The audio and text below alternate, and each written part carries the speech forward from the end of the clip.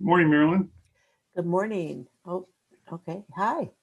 Well, we have a quorum and it's past 8 o'clock, so I think we're ready to roll. Okay. I just noticed that the slide says March 27th, 2021 at 7 a.m. We're an hour late. But I'm really glad we didn't start at 7. Okay. Um, so with that, we'll get started for the day. Two agenda items, the general government operating budget and affordable housing. Um, I would like to share my screen. So there you go. So whoever is sharing their screen can take that down and I'll try sharing my screen. So whose screen am I looking at? Somebody's sharing their screen. Sorry, that was mine. Jumped the gun. Okay. Okay, I'm going to try again. Oh, one at a time. Let's see here.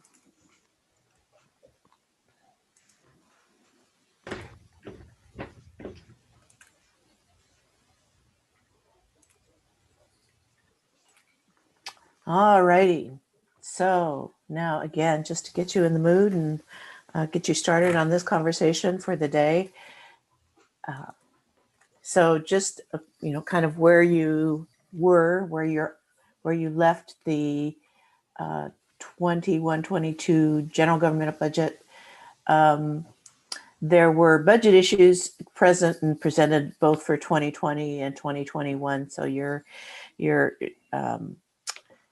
impacts on your budget from the pandemic started in 2020, as well as other things that happened, including the loss of the Salish Lodge project.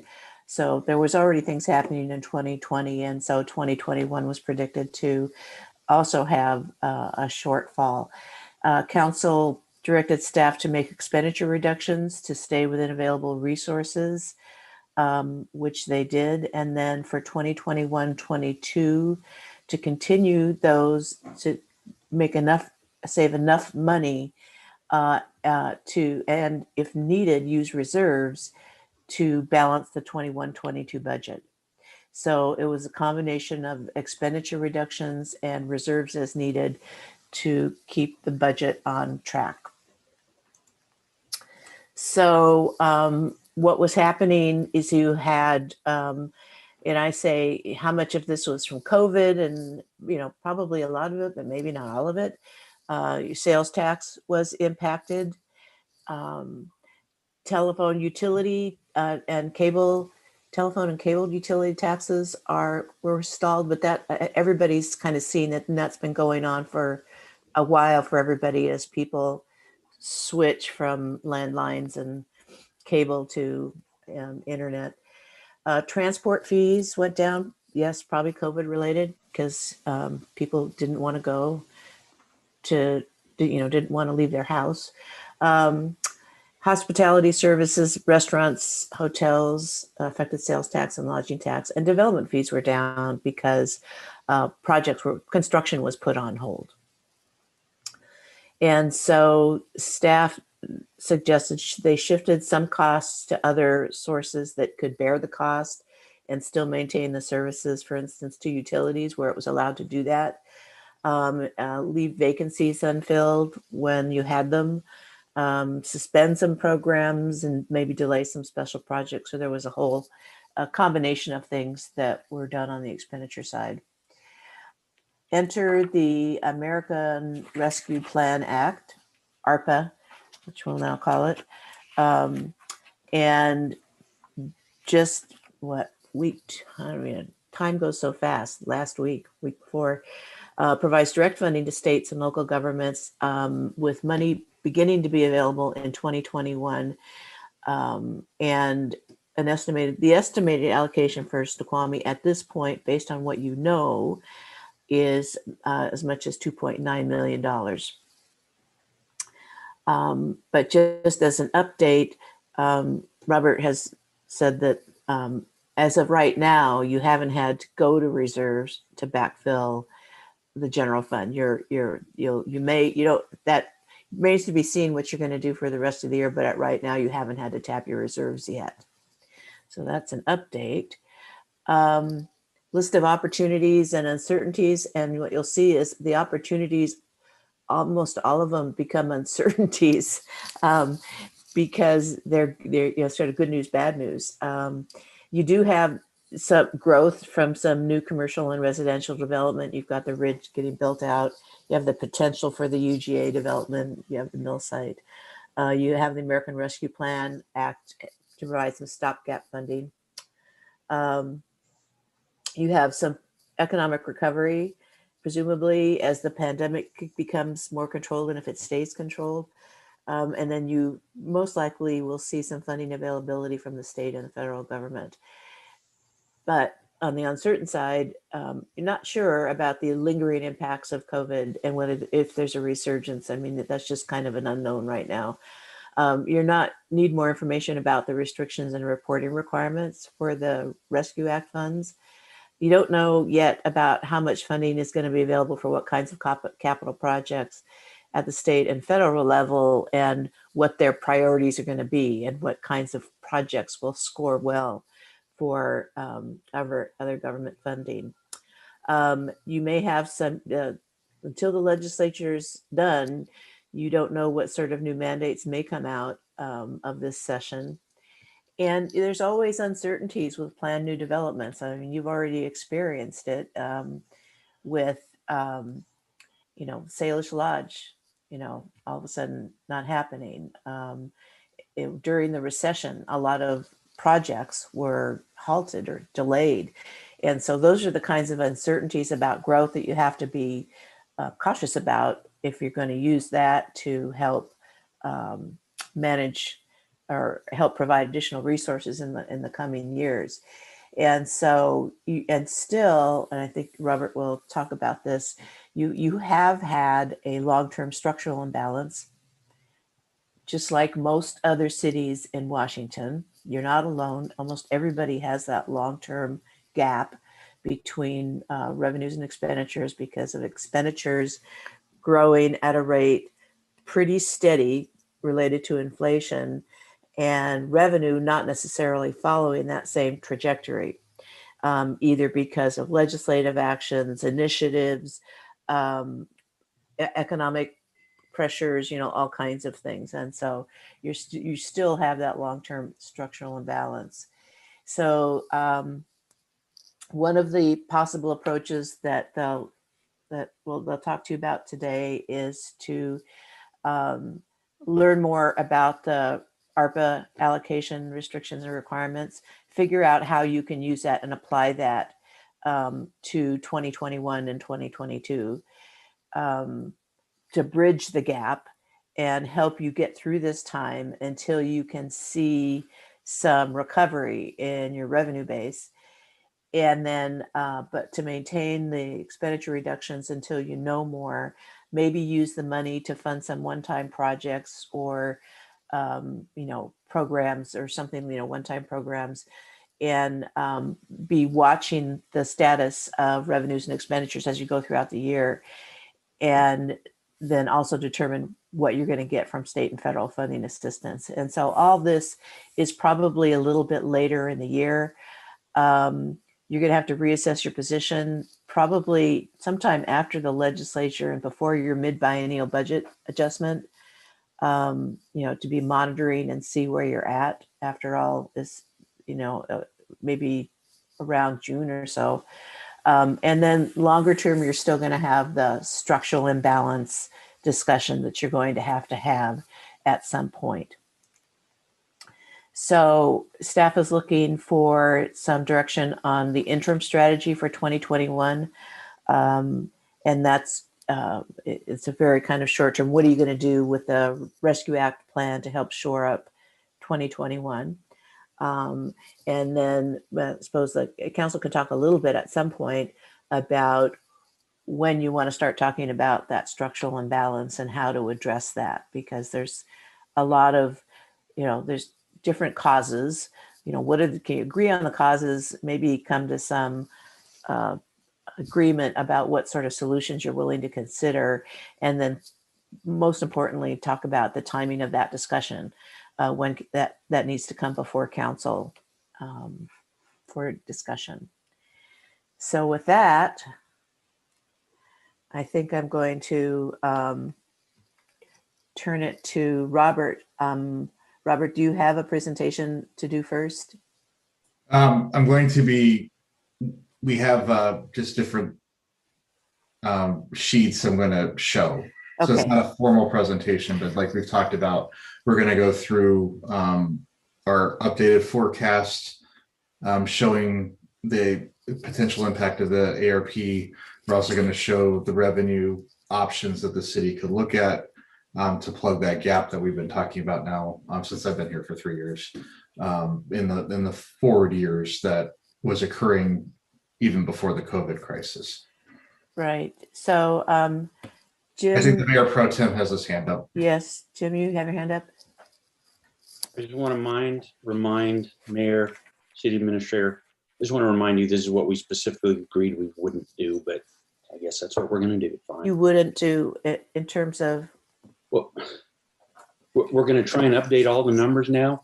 I thought the whole. No numbers are updated. No numbers are updated. All I'm showing is the impact of the potential impact of the ARP. That's the only thing that's changed. Nothing else has changed. So we know the answer. Well, it's Okay. still, it is an unknown. It's uncertain. You're right. And so, but it's just to give you an idea of, based on what Robert knows so far about the act, because the money doesn't come all at once. It comes in We trenches. know almost nothing about the act, but the biggest thing is I thought that this session was to talk primarily about that future thing we just said that I guess we're not going to talk about. Yeah, we are. We are. Which is the thing that we have to grapple with as a council is that structural imbalance and a cliff that's coming at us. And so I hope that's where we end up talking. No, Yes. that's where the focus is. Yes. Yes, that's the plan. But for the near term, you have the rescue plan money, and you probably need to talk about what are you going to do with that. What's your immediate plan, because that's right in front of you right now, and it's just a stopgap. It's not it's certainly not a cure-all for that. It's not a silver bullet at all, and I think everybody recognizes that, because it's kind of one and done. So we have Mayor and then Matt. Just as a point of information, Robert, I assume that the materials you're going to just touch on real quickly is the 3 pages in the packet. It is. Yes. Okay, so just so everybody knows, unless you haven't gone all the way through it, for some reason the affordable housing is in front of this one. You'll find it on page 111 to 13 in the packet if you want to. It's all the way at the end. It's the very last pages of the packet. So I think those are the slides that you're going to be showing, right, Robert? Okay, so then you can see those on your screen. Matt, where'd you go? I put my hand down because that was my Okay. question. What Okay. slides are we looking at? Because it's, Right. we're So having a just- conversation about something that we've got, Can I go ahead and share? know what we're looking at. Yes. Okay. So I'm going to stop sharing. There you go. Mayor, did you get your comment in? Yes, I was just. Okay. Information. Okay.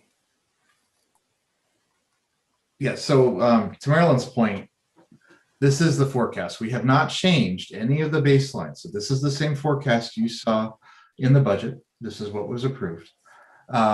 One caveat, I'll say this. I know a lot of people like looking at other cities and what they're doing.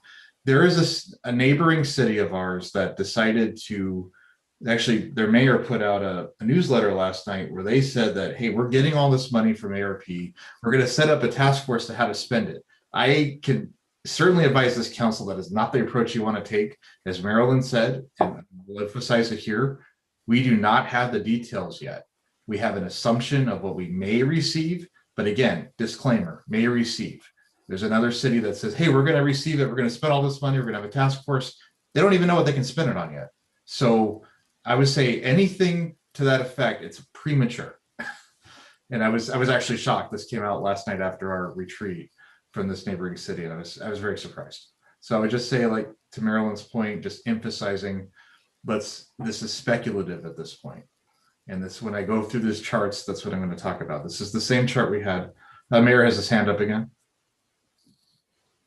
Mayor, did you, well, I don't know if he took his hand down, Mayor. Maybe. Okay, maybe he left there. His hand's down. Okay.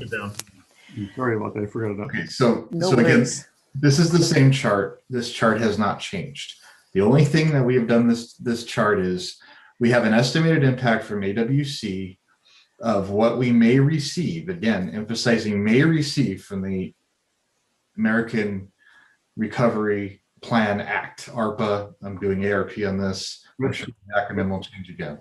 So this is just an estimate. So right now, if you remember the blue and orange lines, this is the same lines that we presented during the budget. Nothing has changed in my forecast. We have not updated the forecast.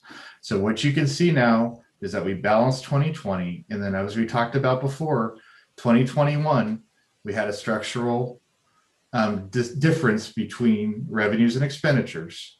And we're going to talk about that in a minute. So we talked about before using a combination of reserves and one-time reductions to balance that gap. Same thing in 22. So we've already talked about that, and I'm going to show you what we're doing internally to address that as far as a summary.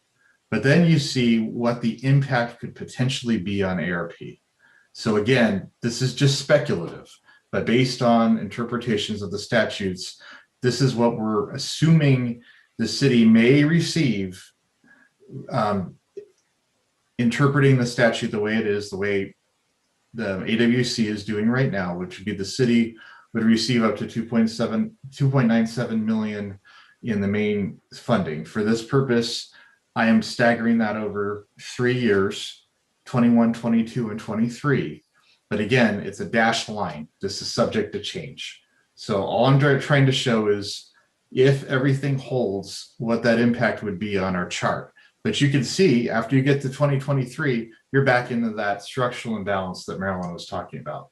So this could get us through. And I know we've talked about, the Mayor Pro Tem especially has talked about the past couple of years is plugging that gap of COVID. But after that, you still have the structural imbalance. And again, that's what we're trying to focus on today, is the fact that even if we get this money, even if it's above this, once you get past 2023, you're back right into that imbalance without any other options. So if you're holding our services constant going forward, like we did with the orange line, and same thing, if you're not changing our revenue sources, this is what is built into the forecast. We're still showing that imbalance. This is still the impact of development ending in the city for the most part, and expenditure still increasing to maintain that full level of service.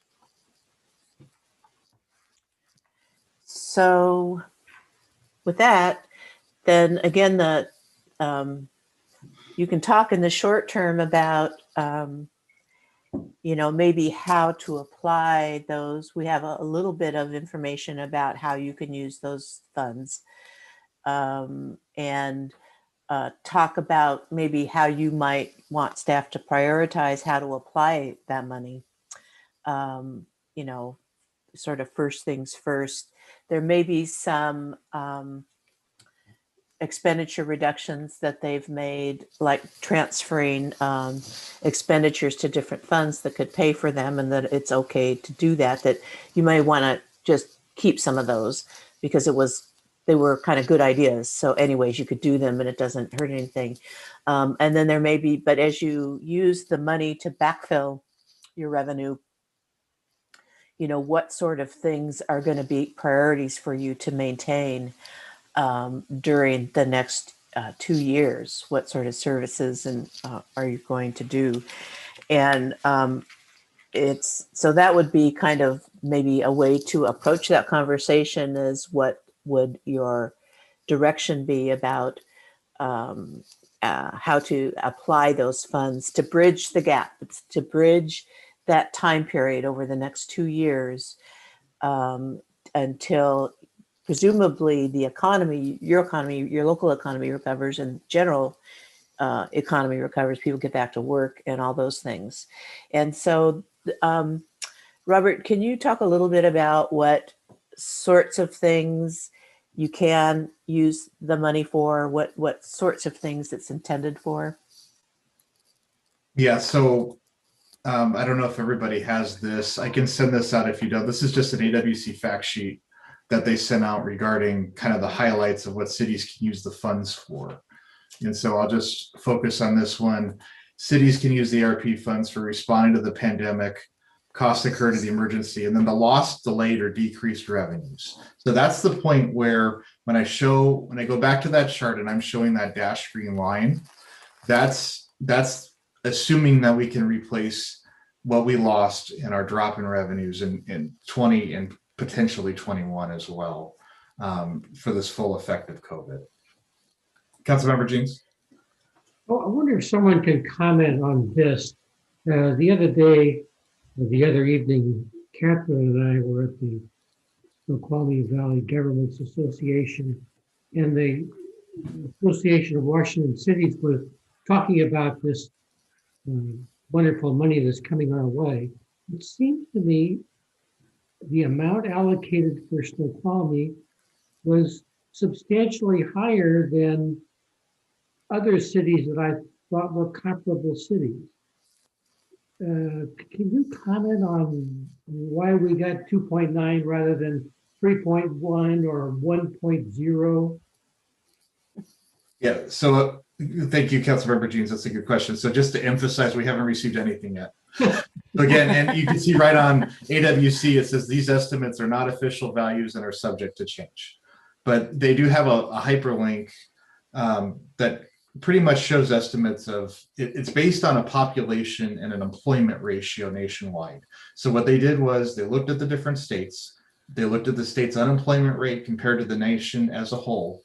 And then they also looked at the population of certain cities and they did a calculation based on that. And what that showed was in this state, it's based, they had an allocation for Washington based on that, our comparison to the state national unemployment rate. And then in Washington, you have it based on population. So again, we're double the size of population of North Bend almost. So we're going to receive higher. Triple the size of Duval, we're going to receive higher. So in the Valley, we're going to receive more. But if you compare it to Issaquah, they're over 8 million, I believe. So it just depends. But again, it's an estimate. This could change. We don't even have the federal or state rulemaking on this money. For this direct allocation, this is potentially going to come from a pass-through from the State Department of Commerce. Again, we don't have any guidance on this yet. So just like when we talked about the CARES Act about 6 months ago, where we said, hold on, we're going to get money, but we don't know how it's going to work yet. This is the same thing. We have a concept of it, but until we actually get the guidance, it's subject to change. Can you estimate when we might get that from the federal government? The guidance? The guidance, yeah. Yeah, it's supposed to come out within 30 days. And we're supposed to actually, the money's supposed to be allocated within 120 days. So we'll see. Okay, and Bob Bob Sturbank. Sure, thanks. Just to follow on Robert's comments, there's also a break in the calculation between cities above 50,000 and cities below. For the cities below 50,000, our population is used, in proportion to the total population in the state of cities below 50,000. And so you see, as Robert explained, the delta between Snoqualmie and other Valley cities, and then also there's a big break and a difference between cities above and below 50,000 because they're using different ratios. So the exact amount. That's just spelled out in the act. Until they know exactly which population numbers they're using. It's supposed to be the most recent census data, and the 2020 census data has not been reported yet, although it's supposed to be. So they were using estimates based on what they thought was coming in. When those numbers are finalized and they say we're using then we're going to have more certainty. Right. It's kind of like what the state does with their population estimates. They update them every year based on estimates, but until the census is in, they don't know for sure. And so again, I hate to keep saying uncertainties, but there's a lot of uncertainty about, how this is going to be done. But when they give you your number, you ought to be able to count on that number. How you get that money in, are not necessarily just going to send you a check, kind of like the stimulus money that people got deposited to their checking accounts. How you're going to get that, I think that will also provide guidance, and you're probably going to have to say how you're going to use it.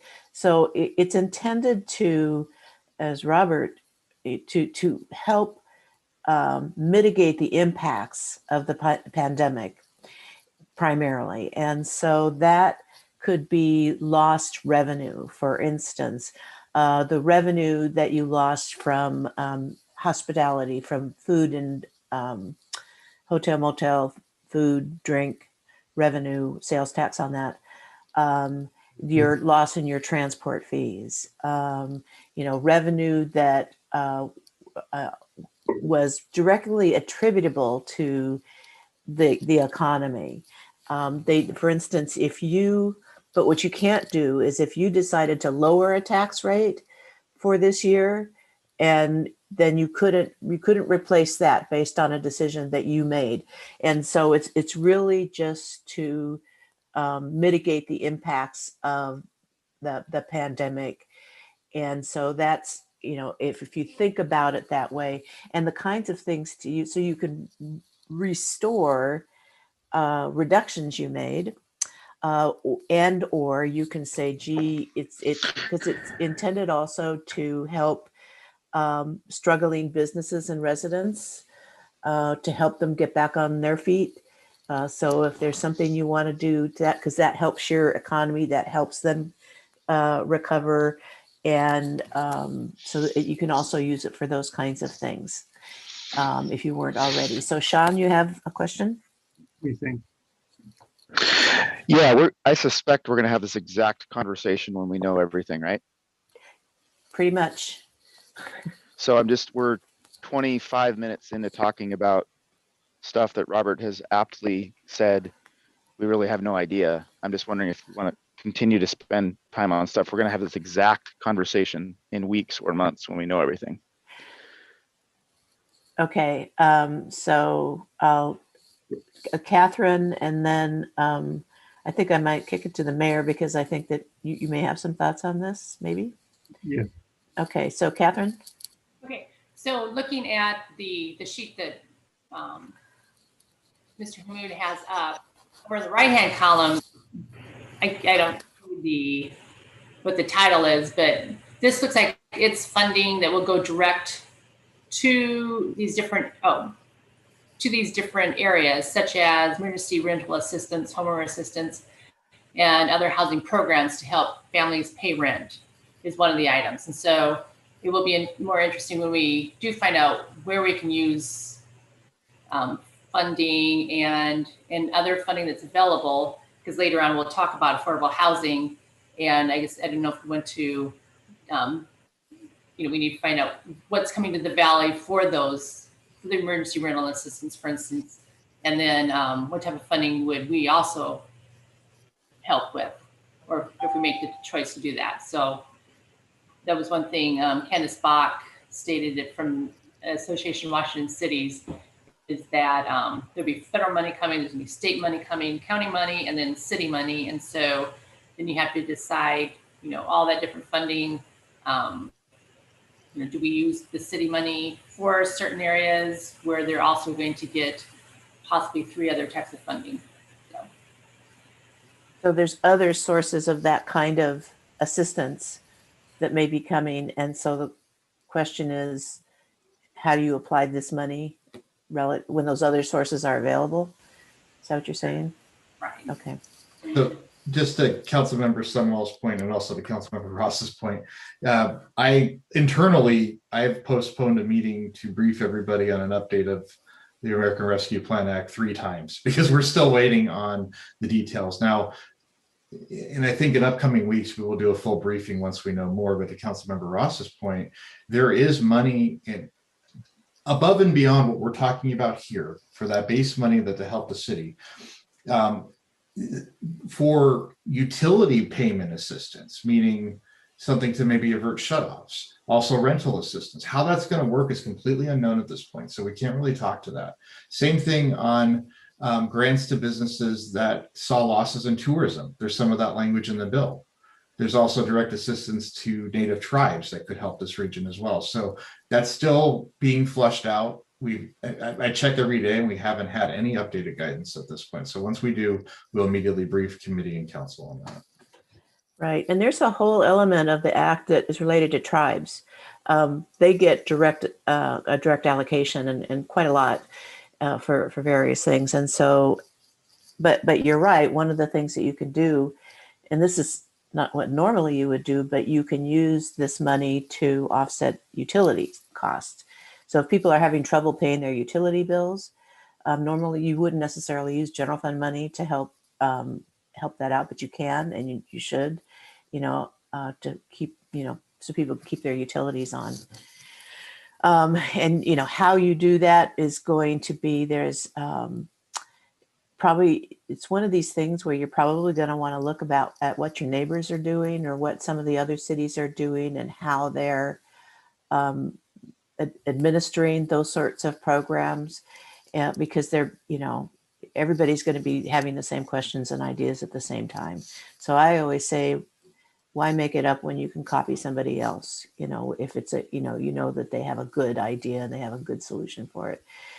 So, Mayor, did you want to add anything about how the rescue plan dovetails with your general fund or your operating fund? I wanted to respond to Councilor Sunwall's comments. And Robert, if you could just let me share real quick and I'll then flip it back to you.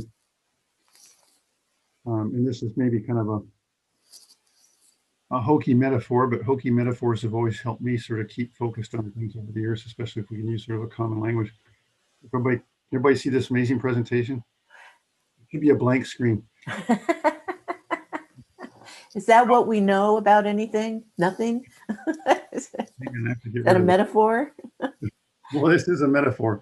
So I guess the way we were talking about foxholes and fiscal cliffs and all that. The way I'm framing the situation we're in now is, let me change the colors here.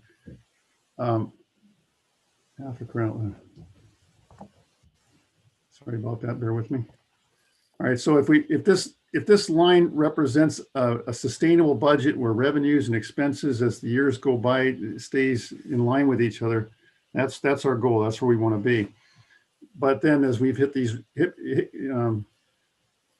rocks in the road, whether it's a loss of revenue on a big development like the Salish expansion or COVID, if it's a loss of revenue or expenses increase or COLAs increase, that gap between the sustainable goal starts to widen. Now we've been filling this gap, or the strategy up to this point has been twofold, basically 50% using cuts and the others reserves to basically get, buy time to get to that, but then move quickly as possible. And coming into this retreat, we were going to be recommending or even feeling some urgency to even push for maybe a levy lid lift in early as this year, because otherwise, getting beyond the election, you're pushing it to 22 and it just gets really untenable. Meanwhile, COLAs increase or other inflationary costs. But at some point in the future here, we're going to have an opportunity, whether it's levy lid lifts, mill site, S21 or other developments, to finally get this line back to where they match. So what this is really about is it's a timing issue. And how long can we, and how much of these reserves do we want to keep burning up until we get to, right now we just talked about falling off a fiscal cliff.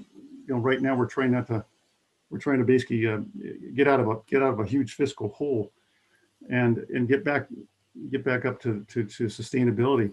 So the issue has been trying to create a bridge here to get across this gap. Basically there's this bridge right here. And again, the bridge that we've been using up to this point has been a combination of cuts and reserves. Of course, every year that goes by, those reserves burn down, and it's just a bad fiscal policy.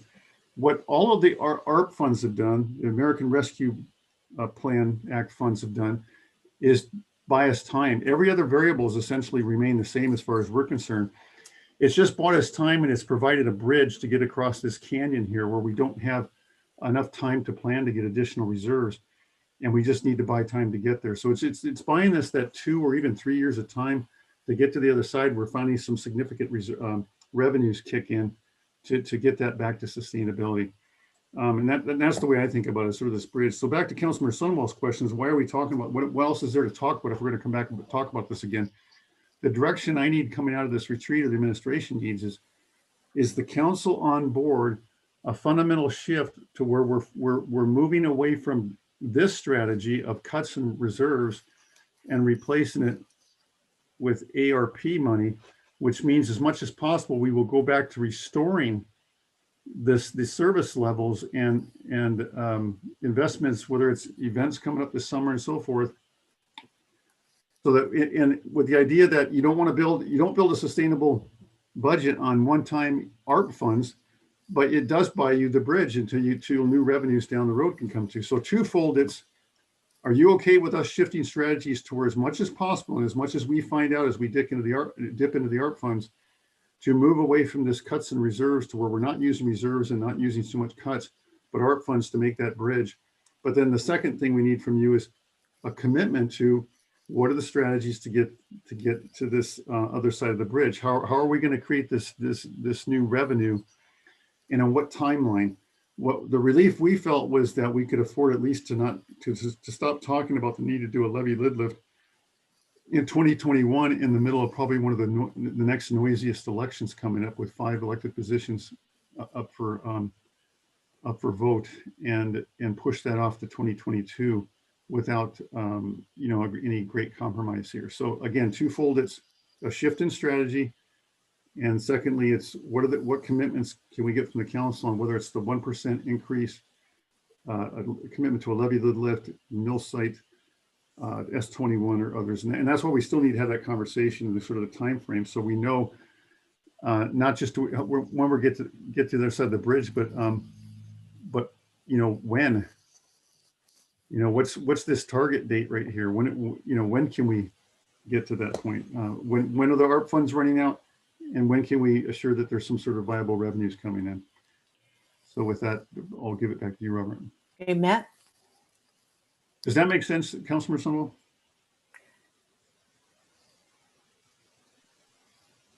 Mayor, don't lose that. We might ask you to I go would back. say, yeah, that's fine. We spent 30 minutes talking about stuff we don't know. That should have been 5 or 10 minutes. Yes, it's a funding source, a temporary one. But we spent 25 minutes talking about details we all acknowledge we don't know. Okay, we know a little bit, but not everything. So Matt, you had your hand up? Yeah, I'm just gonna, I hope that wasn't the sound of Councilmember Sunwell backing off the statement that we're talking about stuff we don't know, because even the premise of Mayor, I appreciate what you put up there because it makes sense, but we can't make decisions if we don't know what money's coming in. So you're asking for us to give you guidance on something we don't know. So we're going to have the same conversation again when we do know more information. So let's have it when we do know. Well, let me clarify it differently. And I said that inartfully. It's not a black and white yes no, on off, going immediately from say a reserve cutting cost strategy to a full ARP strategy. What I'm suggesting is we may find out we can only employ, say, 20%, in the worst case scenario, 10 or 20% of the ARP funds on some of the operational needs that we have, and we still have a significant gap where we have to rely on, again, that same combination of reserves or cost cutting. Maybe we find out we can use as much as 90, 100% of it, in which case then we can fully shift to that different kind of a strategy. So what we're really looking for is, we're in a highly dynamic environment and just need adaptability and flexibility, and is the council behind us in supporting that sort of adaptable approach, knowing that we're going to have to do a lot of check-ins in the coming weeks and the coming months on, as we know more information about how that's fleshing out. Now, with that said, we're not going to back up on things like we put an updated transport fee and an additional transport fee, for example, in fire into play. We put the street tree program, we shifted some of that to utilities and other costs. And so we're not looking at backing out all of those strategies. We think that those were still good things to do to try and, again, position us to get to the other side of that bridge as soon as possible. Okay, and so I think it's going to be Jim and then Brian, but we can talk about how to approach this conversation, because I think you can have a conversation about it, certainly about the longer term, even how you talk about how to talk about it, but then also what council's priorities might be about using the rescue, because we do know some things. Marilyn, I just want to make sure my point still stands. We can talk about talking about it. We can talk about whatever we want. We can spend 2 more hours talking about what we're going to talk about. Yeah. We don't have the information. We don't know. Mayor wants flexibility. Take flexibility. You have that authority right now to be flexible in where we're going. But until we know the sources of income, until we know whether we need to make cuts to balance the sources of those income, until we know whether these future options, whether it's development or otherwise, or expansion or UGA, there's nothing for us to do as a council until we know those things. Yeah, so we can certainly talk about it for hours, and I'm sure the mayor will go ahead and explain what I'm trying to say. But the point is it's I just want to, I'll stop. But what I said stands. We're talking about stuff we don't know.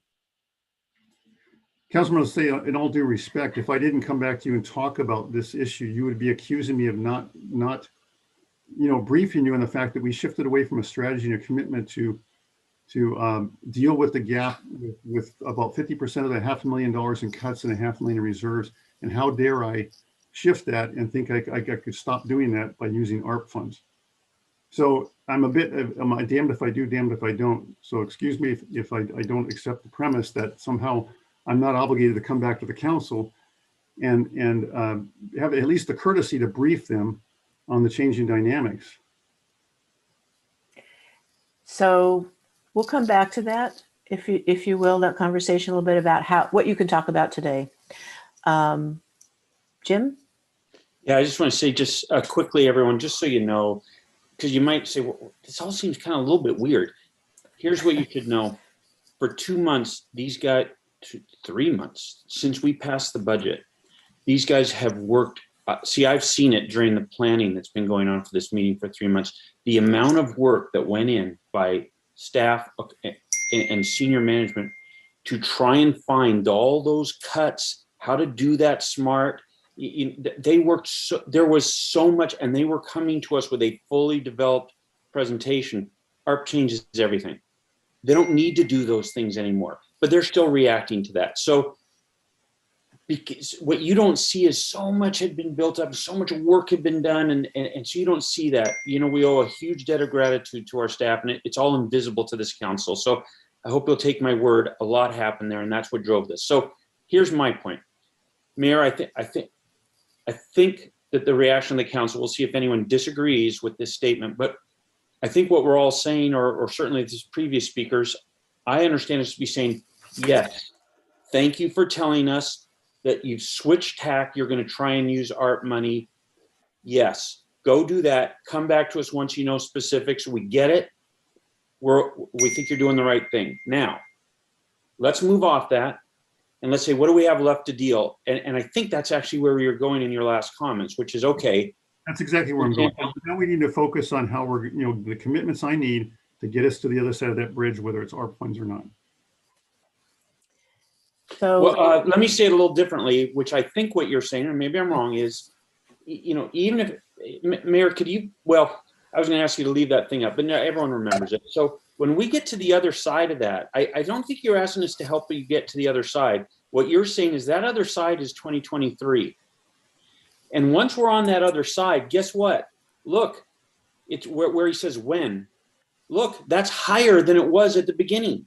So that means all our revenues are up. And so I think what he's trying to say is we need to switch back to that and understand that doesn't happen magically.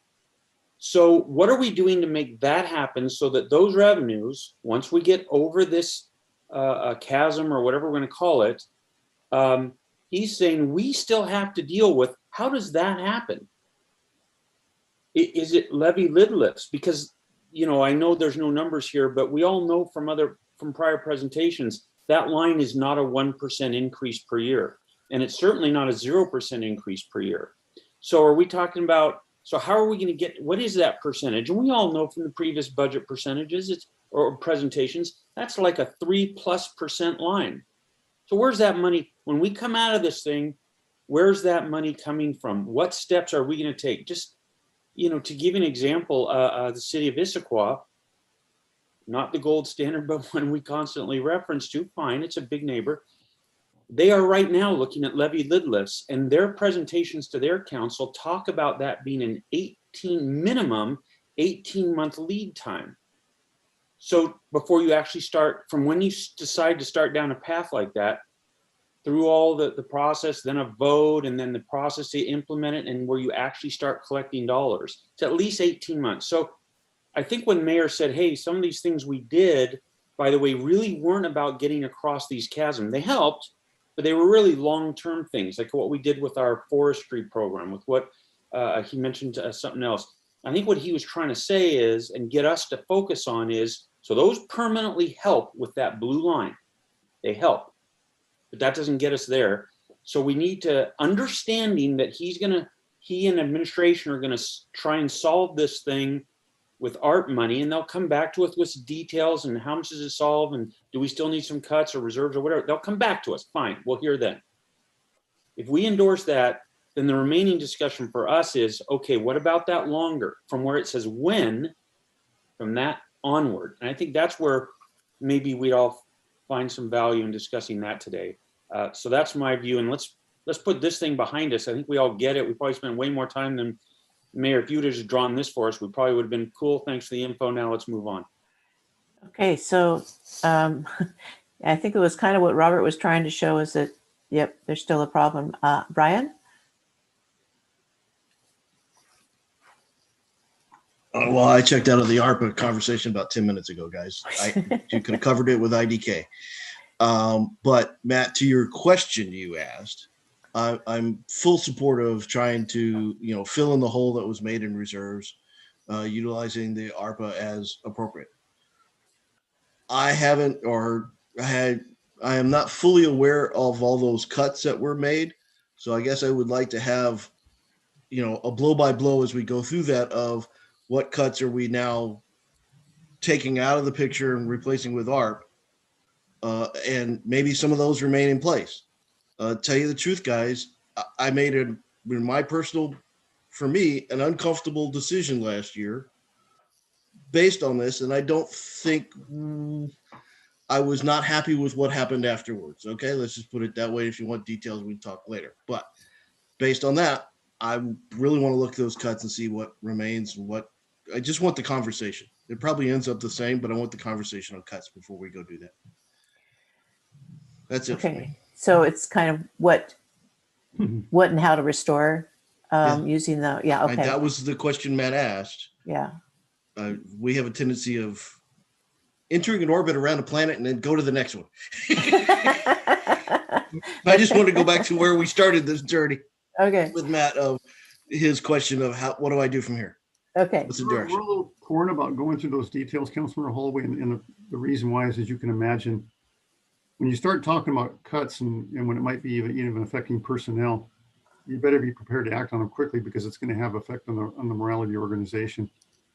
And so if we're backing off of those, you don't want to sort of be playing around with throwing them out there anyway, just for talking points, only to have that impact with suddenly everybody's looking for people are maybe looking for the exits because they're not sure if they're in a safe position, whether that's even for 2 or 3 years. So you'd be putting us in a very difficult position to want to go through all of those in detail. So maybe focusing on things that you've already done, that everybody knows about, that you might want to restore, but rather than say, here's all the possible things we could do, particularly as it relates to people's jobs, because you haven't really have it before you, I understand, as a list. And so, you know, yeah, your organization hasn't seen it. And this isn't the way you want them to find out about it necessarily. But if the city council can provide some general direction about what kind of services and things are really important for you to maintain, that would be My good prime direction. responsibility is fiduciary to the community. If you can't talk the budget to me, the cuts remain in place. Okay? We got to find a way of having those conversations. Okay, that's Right. what we'll do. Thank you. We're good. Yeah. So Peggy, and then Robert's got a comment. Okay. Peggy, go ahead. Yeah, I just wanted to say, I know we don't know how much money or what it can be used for, but if ARP is available to replace reserves, I support making that the first priority of replacing reserves before we make any decisions on other kinds of spending. Okay. So Peggy, and now Robert. I just wanted to move on and show the summary of what the council's already done and what we're trying to do internally. And hopefully that'll shed some light on this conversation. What the council's already done. Is that something that's not in the packet? Is that something new you're going to show? No, it's in the packet. So when we look at this, let me go ahead and share. So this summary page is in the packet. And so I'm just going to go through this really fast. So on the top, we just again put about 2.6 million in 21 and 22 in estimated stimulus, saying, okay, that's just the amount. But then we look at what we're trying to resolve, and we're looking at different ways. So if I go to the yellow and green, to Councilmember Holloway's point, these are internal executive proposals that we can put in place absent other funding to not only balance the budget, but plug that hole that we have from 21 and 22 that I showed you. When I showed you on the main chart that we started the year, without the ARP funds, these are internal executive measures that have been discussed by staff. Some of it is, more sensitive. That's why we're not showing you the line item list. But these are mechanisms in place that if we don't have money to backfill this, these are what we're going to put in place to balance the budget. Approximately 848,000 in 21, 562,000 in 22. So again, these were internal executive items that were discussed. Then you go down the list here in this light orange, or reference to salmon yesterday colored sheet. These are items that the council already took in 21 and 22 to balance 20 and going in reductions we already took into the biennium. Same thing with the purple. Those are non-governmental items that we took to reduce. And I do have that breakout. Make sure I got the right one here. Excuse me. It's right here. So governmental budget reductions. This is what you already took in the 2021 and 22 budget. So if you remember the deliberations going into the fall, we talked about ways to balance the budget and reduce our expenditures going forward. And the top, you had the one-time appropriations that you reduced. So again, you eliminated the comprehensive fee study. The affordable housing study at the time was eliminated, but now we have other funding that we can potentially tap in non-general fund to do that project. And then you have line item reductions that we already took. So if you remember, we combined, at least for the biennium, the executive assistant, the events coordinator position. So Nicole Wiebe shifted over to support the mayor and the city administrator. That resulted in some savings, combining two positions into one. The management fellow, that was James Warden Hess's position. We've eliminated that in the 21-22 budget. Same thing with the downstairs receptionist position, that was eliminated as well. We also did some efficiencies. Kudos to Chief Phipps. We did some efficiencies in the police. We also reduced some repair and maintenance services in streets and parks. So again, what you saw was a reduction from original expenditures, 762,000 in 21, 526 in 22. That's what the council's already decided on, that you already took. So you've already made those reductions. Robert, can you stop there before you go on? Because I want to use those as some examples of what I'm talking about. Now, these are cuts, but to me, these are absolutely not, many of these are not sustainable ones.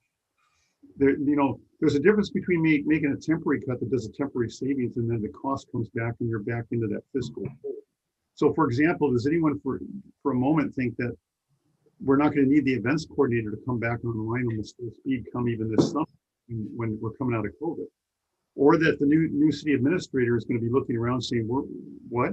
I don't have an executive assistant. So this is going to leave some structural issues if this remains in place. And this is what I mean, where I think it's appropriate to use the ARP funds to backfill some of these things that simply aren't structurally wise permanent cuts that address and solve the problem, as Councilor Mayhew spoke to getting to an ongoing sustainable budget with sustainable levels of service and staffing. So anything that you had to put on hold because of revenue losses, and I think that's what these are, some of them are, a lot of them are revenue losses, then that would be, we know that that's what the Rescue Plan Act is about replacing those lost revenues. So I think what you're saying here is, here's this list. You can talk about it, although I thought maybe, I don't know if we moved, I'm not sure if the council has moved off that discussion or if they want to look at this list a little bit more in the Marilyn, this context is what of was already this taken bond. by council. This is what our council had Right. already put in the budget. But I'm do you want to talk about it? I'm happy to go through these details because I could appreciate Councilor Holloway's frustration of sort of feeling like we're not giving them anything. I just wanted, and perhaps I worded it inappropriately or not accurately, to say it's not that I would feel comfortable walking through a lot of the issues that we adjusted with the council, but there's some that we would prefer, some of the more draconian cuts if things even got worse. Or for example, if let's say the council even choose to do a levy lid lift in 2022, but it failed, we have to have a plan B in our pocket ready to go with certain cuts, and we're prepared to show those to the council. But I think it's premature to show any of those now, particularly in light of the ARP funds, or not knowing what the council is going to commit to. Or even, for example, the council last year commits to 1%, but then when the COLAs happened, some were upset and were threatening to pull back the 1%. That, what all that does is it just means, okay, you now shoved the problem somewhere else. Now you have to make up that 1% you just took away from yourselves, and you're going to figure out somewhere else. Otherwise, we're going to have to go to the draconian list and pull out some more cuts. So we just need some predictability where the council wants to go with these things. Another example in this salmon colored area is Jody, if you haven't heard, has just announced that she plans to retire end of June as our city clerk, as has Deborah Vigil, our administrative services director. Even in those positions, we're looking to do some efficiencies and reorganizing, some of which make me a bit nervous, particularly as this next year we may have a new mayor, new council, and with the orientations and all that, that can be pretty intensive in terms of needing the city clerk to guide that, particularly with the new city administrator. So I'm a little nervous about sort of tampering too much with reorganizing those resources too thinly in a time when the city is going to need a little more attention in those areas, such as maybe bringing in a seasoned, experienced city clerk versus trying to reorganize and spread those duties around a bit. So those are all the things we're wrestling with, the complexities internally. We have tried to involve the council's voice in terms of including or inviting the mayor pro tem to be involved in a lot of those internal conversations. So at least he could have insights into some of those, all those details, including some of the draconian list. But again. Okay, so Mark, is that your hand up? Yeah, it is. And I just wanted to add to what the mayor was getting at, and he pretty much hit what I was trying to say, but what I want to do is just frame this in a way so we can take a step up or take a step back, that like the conversation we had about the American Rescue Plan, all the work that was done up to this point was pretty much derailed, for lack of a better term. And with these changes coming down the pipe with staff and all those other things, to have a list ready right now, it's too premature. The commitment from administration, as I recall back in when the budget was passed, was to come back with a list that showed, or come back with a general list of what the plan is to deal with the cuts, to Councilmember Holloway's point. And I think we're still committed to doing that. It's just not right now, is what we're trying to get at. Okay, so you have, so there's two directions this conversation can take. And one is this sort of shorter term, bring back, what are you going to restore? And maybe if you feel like if it feels like you don't know enough yet to be able to really be definitive about that, about whether things qualify or not. Pretty soon, I imagine it's pretty soon that there's going to be some direction out there.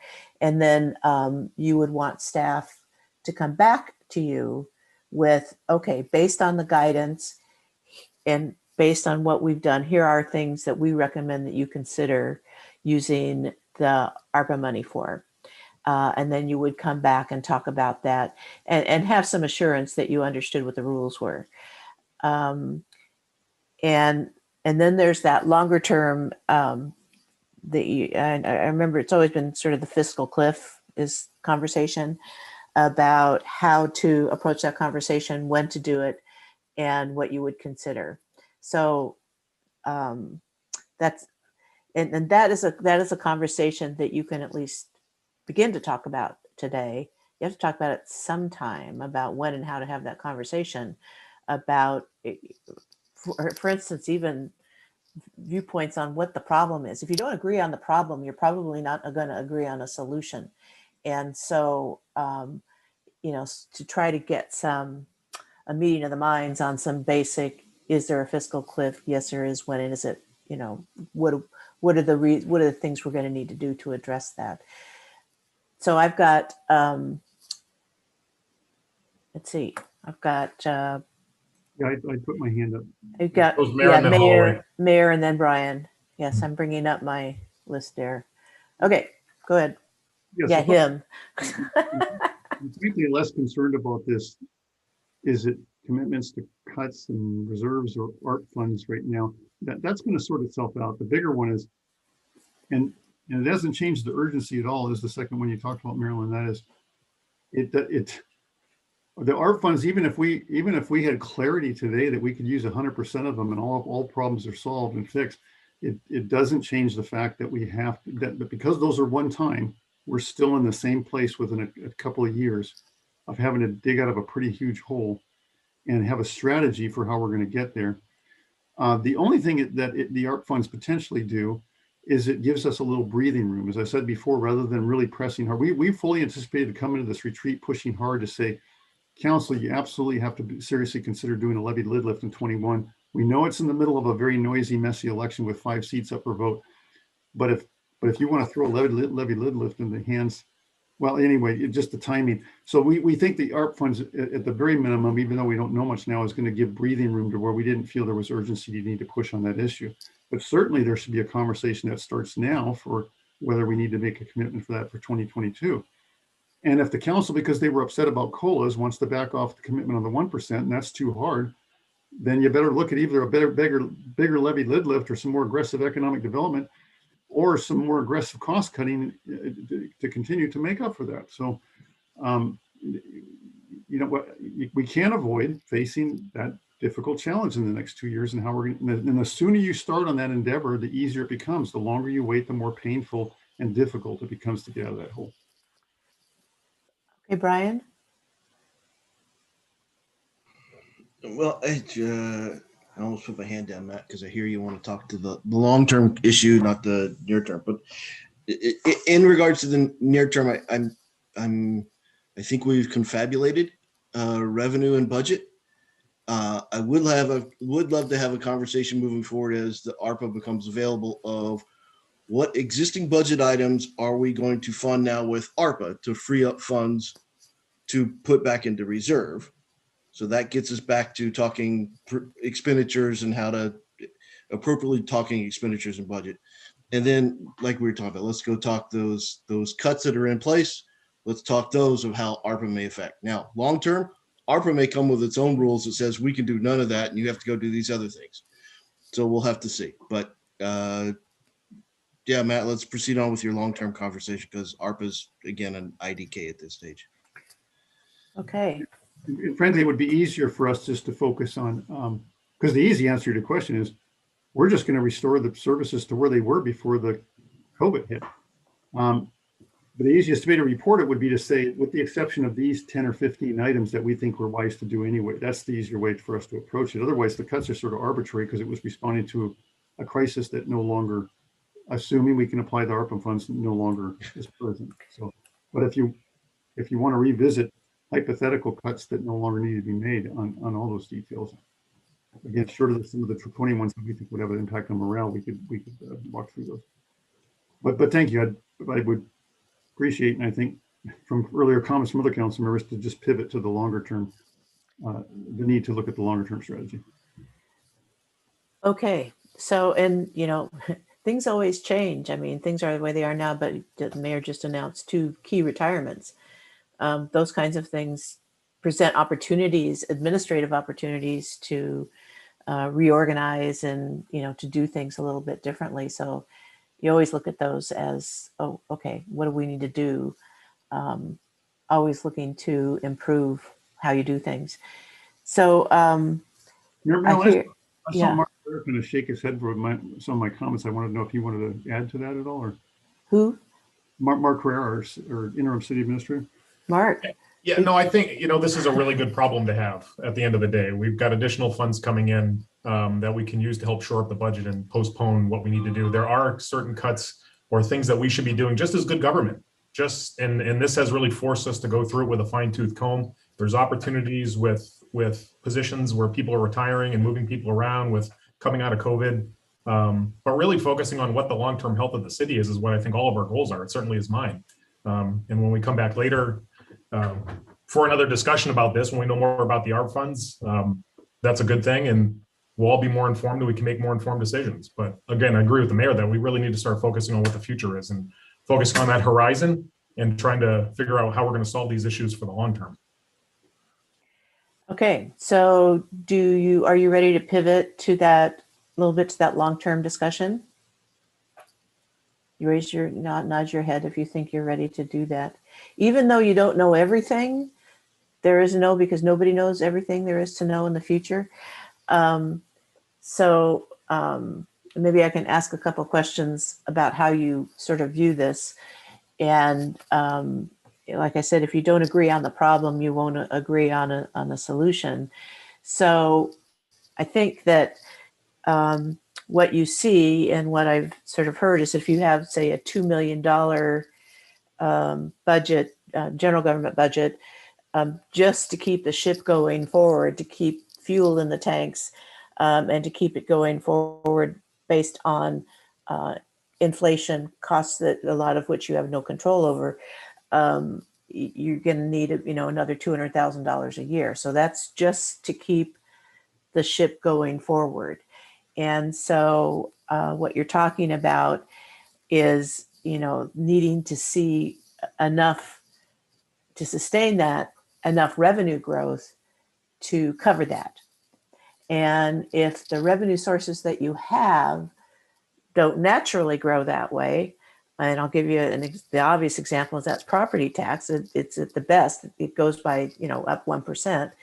And most just inflationary costs, costs that you pay to other governments for services, for instance, may go up more often, goes up more than 1%.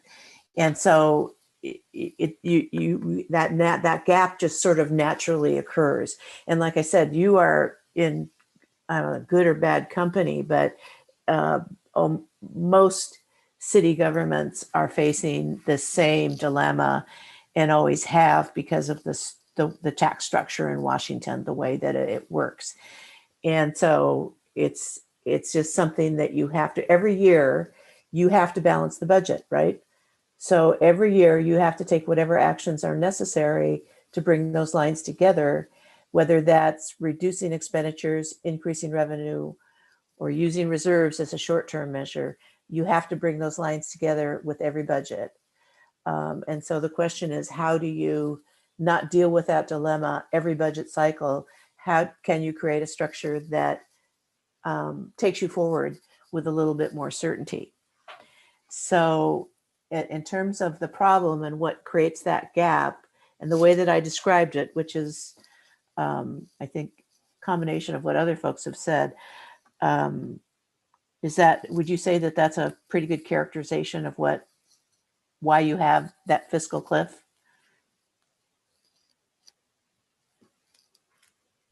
Who's that question directed to? To the council and the mayor. Anybody wants to chime in? Yeah, I mean, as I said before, because of that 1% cap on property taxes, and we are a heavily property tax dependent community on the huge retail base, we are going to be on that gerbil cage wheel every year, trying to come up with a $200 to $250,000 of new revenue every year, just to maintain the service levels of where they're at. So it's a pretty tall order. If we can only keep, do 1% against about 3.5% of inflationary costs. And then on top of that, we've had we've lost the time. We thought, on those time frames of every, if you're doing levy lists every 3 or 4 years to just sort of say, hey, we need to, give the city a raise to keep up with the COLAs. We lost that timing with the loss of the sale issue and didn't have the time to really scramble to gear up a levy lift or other options in place of that. So. Right. So anything that you do that's of a voted nature, any action you take is, if you're going to put something on the ballot, it's a good 18-month, lead up, because you have to get your ballot measures approved and into the county well ahead of when the election is. And you have to get, your community involved with that, even that decision, this is going to come on the ballot. So there's quite a long lead up to that. And so you really have to kind of plan for that and plan a strategy for how you're going to communicate that, how you're all going to get the council best if you're all on the same page there going into it. I think that sort of goes without saying, but it does take a while. So it's worth talking about what measures you might consider. So do you agree with that problem? Is everybody saying, do you see the problem and do you agree the problem is out there? Anybody wants to say, nah, not so much? I agree that property taxes are limited to 1% a year, and I agree inflation is typically higher than that. Okay, so that dynamic happens. Okay, that's part of the problem, right? Yes. What else contributes to that gap, would you say? You think that's the main one, or?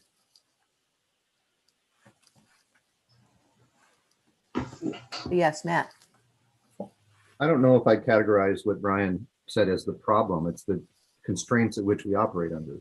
We have to make decisions whether we can operate under those categories of a 1%. And I agree with the mayor that we're a community that deals with property taxes because that's really our source of revenue. Mm-hmm. So those aren't problems. I see those as just our operating constraints. My statement was just statements of fact. Yeah, I agree. Yeah. So, I think we spent a good part of 2020 through the operating budget discussion talking about these things and getting to these issues, these items. And so I don't think these are new things. I don't think we're not identifying anything that's new. I think we all should be fully aware of the revenue shortfalls that we're under and the ever increasing expenditures that are going to happen because that's just the nature of the beast. So to say there's new problems, I don't think there's new problems. I think we're talking about the same things we talked about for 10 months last year. Same old problems, right? Just haven't fixed it yet. Catherine? So our costs obviously are going to continue to go up just because of COLA increases and different projects we work on, but it's going up, but our residents still expect the same amount of levels of service.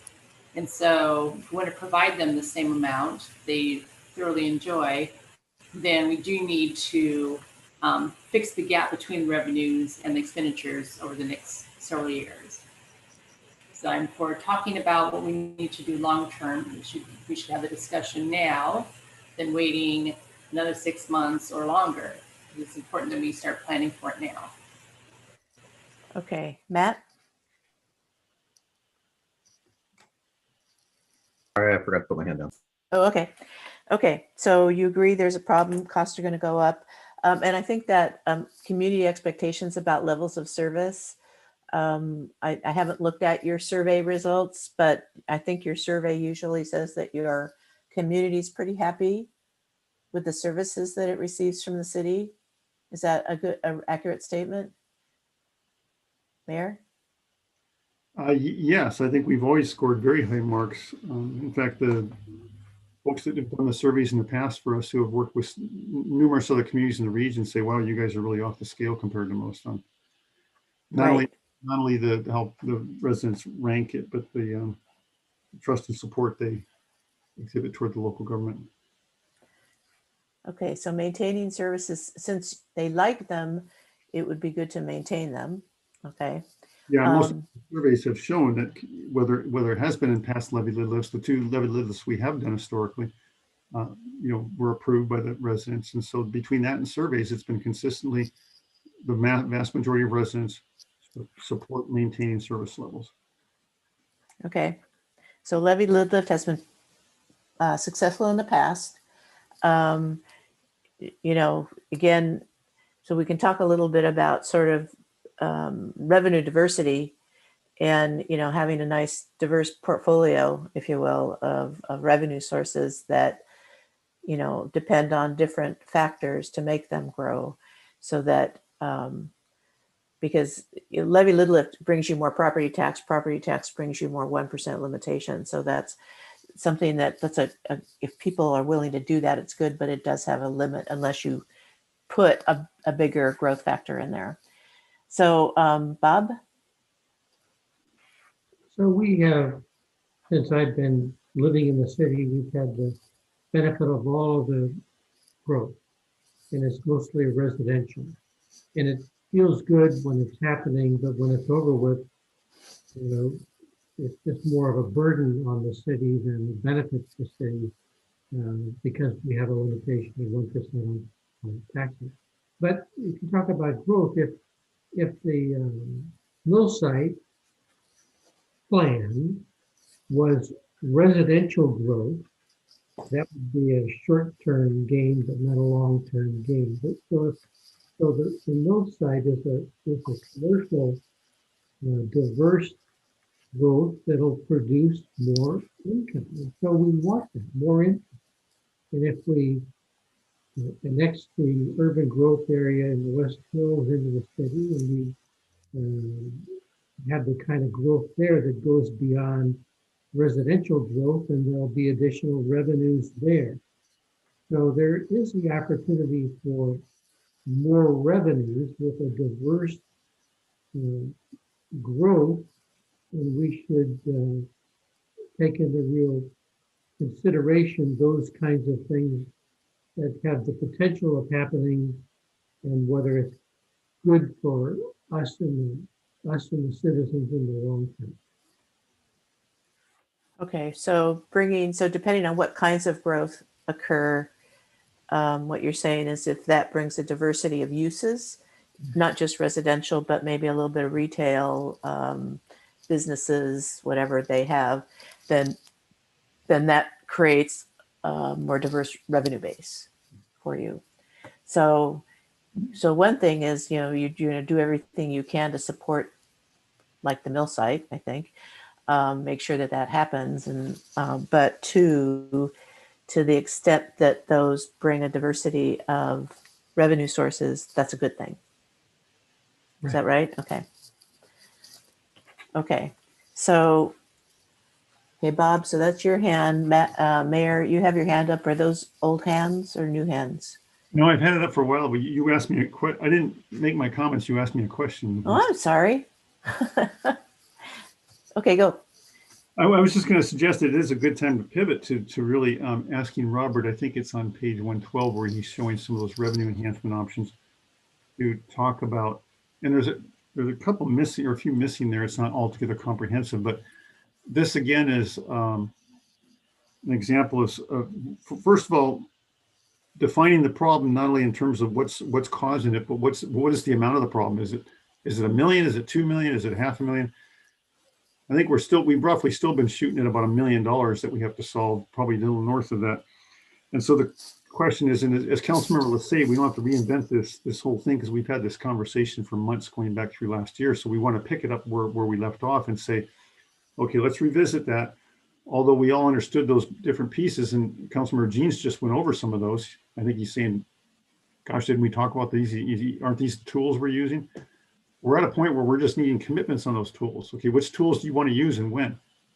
Or which ones do you think will fall into place in what years? And here's an example of sort of some conjecture by Robert on some of those. So for example, I mean, one is the 1%. 1% I think represents upwards of $90,000 of reoccurring revenue every year, or new revenue every year.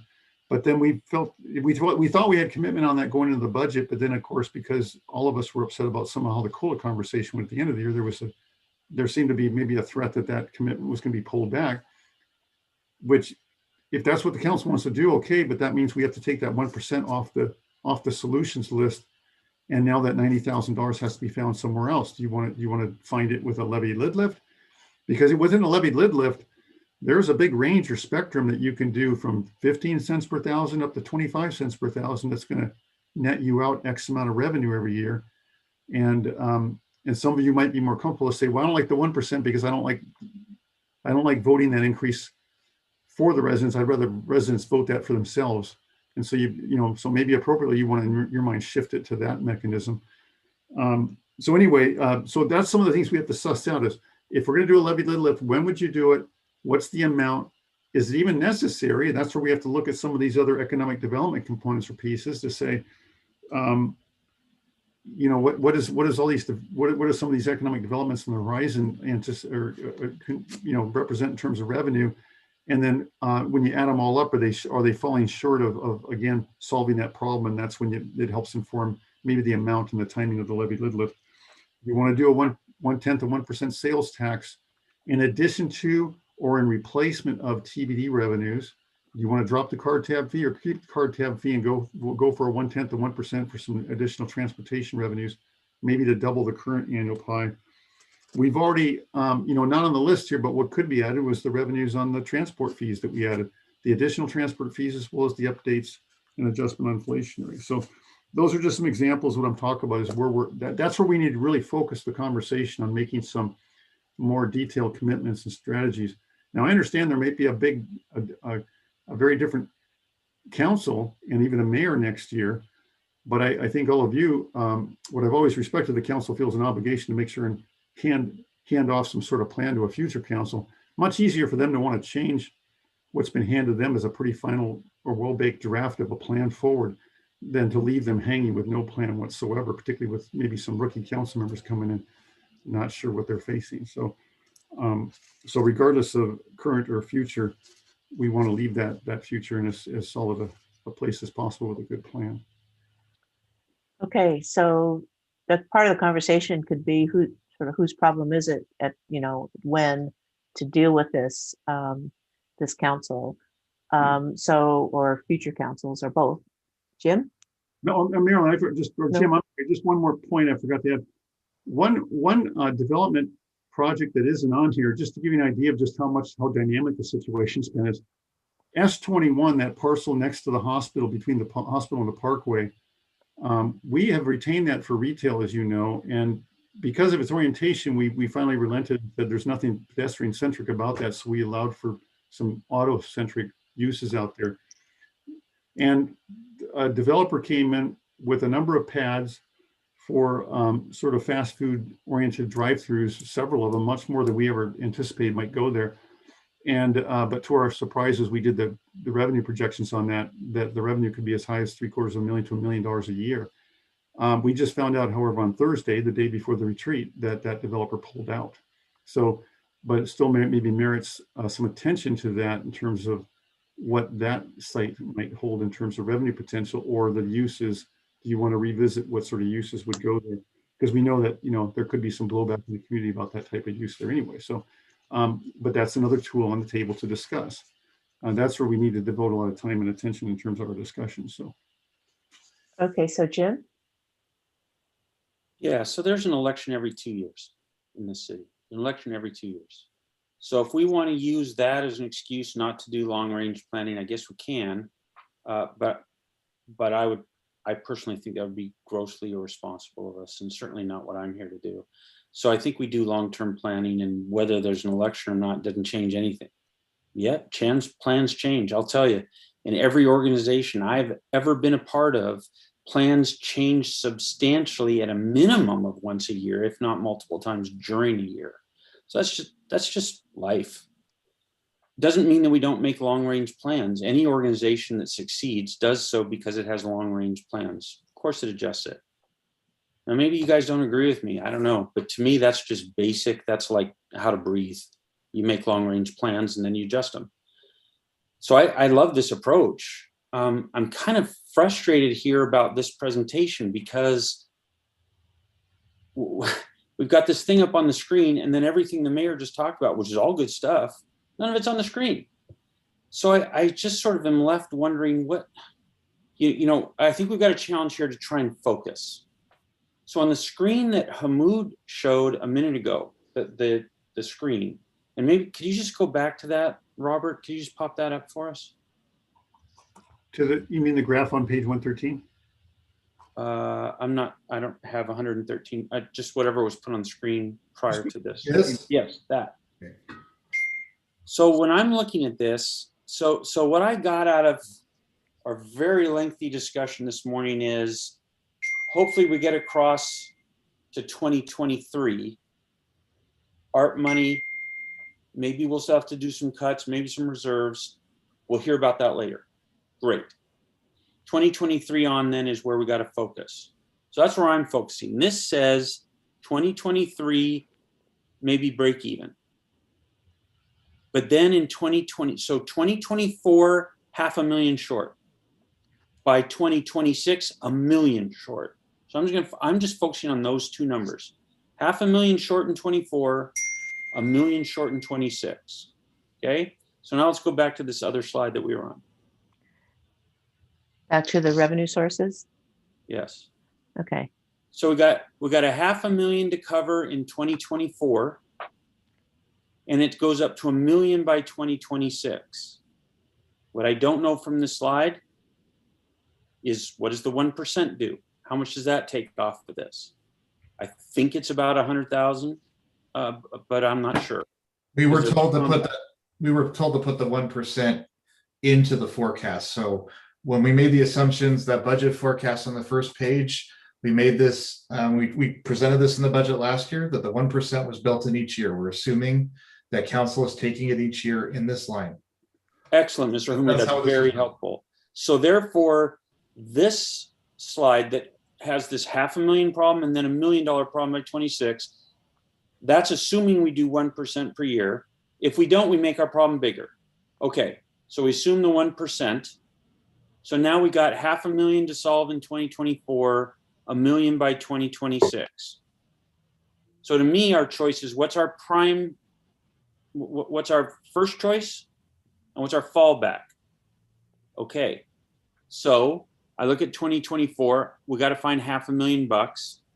So I think, I guess what we're saying is these are the choices. Now I get very confused when someone says, well, there might be something else, but then there isn't something else, but it might come back or it might not come back. Like, I just don't know how to process that here. So I don't know how to understand what you're telling us the choices are, because if there's some other choices, so we don't have to make some tough choices here, then God, let's do those other choices. But please tell us what they are. If these are the choices, then fine, let's just have a discussion. Let's pick in 2024, $500,000 worth of stuff. And then let's say, fine, as a city, let's go on that path to make that happen. So if we need money by 2024, that means we're going to have to vote on something probably late 2022. If it's a voted thing that goes to the public, if not, then we just need to make sure that it's in place for 2024 and then it needs to go up to 2026. So is that what we're trying to do? Do we just need to pick some things out of this blue list, or are there other things, or I sort of don't understand how to do the task that we're being asked to do right now. Okay, so maybe we can talk about what's going to make that decision. What information would be helpful for you to make those choices? I just need to know what the revenue choices are. Is this them, or are there more? Right. Because if this is them, then I can just say I like this one and that one, and then we can all just sort of discuss and see if we can reach, if not a consensus, at least we can reach a majority decision, and then we go. Okay. So we can talk a little. There's no easy choices. If there were easy choices, you'd already made them. So. Oh, no, I didn't say easy. These are nothing I see up on the screen is easy. Nothing is, yeah. But I get that. I'm not talking about make it easy. I'm talking about just tell me what the choices are so that I can pick. Okay, so Matt? Yeah, could you go back to the graph real quick, Robert, if you could just click on that slide. There's one clarification I want to have here, because I'm a little confused at how we get, when you get the ARP funds.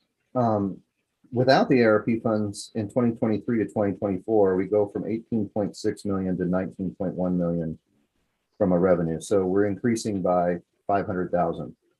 But for some reason, when we have the ARP funds, that increases us in 2023 to 18.9, but it still only increases by $200,000.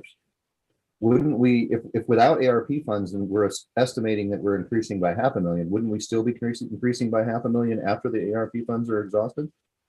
Well, we are, but that's the one-time fund. So we're saying that there's only going to be 300,000 of ARP funds in 23. So I'm just adding 300. Yeah, I understand that. But if we're saying without ARP funds, we're going from 23 to 24 at $500,000, or 500,000, I guess. Wouldn't we still be going 500,000 from 23 to 24 without the ARP funds? Well, so I guess it's just right, the blue line. Yeah. Yeah, the blue line, I think having the blue line stay, there probably needs to be that, there's already an aqua line. Let's go, I don't know, whatever color you want to pick. I won't speculate on colors, but I think there's a change in that trajectory that needs to be, I believe, needs to be assumed, so that 19.1 in 2024, where it shows a million difference, is actually much less, because we've had the ARP funds put us on a different trajectory for the forecast. They're one-time funds, so I'm assuming they run out. So again, we're statutorily required to spend all the ARP funds by 24. So again, let me try to explain it again. If without ARP funds, we're going up by $500,000 year to year from 23 to 24. Approximately, yes. Wouldn't we still be going up $500,000 from 23 to 24 with the ARP funds added in? So you're at 18.9 million. That's an extra 300,000. You're going up $500,000, but yet the trajectory would be still 19.1 million for 24. Because you're not following me. You're not going to follow me. Never mind. Okay, so I think you've got like 4 different lines here, and one is the Rescue Act, and that if you take that aside, you have 2 blue lines. The yellow line, the orange line is your expenditures.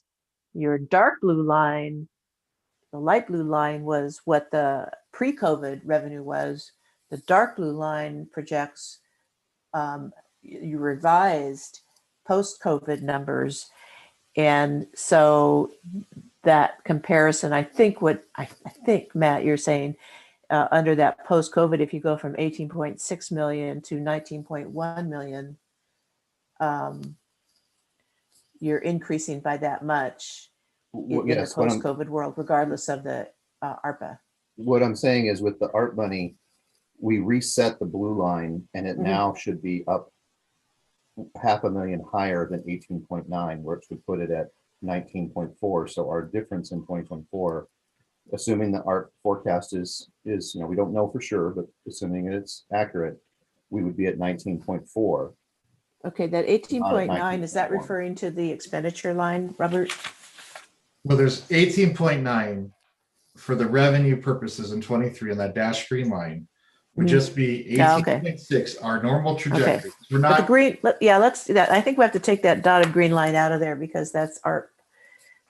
But if I'm looking at 18.6, the trajectory of if I take out ARP, the trajectory that we're forecasting, this is what we showed in the budget in 21-22 to the budget presentations, is not changing, meaning we're at a lower base. To the mayor's point, once we dropped in COVID, our trajectory changed because the economy changed. So our fundamentals don't change on this. All we're doing with that green line, and I hope everybody can follow me, is adding 1.3 million the first year, one-time funding in 21, 1.3 million, again, speculative, for 22 as well, and then 0.3 million in 23. So we're just adding to that blue line one-time funding, but then that drops off. So Okay, that's why our trajectory doesn't change from our original base. all right. Original So base forecast has not changed. It's just adding that one-time funding to that.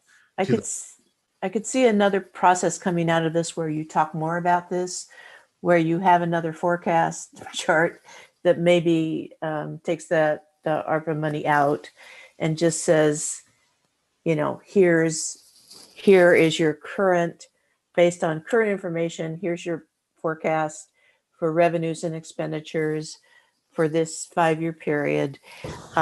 And here are the underlying assumptions, which I'm sure you provide, that are embedded within all those assumptions, like the 1%. How much are you assuming for cost of living adjustments and so forth?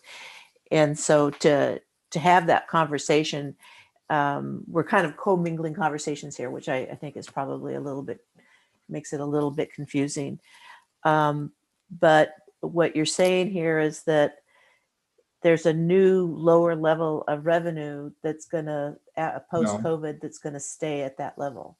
No, I'm It's gonna saying grow that with this is our inflation. forecast. This was our forecast that we put Yeah. in 21 and 22. So if you ignore the green line, nothing has changed on that orange and that blue. That orange is appropriated for 21, appropriated for 22. Same thing with the blue. That is a revenue forecast that we presented Okay, with all our budget assumptions. That has not changed at all. So none Okay. of that has changed. because I see a pre-COVID and a The just pre-COVID adopted. was originally what the forecast was Right. pre-COVID, but Okay. we're on a lower base than we were because of Right. the economic change. Okay, so, but I think that to have the conversation going forward is to come out with some base information that you have some time to, you know, say, yep, that's what we agree the picture says. And so, Peggy? So this is not in considering like REIT, correct? This is the general government budget, and REIT goes to capital. Right, this is just governmental I'm operating. sorry, somebody muted me. I don't know what happened. Sorry, I go ahead. didn't do it. So anyway, it's my understanding that REIT, I don't know, I didn't get an answer. I asked if REIT is in this revenue, and I didn't get an answer. I just said no. No, Oh, okay. it's a capital. It's in the capital budget. So my point that I want to make is that we're looking, you know, we have the blinders on of just this revenue source, but I understand that REIT is doing fairly well. Is that not correct? For capital, yes. Okay. It outperformed in 20. We're looking at some headwinds with REIT in 21, but again, it's too premature to do a forecast for 21. So Okay. it has been, and that's based on turnover of properties, the sale of properties, either the sale of new properties or the sale of existing properties. And to the extent that you have large properties that change hands, like large commercial properties, you get a lot of REIT on that. And so that's kind of, REIT depends on what sort of transactions you have in any given year. And for you, new development, new houses that are being sold, but the houses don't generate nearly as much as a big commercial property when somebody buys that. Some of our houses are very expensive. Yes, they are. But yeah, right. So, Jim? Okay, so here's the thing to remember, everyone. This is really important. Yesterday, we talked about the capital spending needs. If you all remember, we had about 2.5 million a year of revenues for capital, about 2.5 million of annual program expenditures. Remember, so that's refurbishing our parks, refurbishing our streets, and so on. There's 2.5 and 2.5. The biggest single item in that 2.5 is REIT. We have to keep sort of the phrase that the way everyone talks about it, and we all talked about it in government, is color of money, right? So you can't, there's no magic in life. If you take from A to put it in B, then you don't have it in an A anymore. So the the question of how are we going to refurbish the streets? You know, if you start digging into all that, I'm not saying it's an invalid conversation, but you're opening up a very confusing thing. The whole point that we saw yesterday is we don't begin to have enough capital money for the things that we would like to do in our capital fund. We just have enough money just to do the programs, let alone how are we going to do any projects ever. So yeah, we got some fund balance, but it's about, okay, so let's keep that in mind and stop jumping out of this conversation into some question of, well, let's attack the capital funds that we already saw yesterday. It didn't make any sense. There wasn't any left over there. And then the second thing, I just want to double back to Council Member Lasay's comment and see if I could just help with that maybe, but the slide has disappeared, so I can't speak to it anymore. So which one now? The revenue sources? No, the one, that crossover slide, I call it. Oh, you mean the mayor's picture? This one. Oh, this that one. Okay. So I think that what happened here is because Marilyn, you may not know this. We've been looking at this slide for many months. We're all very familiar with this slide, with the exception of the green thing. We saw variations on this slide over time. And in fact, when you look at the slide, you can see the light blue and the dark blue, 2 variations on the revenue. Mm-hmm. We're used to that. So what was happening is the reason that the light blue and the dark blue are different is because we change assumptions on a whole bunch of revenue streams. That's what we're used to doing. Mm-hmm. I believe that Councilmember Osei was looking at that. I'll tell you, when I first looked at this slide, I thought that may be what was happening as well. But as Mr. Hammoud was clarifying for us, the green dots there are not what he's done before. This is not a reassessment of all revenue streams. The only thing he did with the green was he took the blue line and added on just the ARP money. That's all he did. So none of the other revenue streams change in this. So he's still, so the gap between the dark blue and the green dotted is solely the ARP money. Therefore, all those other revenue streams are still doing what we thought they would do. So that's why we return to the blue line, because once the one-time ARP stuff is gone, we're just back to the same blue line, which is the same projection that we've had all along. That's why it goes back to that.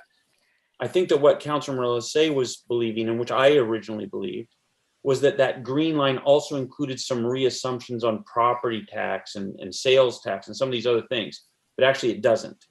It's just, it's just that, yeah, it's just that ARPA money. Yeah, and then the last thing I'd say is, and hopefully that was helpful, maybe not.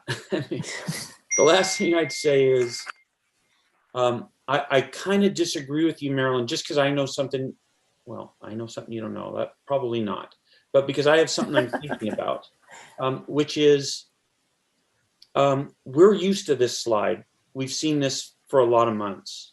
And so I think we don't need more information. I think it's time to make decisions. Yeah, we could keep tweaking assumptions till the cows come home. Let's add 10,000 to this assumption. Let's subtract 5,000 from that assumption. It's not going to change the material number. That's why I think in the big number, 2024, 500,000. 2026 grows to 1 million a year. So plus or minus a few things, we can work the details out as we get there, but we need to make some big policy decisions from that chart, the next chart, the next slide. Which of these do we want to use to solve things? And so, there's a big real debate amongst this council and in our community. Do we want growth? Can we switch to the next slide? Do we want growth? So not everyone on this council agrees that we should use anticipated new development.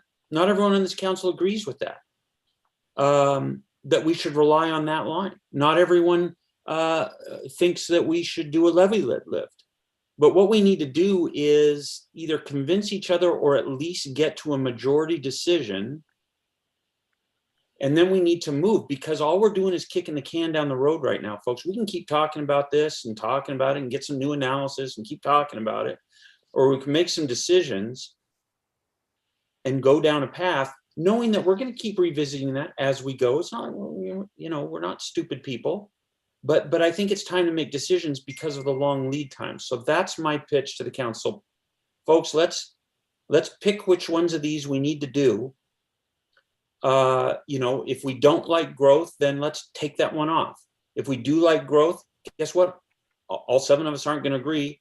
Let's decide, do we have a majority? Let's make a decision, and then staff, go that path. Start making those things, putting those things together for us. That's my pitch to us. Let's do that today. That would be such a big accomplishment. I think we've had a lot of months of talking about these. We're kind of down to fish or cut bait time, in my view. Okay. So Robert, do you have something to add, and then the mayor? Yeah, I was just going to do a brief high-level explanation of these. And then the other side note is, yeah, there's some small other options out there for looking at our fee schedule, looking at even like what we charge for ball field rentals, what we do for transports. There's other options out there. What we wanted to just present here to get the council going was just the high-level big items, the big ongoing items that don't have a lot of cyclical changes to them. Meaning, your fees go up and down each year. Transport fees, we had record low transfers last year, for example. These are what are the big items that council can decide on going forward. That's all we're presenting here. First on the ongoing type governmental type revenues, and then the capital options. Okay, so go ahead. Before he finishes, can you go into a little more detail on these specific items though? I'm surprised to see the numbers as low as they are, even going out to 26 on the mill site. I thought bigger numbers in the past. What is anticipated new development? That's pretty anemic looking here as well. Yeah, so that's what I was going to explain. You're showing a levy lid, that would be in 22 and with revenues of 400,000. What does that represent in terms of pennies per thousand? So those details, I think just a quick review of those would be helpful. So what are your assumptions underlying these projections for additional sources? Do you want to go into that? Do you want to go into do that now? Peggy's got her hand up, and do you want to do that now? Well, only because right now, just adding the number, let's say in 23 with Robert's showing, let's say that the council said, hey, yeah, let's go for all this stuff. Even 2 voted ones, a 0.1% and a levy lid. Let's assume crazily all that was successful. 6, 750, 8. I'm still looking at $800,000 in revenue that's still falling short of where I think the target needs to be. So that's why, and maybe he was just very conservative with the numbers. So I'm like Jim. I think we've been over this ground. I went in. The staff went into this retreat being determined not to try the council's patience in revisiting a discussion we've had for most of last year, but to pick that conversation up where it left off. We knew then that even with the mill site and a levy lid lift and some other smaller, development projects, we were still probably falling short of the numbers, even with the 1%. So it doesn't seem like we're quibbling about the nature of the problem. We methodically and slowly went through everybody agreeing to what the problem was, what the size of the problem was, what the timing on the problem was. To Jim's point, we just need to just make some decisions here. For example, I'm recommending, even if you're at risk of overshooting a little bit, past councils is also in other words, if you have $1 million problem, put together a strategy that might guarantee you, if everything fell into place, a $1.25 or $1.5 million. Because here's what I can guarantee is going to happen: something's not going to work, something's going to fall through. Whether it's something like the Salish expansion doesn't work, or a levy lid lift doesn't pass, or the S21 project that was promised us last week, $750,000 or $1 million of revenue, just evaporated when they backed out.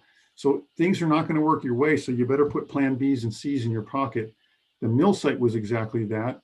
As past councils did the same sort of strategic long-term planning, had the Salish in motion, but knowing that if the mill site fell into place, those revenues would come online 3 or 4 years later and would sort of pick up for, again, that gerbil wheel $250,000 a year, so that we would not have to go back to the voters for levy lid lifts and could keep the machine rolling and sustain services. So again, I think we're at a decision point here, but we have enough knowledge about the numbers to just, for example, are we ready to commit to a levy lid lift in 2022? We are comfortable as administration recommending it, not doing it in 21. That would be very noisy and risky to do in the middle of a noisy election. But we think we can afford to push that to 22. Are there any council members that's a non-starter for, or do we have a majority that supports that? Okay, so we've got a lineup here. I think what you're saying is we all agree there's a problem and we know about what the problem is because it says so on the graph. And here's some possible solutions, but it would be good to have some more information about what are assumptions are going into those so that you know what you're looking at. So we can do that in a bit, but let's get to some of these questions. Peggy? Yeah, so in this slide, they're definitely referring to REIT revenue as a solution for operating shortfalls. Where So do you see that? at the No. note at the bottom, it says one-time revenues for development include REIT and one-time sales tax. One-time capital revenue options. So just that gray. Yes. Only in the gray, not the blue. Yeah, it's not clear. It says one-time revenues. It says one-time capital revenue. I'm just saying that your slide's not clear. Yeah, the asterisk doesn't. Asterisk doesn't indicate what's what. So anyway, I feel like we're kind of, given different numbers for different, what we're trying to propose and what we're trying to convince other council members to agree with. And I just wanted to point that out. Okay, so we've got that clarified on that. Bob? I'd like to reiterate what Jim has said, that we're probably ready to at least give indications to the staff and the mayor. And I'd love to hear Robert's explanation or comment on these 8 items.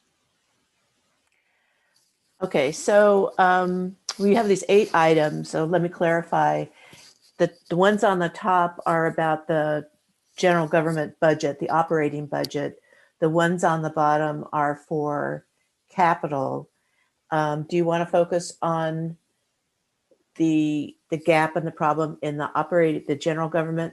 Marilyn, can I please explain the detail before everybody gets confused? I just want to make sure that they know what they're seeing. Okay. Sorry. Okay, so do you want to, what's on this and what are your underlying assumptions? Why Okay. are these on the list? Okay. Okay, so let's start with the blue. So we're talking about mill site ongoing revenues, assuming phases 1 and 2. So phase 2, we're assuming would come online at the end of this. Phase 1 would start construction in 22, and we start to get some ongoing taxes in 23. So with the mill site, there's going to be some sales tax, some retail space, and the rest is going to be property tax. And I think one thing that people think is that property tax is a magic bullet because we have a lot of it. Here's the problem with property tax. It's not. For example, if I pulled a 400,000 square foot building in the business park, and it generates approximately $53,000 to $60,000 of property tax per year. That's it. So again, if we're estimating about 600 to 1.2 million square foot of sales of property tax through 26, then you're adding in sales tax revenues, B&O revenues for these businesses, and utility tax revenues to that number. So again, that's why it's not a magic bullet as far as the ongoing with the nature of our taxation right now. But so with that and with those items included, I'm assuming 150,000 in 23, 300,000 in 24, 350 in 25, 400 in 26. Now, valuation could spike. So when the assessed values come in, it could be much higher than what's in our business park right now. That's certainly a possibility. So is maybe if they're going gangbusters, maybe they advance the phases. So again, this is probably conservative. It's throwing a dart, completely subject to change at this point, of course. Okay, so Robert, just to clarify, the mill site projection includes sales, property tax, B&O tax, utility tax, all of those. And it's just your best estimate of how that's going to flow in from that project. But there's multiple revenue sources there. And so while that's not, what's in control there is what you do to help the mill site develop. It's probably the only control you have there. That's correct. Right? Okay, next. Anticipated new development. We can't speak to the details, but this is assuming that the two of the infill parcels that we have in the city are developed. One with housing, the other with small retail or small business. Again, 50,000 the first year when it's fully operational. If we get those two parcels fully developed by 24, about 150,000 a year. So not major money, but about 150,000 a year. Now the levy lid lift voted in 22. If you vote in 22, it would be enacted in 2023. It's about estimated at 11 cents per thousand is the calculation we made on that number. For a $700,000 house, which is the median right now, actually probably under the median if I look at the new prices, for a $700,000 house. And again, it depends on different assessments. It's not uniform for everybody. So again, we're just making the estimate be an estimated $77.55 for that $700,000 house. Per year. Correct. But Okay. again, that's an estimate. It's going to be different for different people. And then this is just an item. If you're looking at operating, if you're looking also at sales tax rather than property tax, we do have the ability to go to a 0.1% sales tax for public safety. Theoretically, if that was voted in 22, enacted in 23, as we've seen with the housing tax, the first year it takes a little bit to ramp up. So we're saying 200,000 the first year. In 2024, 250,000, and then growing about 3% per year for that. But that would be dedicated for public safety operations.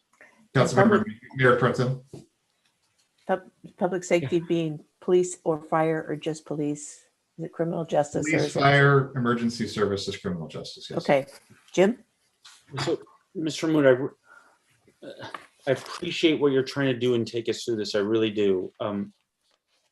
I just think we're not really helping. But look, you got us through the blue. Thank you.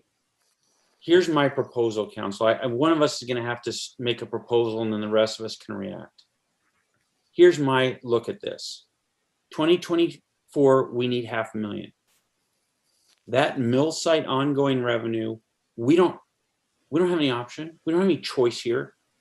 That is land that's in the city. It's zoned. The property developer is going to do something or they aren't. We don't have any choice. There's no option here. It's going to happen or it didn't happen. So let's just take those numbers and take them into our problem. The last item, sales tax for public safety, that's not going to help our problem. If you go do a lid lift to do some new spending, you have new spending and new revenue. That doesn't solve the old problem. So that doesn't seem to me relevant to our discussion. So I see two things on here, which is anticipated new development, which I guess and Mr. Hamoud, I'm sorry, I know you just told us what that was and I somehow didn't grasp it. But I thought that was a discussion of saying, hey, maybe we should look at trying to cause some development to happen in some specific places. So some actions that the city or the council would take to cause that to happen. So I think this council supports it. I support that, depending what it specifically is. But the notion that we should, if we have some places, maybe this is the S21 that the mayor was talking about. If there are some places that we as a city can try and cause to have filled, they're zoned or they're in the, master agreement to have a business added, let's go try and help that happen. I'm for that. If this is new areas, then depends on the proposal, but I would say I'm for hearing that proposal. So here's my proposal that I think as a council we should do. Take those anticipated new development and levy lid lift and say that just has to be on our plan. Let's adopt those as a plan. Let's ask the administration to move forward with those two, because the first line just is going to happen. There's no choice for us to make. Okay, we can see that plugs a lot of the hole. Fine. I think we've solved the problem for now in the operating side. And this gray stuff, I think, is another decision, that's a discussion about how we might find ways to fund some additional projects from yesterday's discussion. But for this discussion we're having today, it's the blue stuff. I propose that we endorse those two middle things, say this is our plan, and administration start to proceed to make those things happen. That's my proposal. if you guys accept this, maybe we could talk about that and see if we all can align onto that, or at least a majority of us. Okay, so we have a proposal for how to proceed with closing the gap. And how about any comments on that? Endorsing a levy lid lift or not? And, you know, you could go on about how much, what the impact is and all. So, Catherine, are you done, Jim? You have your hand still up? Okay, Catherine. So I can buy into the anticipated, the two items that Councilmember Mayhew mentioned, but I also need to state our support for mill site. You said it's going to happen. It may go happen. It'll come for a vote. But I think we need to verbally support it as one of our potential revenues as well. That also, well, anyway, so I think we need to support it. Okay, Brian? All right, so I'm kind of agreeing with you, Jim, and kind of not. You've asked me to make a decision, and I'm not going to make a decision until I have to. I am in agreement with the administration going ahead and staging consideration of a levy lid lift for a later decision on whether to do it. And tell you the honest to God truth, some of us may not be here to make that decision. That's probably the next council, early part of their new administration. Okay, so let's stage it, get it keyed up for them to make the decision. I don't have to make the decision at this moment. I'm just saying, let's give them the option, because it takes time to work that option up. That's what I meant, what you said. Okay, there you go, agreeing again. And didn't we just say that was a problem? That can be right. All right, Bob Sturbank. Thanks, Marilyn. Just a quick reminder to council of where we have pending applications. For example, the mill site, we've got a pending quasi judicial matter, and so council will be called on to review the record, make a decision in those. So just ask the council not to express for or against or opinions on both proposals in this forum. I mean, you are in a meeting and it is of record, so but just to preserve the process, just ask you not to take a position on the particular application at this time. Thank you, Bob. Just for clarity, could Councilmember Ross have the chance to just clarify her statement? Because I don't think she was saying she was for any particular proposal. It was more a general statement, just so that there's no question about what she meant. Can we give her a chance to clarify? Sure, certainly.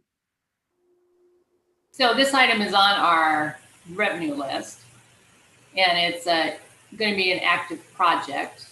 And so whether we vote for or against, I think it should be included in our Snoqualmie revenue enhancement options. That's all I'm stating.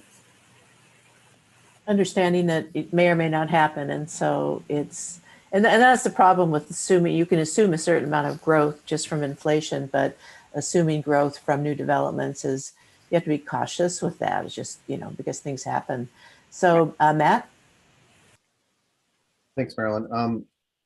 I'm going to stay away from the conversation about the mill site. It will or will not be there. We'll pick that up when it's the right time.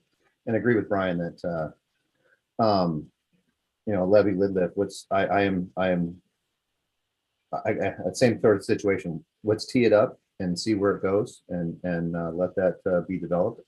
I'd actually say the same thing for the sales tax, because both of these are voted in items, and I think they are items which can assist us in revenue, and therefore the citizens of Snoqualmie should be voting on them. So from that standpoint, and then the anticipated revenue for new development is really, it happens, it doesn't, it doesn't. We don't know what those are, but we should all obviously be forecasting that something can happen, because we do have areas that can be developed and be moving forward. So we should hope that should continue. So I guess across the board, I'm saying, if we need to pursue additional revenues, these are good ones to pursue. Okay. And probably I heard a comment from Jim about the public safety sales tax, if are making sure that is available to cover existing programs, or does it require you to add new programs?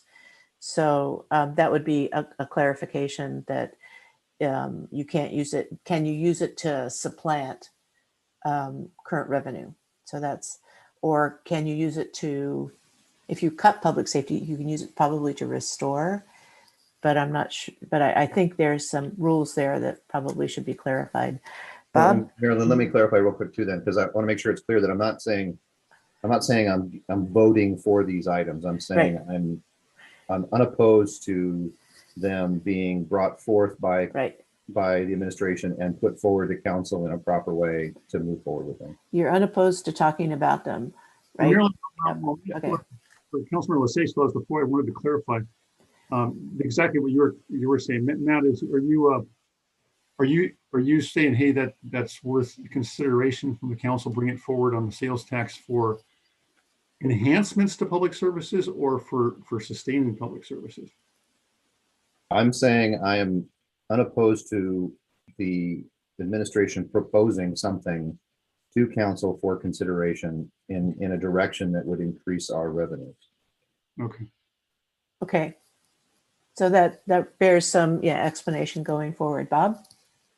I commented to Jim, who has spent a considerable, valuable time planning for this meeting in his profession as a CPA. He's ready to move forward, and he's sort of cut off Robert giving the explanation of the gray areas. And so I'm not ready to move forward. I'm just ready to consider all kinds of things. And at least these 8 things, and 4 of these 8 things I haven't heard any comment on from Robert. I'd like to have him continue. So you want more information? Is there more, Robert, do you have more information that you can provide today? Yeah, to go with the gray, but let me share. Go with the gray, okay. Yeah, let me share something else though really fast. Okay. So this is the MRSC definition of what the public safety sales tax is, different than the criminal justice sales tax. Mayor, as a point of order, perhaps you could continue polling the council members on Councilmember Mayhew's question and then pivot to the capital question that Councilmember Jeans just asked.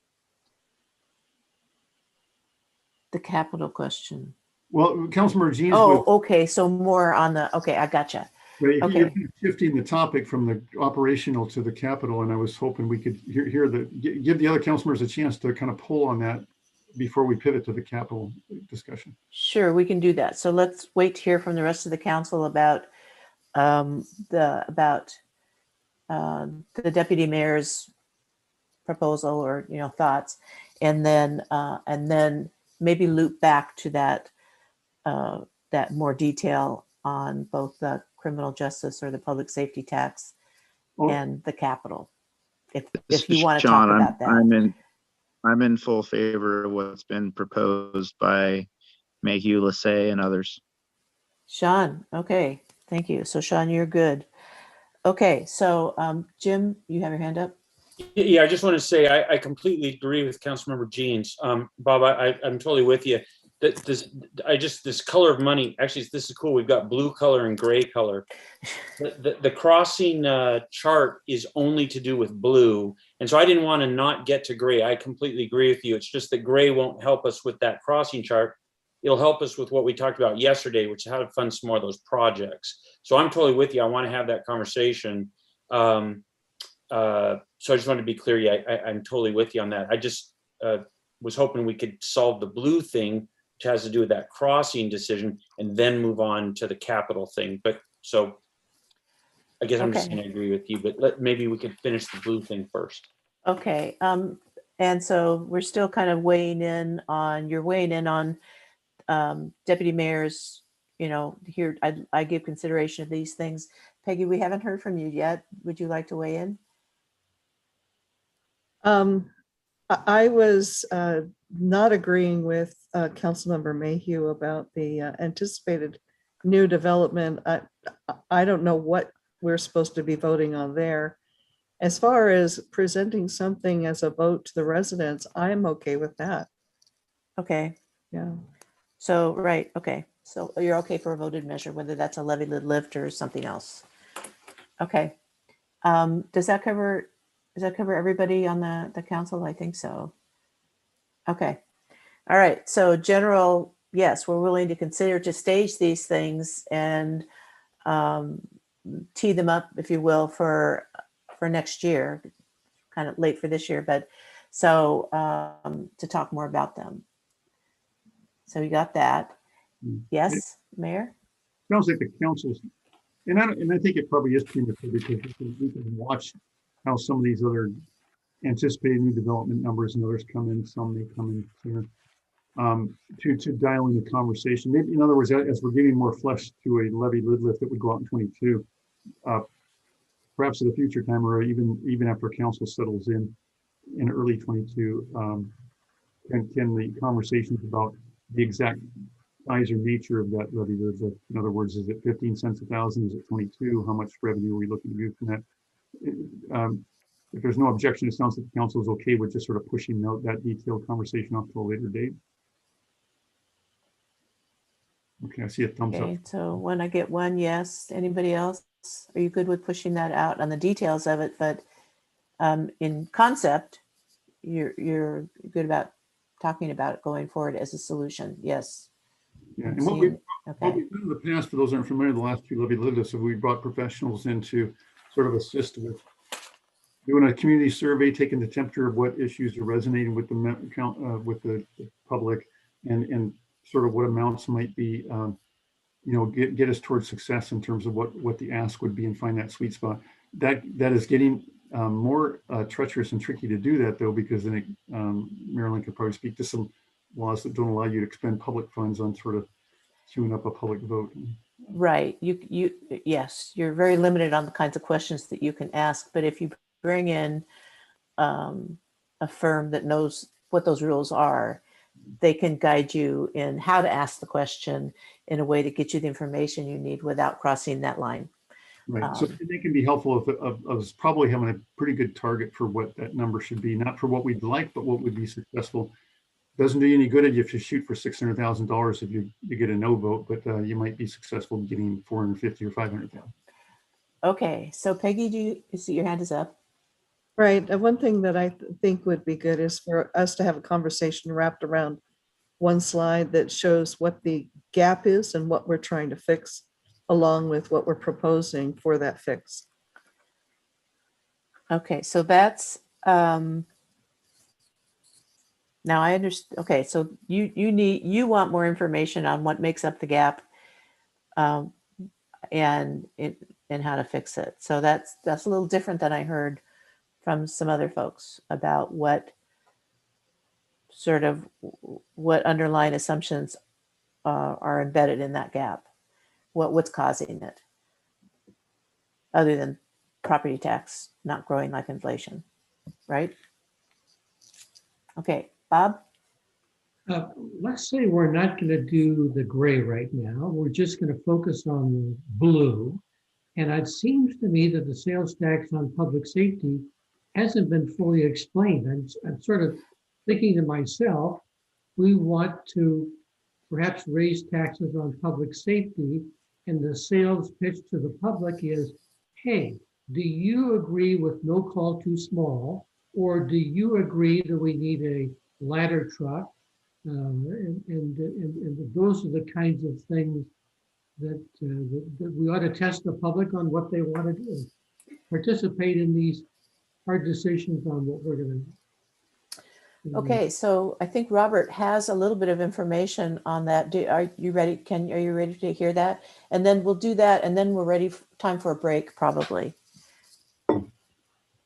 Yeah, again, it's pretty straightforward. It's just, here's the MRSC definition. It's pretty broad. You can use it for existing purposes, but it has to be for criminal justice purposes, plus fire protection, or both. So again, when you think about it, public safety, fire, emergency services, I think probably court cost, prosecution would go into that as well. And so it's pretty limited. But again, it's, it would be going to voters, asking them for a 0.1% sales tax, so the same amount as the affordable housing tax that the council implemented last year. So same amount, approximately same generation, about of revenues, about 250,000 a year when it's fully implemented. You'd have to do it at a general election, so it'd have to be November 22 is probably your first time to do that. Yeah, and I'm guessing that like most any taxation that relates to a certain service, you're going to have to be able to demonstrate that incremental revenue is going to public safety. But if you think about, sort of wages and benefits, cost of living being the largest piece of your increase every year, and if you think about public safety as probably being the largest percentage of that, because it usually is for most cities, that kind of makes some sense. Those two things kind of go together, if that makes any sense. So, okay. So why don't we take a break? It's 10:15. Let's come back at 10:30. And if maybe we can, I'm going to do a touch base with staff about what to come back to. Mayor, maybe you want to join us on that. I'll need a link if I do. Yeah, me.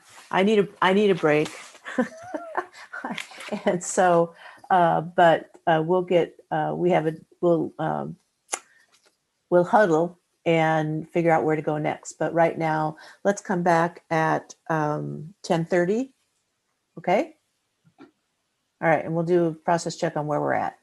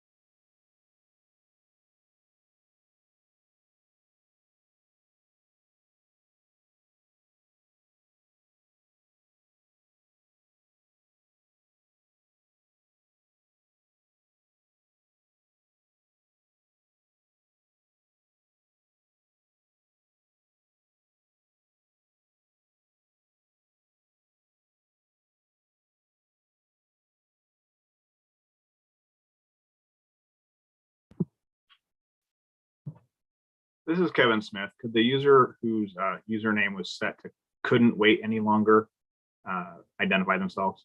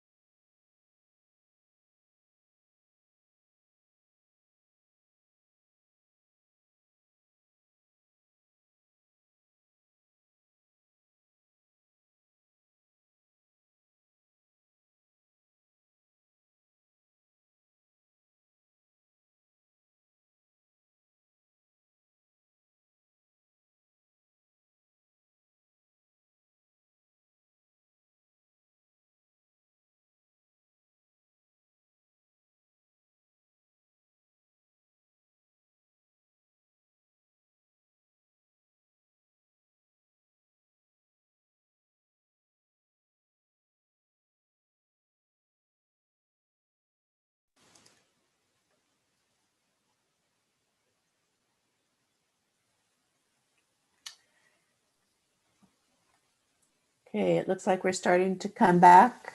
Sorry, we took a little bit long in our huddle.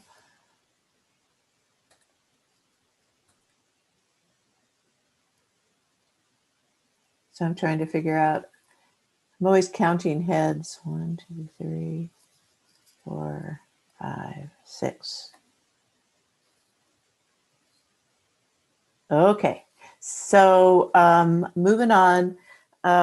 We talked about, I think that the staff got the direction that they needed on, Marilyn, go ahead.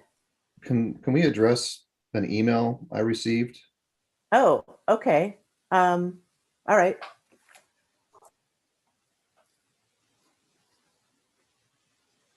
You're muted now. I get off of mute. Councilmember Mayhew sent an email saying this is illegal and wrong. I've been excluded from the rest of the retreat. This is wrong, and I plan to file complaints everywhere I can. But don't have any idea what this is about. I too do not know what that's about. During the break, there was someone who had their name set to couldn't wait any longer. I moved them to the attendees role until I could figure out who that was. That possibly could have been Councilmember Mayhew, and that was done to protect the integrity of this meeting. If I did something wrong, I take full responsibility for it. I think you did it intentionally, Kevin. So, okay, so let's look at who we've got here and who we don't have and make sure we have everybody. Wait, Kevin, do you have Councilmember Mayhew's phone number? Can you call him? I'm sorry, I do not have his phone number. I have it. I can take care of it. Okay. Let's get him back in.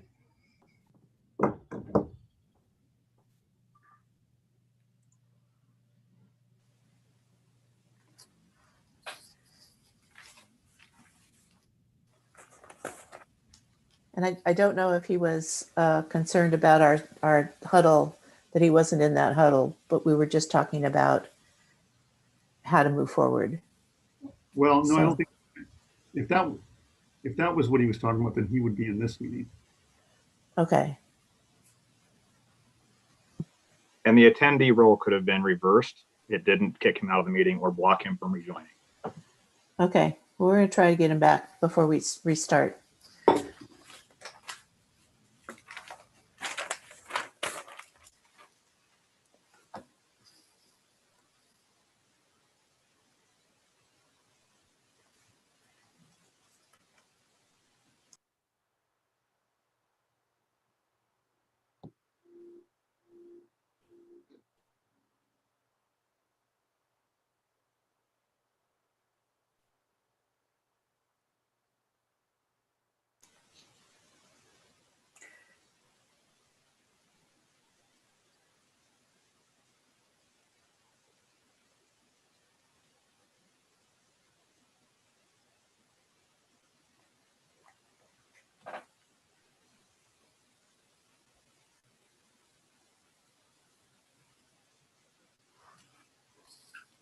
I just left him a voicemail on his cell phone. I'll see if I can reach out to his home phone if I have that number.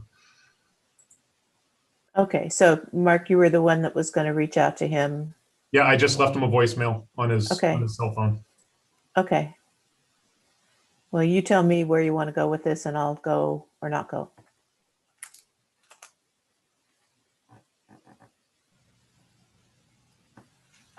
So we're missing the mayor too. I'm here. I'd say just give it a couple more minutes to get Jim back on board. Okay, I told him, I shot him a text, telling him to turn his or change his name too. So he'll do that occasionally, change his name during a meeting to make a point. So he was probably saying, "Can't wait anymore. Let's make a decision." yeah, well, yeah, and some people do that, so I'll be right back. I've noticed that. Made Kevin nervous when he saw a name he didn't recognize. Yeah, but my sense is something else happened here. I did resend him an invite for the meeting, so hopefully he'll see that as well. You emailed that to him, Kevin? Kevin, did you email him? Yes, sir. Thank you.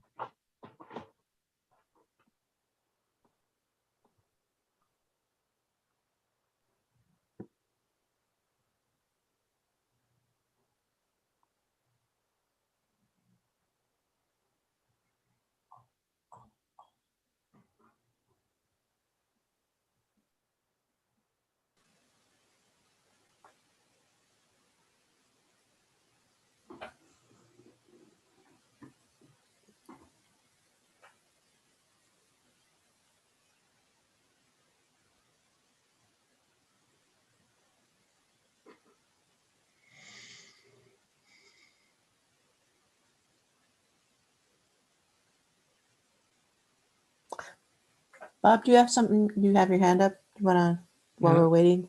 I put it up intentionally. I had some comment for Matt was saying.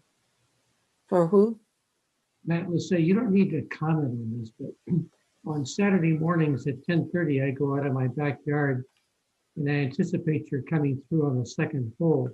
And I was pleased to see that you were not there, believing that you're at the council retreat. I will not respond, but I was tempted to still be there. And it is always good to say hello to you in the morning on Saturday, Bob. Good. Did you want to change your screen name to I'd rather be golfing? It's too soon, Brian. It's too soon. I think next week is the time to do that. It looks like there's actually going to be sun. Well, I will be in Arizona the first week of April, so I will not be at committee meetings. I was going to send an email here to everyone, so just be aware of that. And that's why I will not be by your house, Bob, for a couple Saturdays in a row. You can dial in from phone on even when you're walking the course. So you'll be in Arizona. Maybe I'll follow you.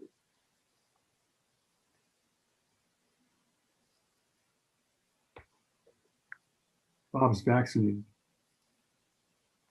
So one of the things that I think would be helpful is if we had a cell phone number to call a person instead of having to email someone, like, let's say saying that he read his email. I'm not checking my email during the Zoom call. So it's good that he was looking at his email. I texted him to look at his email. And I think Mark called him. Someone called him, did they not?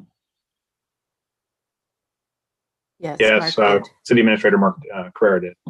Well, like for instance, if I needed to call someone, if I had a technical difficulty, I don't know what number I would dial. Well, maybe he's just taking some time and he'll be back with us as soon as he's ready. I'm just saying that, do we have a phone number for any of us to be able to call? A cell phone? Yeah, a cell phone Yeah. number of someone. There is a directory that's been sent out to all council members. Jody sent that out some time ago. We sent Yeah, out- I would like a phone number, like right now, of a number of us person that we could call if we have a technical problem during a Zoom call. Ah, so like a tech, an IT person. Right. Okay. Okay. Mr. Mayhew was out walking it off. It's going to take him a little bit to get back to his desk. Okay. I don't know if you got a return text, Matt. I got one. Did Mark talk to him? No, I just called him twice and both times it went into voicemail. Okay. I don't know whether there was an assumption that someone was intentionally trying to block him. There was some frustration about something, so we'll let him work through it and come back. I think we can wait. We can just what we were going to suggest was that we just finish out with a little bit of explanation about the items in the gray.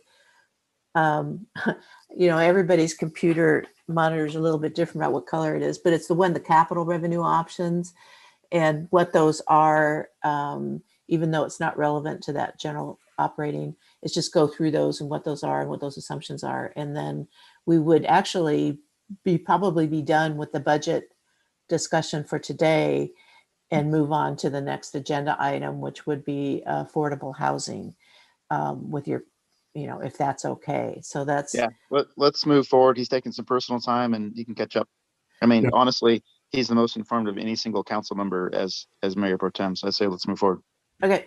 So, so then Robert, you want to talk a little bit about the items in the gray? Hopefully everybody's on that page. Okay, yeah, and for clarification for Councilmember Shepherd earlier, what we were trying to do is the ongoing revenues, that first note was the blue. That second footnote, ongoing one-time revenues, would correspond with the one-time capital revenue options here. So what we're talking about is when we say anticipated new development, just to clarify some comments earlier, that's what, when Mark Hoffman and I collaborated on this, this is what we're anticipating will come in front of council over the next 2 years. So that's something where, you know, kind of like the mill site, that's something that would come from council, meaning it would be a given if it came in front of council. It's an entitlement. You know, if it's people that already own the land, they want to develop it. That's what that anticipated new development number has in there. So with that, there's a one-time sale or construction sales tax. Again, is in gray because we consider that one time. So construction sales tax from that anticipated new development right now, but approximately 300,000 in 22, 400,000 in 23. And again, that could be pushed out. That could not happen. That's just what we're anticipating, what our quote unquote infill development would be in the next couple of years. The mill site one-time revenues, again, that's assuming the schedule that we're assuming now for the mill site, any developer to develop it, assuming it started in 22, you'd see about 500,000 the first year, 600,000 in those years for construction sales tax revenue coming from that, and REIT ultimately going into those out years where you'd have maybe less one-time construction tax, but then you're selling parcels. So then you're generating REIT. So again, 500,000, 600,000, and 400,000 into 26. Business park expansion, we're, you know, anticipating that ground wouldn't be broken in our best estimate until 25 and 26. So those are just construction sales tax revenues that I'm forecasting in there, assuming that nothing really comes online until 27 for ongoing revenues for this. That's all subject to change. This is all speculative at this point. It's throwing a dart in those out years, but looking at what's on the horizon, what could potentially happen, that's what these numbers are. And then we talked about the sales tax for transportation, which again, right now you've got the TBD, the card tabs, but you can, through voter approval, levy a sales tax for transportation of 0.2%. And that would generate approximately 400,000 the first year as it ramps up, 500,000 after that. And again, that can be used, and for a caveat, it can be used for operation and maintenance for transportation. So for roads, for pavement rehabilitation, but also for capital items like the parkway, items like any new construction of roads or rehabilitation. So that's what that option would be. And that would be, again, subject to voter approval, would be on a general or primary election ballot. So the sales tax for transportation, is that one time or is that ongoing? It's ongoing. Okay. It's just we're counting that as capital. So you could use it for operating, where we're counting that as that's going to be for capital expenditures if that was generated by the city.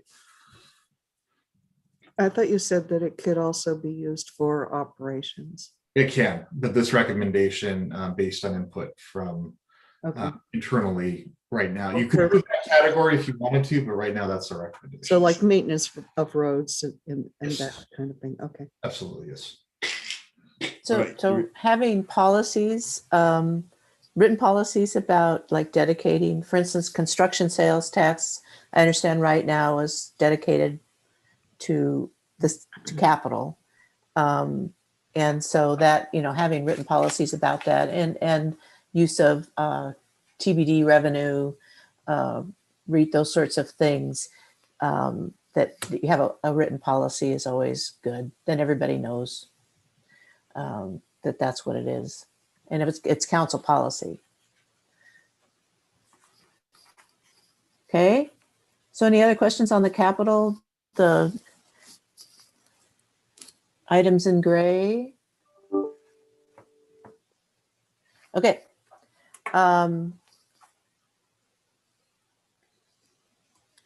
With that, if it's okay, I think you're done talking about the general government budget. And so our next topic would be affordable housing. And we do have a presentation from Mark about options for immediate options that they're suggesting that the council take. Mayor, yes? Yeah, just my only quick comment is, again, here's an example of where, again, I hear in general the council is comfortable with giving direction to say, hey, yes, you administration, queue up some of these things for whether it's a voted sales tax, 1/10 to 1% sales tax for public safety, or 0.2% sales tax for TBD or a levied lid lift.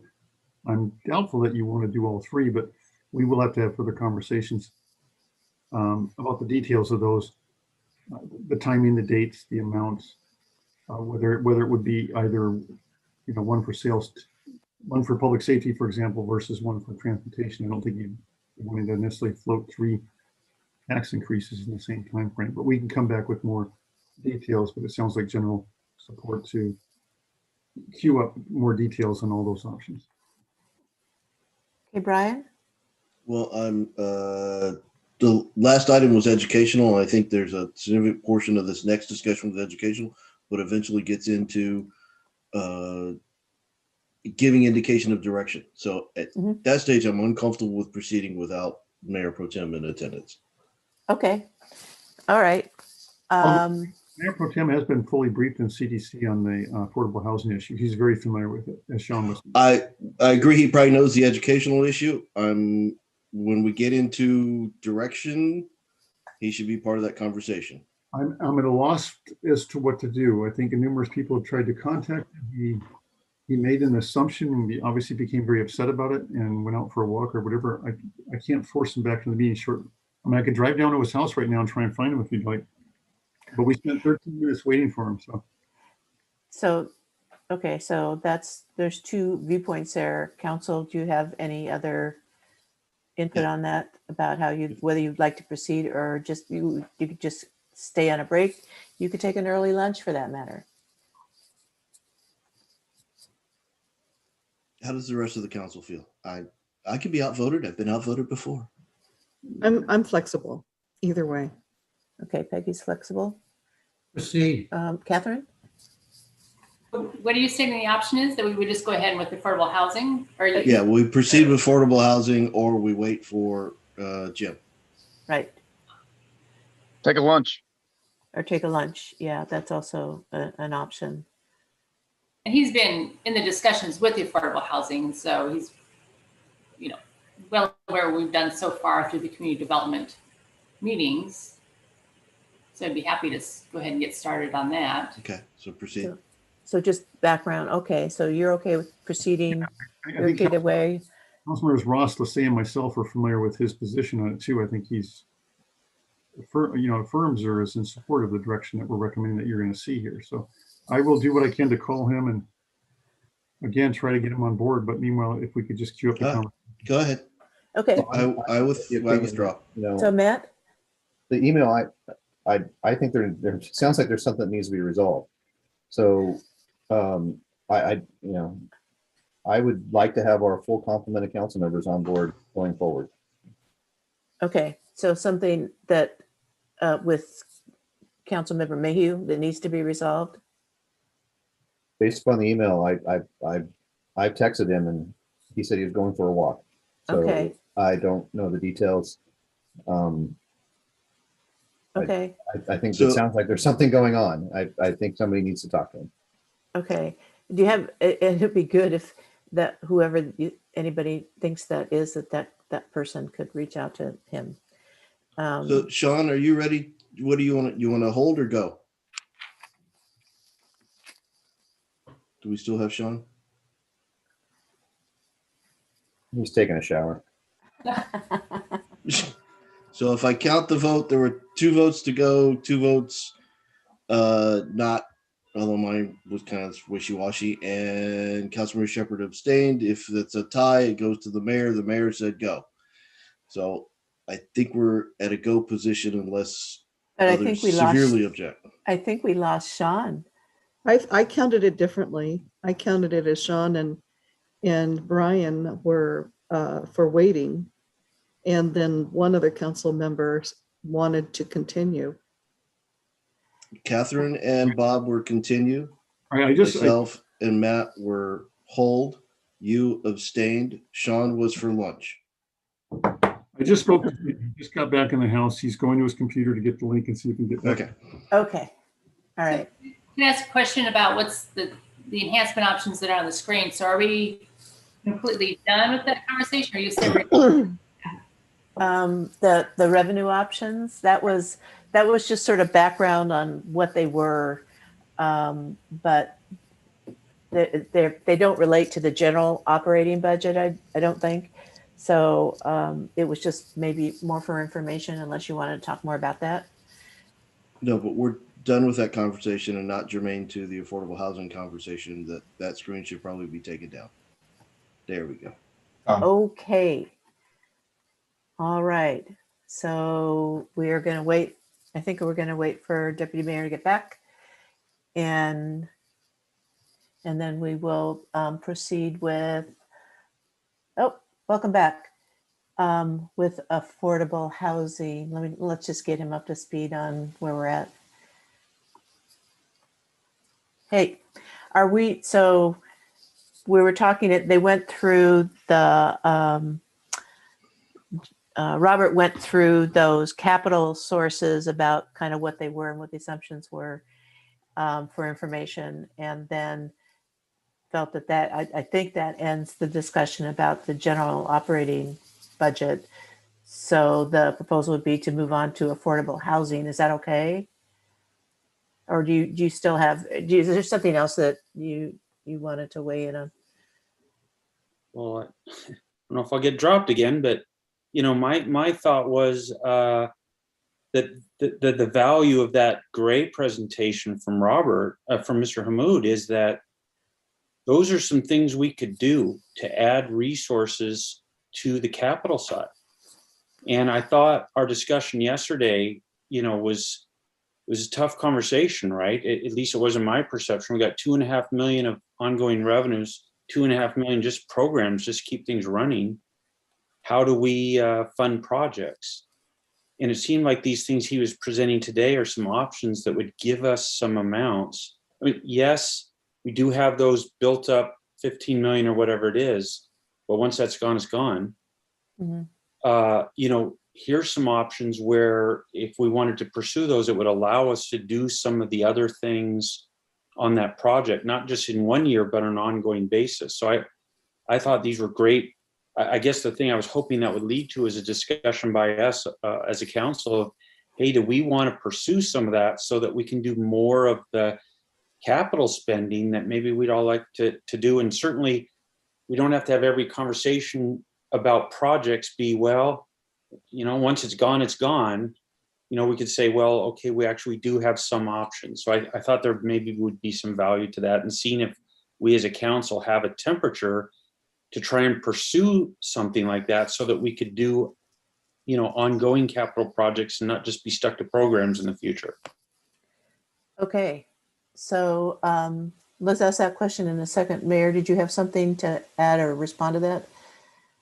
Yeah, just to add to Jim's comment, we perhaps haven't devoted enough time to the same structural sort of challenge that faces us on capital programs. And that is, we have been used to a paradigm for the past 20 years of having a lot of that one-time revenue come in, one-time capital revenue, or even surplus, sort of what would otherwise look like operational revenue that is one-time in nature. You don't want to put in operations, so it's been swept over into capital. So we've really been a great deal of riches that we could really do a lot of exciting things on capital. But that paradigm shift is coming. It's coming to an end. We're not going to be in that sort of high growth period with Snoqualmie Ridge development. I harken back and look at the history of the historical city that due to a perfect storm of levees in North Bend, increased flooding events, the decrease of the mill site, the interchange being built that killed small town Americas. It's a community that went into decline. It profoundly stopped investing in its infrastructure and finds itself in this reactive mode at 4 or 5 times the cost of field infrastructure. And so as we're coming to the end of this growth period and we don't have that bucket killing itself, when that $14 million is tapped out, what are the sources of revenue that are projecting those annual programmatic costs to maintaining streets and roads? And how much revenue are we going to need every year, probably upwards of $1 million, to make sure that we're leaning forward and proactively maintaining the infrastructure to keep it into a good state so that we don't slip into that reactive, very costly deferred maintenance infrastructure thing. So to his point, those are things we seriously have to consider. Is does a 0.2%, for example, although it's not alleviating the challenges in the operational budget, we have similar challenges on capital. So the question is, do you want to when do you want to talk about that? You've got the capital, the general capital coming, non-utility capital coming back to you as a council, but do you want to kind of do a little bit like you did with the general government operating budget, and just take a temperature on which, if any of these things, council would support pursuing, or at least talking about? We not have, pursuing. we have time to talk more about that. We're an hour ahead of schedule. Yeah, we do have time. So is that okay? Anybody have a problem with that? You're good. Okay, Brian says yes. We got yes. Okay. All right, then let's go for it. So let's so again, sort of the new development, in the mill site revenues, those are just there. They'll occur. And they will, the portions of them that would be dedicated to capital will go to capital. So I think you're talking about the sales tax, the transportation. So you have the car tab option and the sales tax option, or both. And so I think the proposal is, but the sales tax option does that produce more than the tabs, the car tabs? So is this in addition to or instead of? In addition to. Okay, so you would keep the car tabs and do the sales tax, right, Mayor?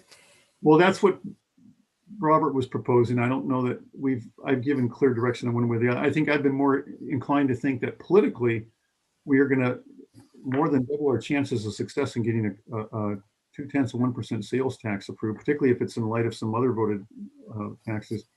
If we sell it as, hey, we're going to drop your car tab fee, which, Marilyn, when you poll voters statewide on which taxes do they hate the most, car tabs are always at the top. Car tabs. They don't like they don't like paying that big bill all at one time. They'd rather even pay more if it's just out in nickels and dimes spread throughout the year. So it's easier to sell the sales tax on a couple of issues. One is, hey, rather than all the 100% residents paying for our roads and infrastructure, we can shift some of that burden to tourists coming through town that drop dollars in town, and they can share in that burden, and we'll get rid of your hated car tab fee. It will still end up probably close to doubling the amount of revenues annually that come in. But what's important looking at this is, and the timing is, if we do in fact have some of these developments falling into place, like the anticipated new development or mill site in 2022 or 23, there probably is some room to strategically look at doing a voted sales tax maybe in 23 or 24, so it's not piled up with a couple other votes in 22 on a levy lid lift or a public safety, for example. So that's the stuff I just want the council to sort of noodle over, is strategically how to maybe put these puzzle pieces together, if at all. Or to Robert's recommendation, or the staff would be, go for it, try to get the sales tax on top of the card tab fees. I personally am just kind of no scientific, but just an intuitive sense would be that would be a much harder sell. Okay, so council member thoughts?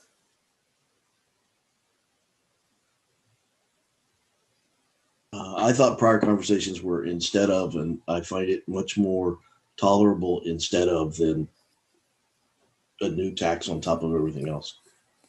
Okay. Anybody else? Catherine? So on we have on the ongoing revenue options, and the one time, there's potential for 3 different voter approved increases. The levy lid lift, and then 2 different sales tax. So how are you, what's your proposal? Would you list them all at the same time and say this is what your overall would be? Or I guess the 2 sales tax, would you list those together?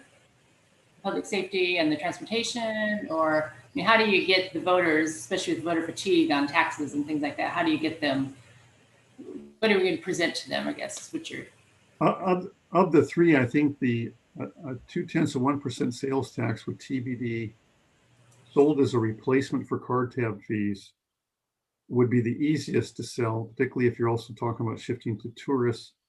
And I would not recommend throwing 3 voted levies out in the same year, or three tax increases out in the same year.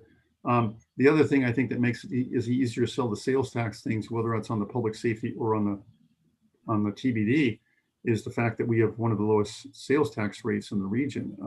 Issaquah, North Bend voted some public safety taxes. Issaquah's voted a couple too. Issaquah's, I think, over 10% now.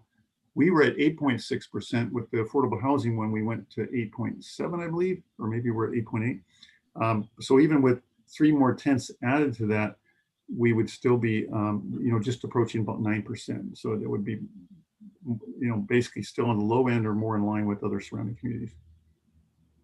But again, looking at the numbers here, if we're trying to garner that addition, that $1 million a year that replaces the one-time revenues that are coming from growth, if you still have these, all of their smaller projects, in 2022, this is assuming you've placed all your bets or put your eggs in one basket. If everything falls into place, you could get $800,000 in 2022 from those projects, $1 million in 23, another 600,000 in 24. It looks like it's a little thin in 24, but to Councilor Mayhew's point, those additional one-time revenues for capital combined with the remaining capital reserves,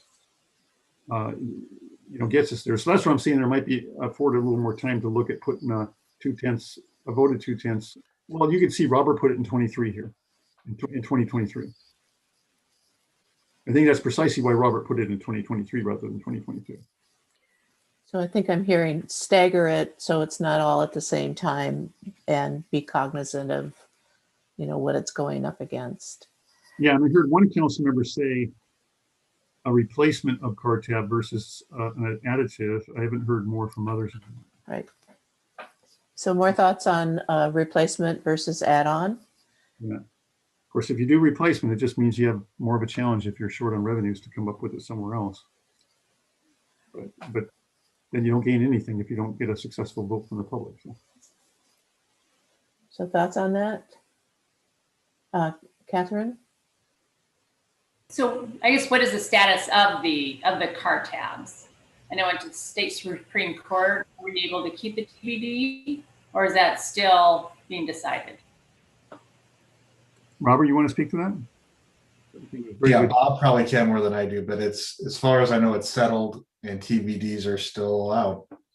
Yeah, we're back collecting the full $40, the $20 on the ongoing permanent car tab fee that we implemented, and the $20 temporary one to run roughly 2 years to garner enough monies to pay back the investment or the match on the interchange, the temporary on-ramp. So some of the revenue collections there were delayed, but we still have the capacity to collect that amount of money, or just leave it in place until we collect those revenues. Yeah, we got it released, so we did. I should be very clear on a replacement when I'm not talking about replacing the temporary one. That would run its course independently of any approach here. Okay. Does that answer your question, Catherine? Yes, it does. Okay. Yeah, talking strictly about replacing the permanent $20 car tab fee, not the temporary one for the on-ramp. Okay. Peggy? So I was curious about the car tab fees as far as our projections for revenue. Is it in there or out of there? So what is the annual, what's it, maybe it's not, it doesn't sound like that's in there. It's approximate, well, yeah, because it was just it's right now going to capital, it's about 200,000 a year, a little higher than 200,000 a year. So is it's slightly higher. So if you're going to replace it with the sales tax, theoretically it would generate more, and because we don't have a population growth, but we still have growth in our sales tax revenue, especially coming out of the COVID issue, you're theoretically going to see more of an increase year over year if you had the TBD as a sales tax rather than the car tabs, because car tabs are going to be fixed on the amount of people that live in the city. If you're not growing, you're going to maximize it. There's not going to be any growth in the car tabs. There hasn't been. So if you're shifting it, like the mayor says, as a proposal to sales tax, you're going to get that natural growth in sales tax each year. You're not going to be limited. Yeah, Robert, it just occurred to me there might be a reason why Councilmember Shepherd just pointed out to me that's an issue that might be creating an issue, and that is that the list on this gray list here, you have it listed as one-time capital revenue options. So the first three are in fact one time. There's a development comes in, you get a one-time little burst of capital and no more after that.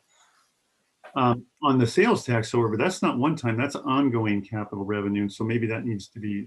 Yeah, I should have footnoted it Right. as ongoing. So, and also just to clarify, that amount that you're estimating for TBD, is that the incremental addition, or is that because whatever comes in from the tabs goes away? So is this the net gain, or is this the? No, this would just be independent from that. So Okay, so I would if you take did 200,000 off that number. right, so if you did the sales tax instead of the tabs, then the annual amount would be half.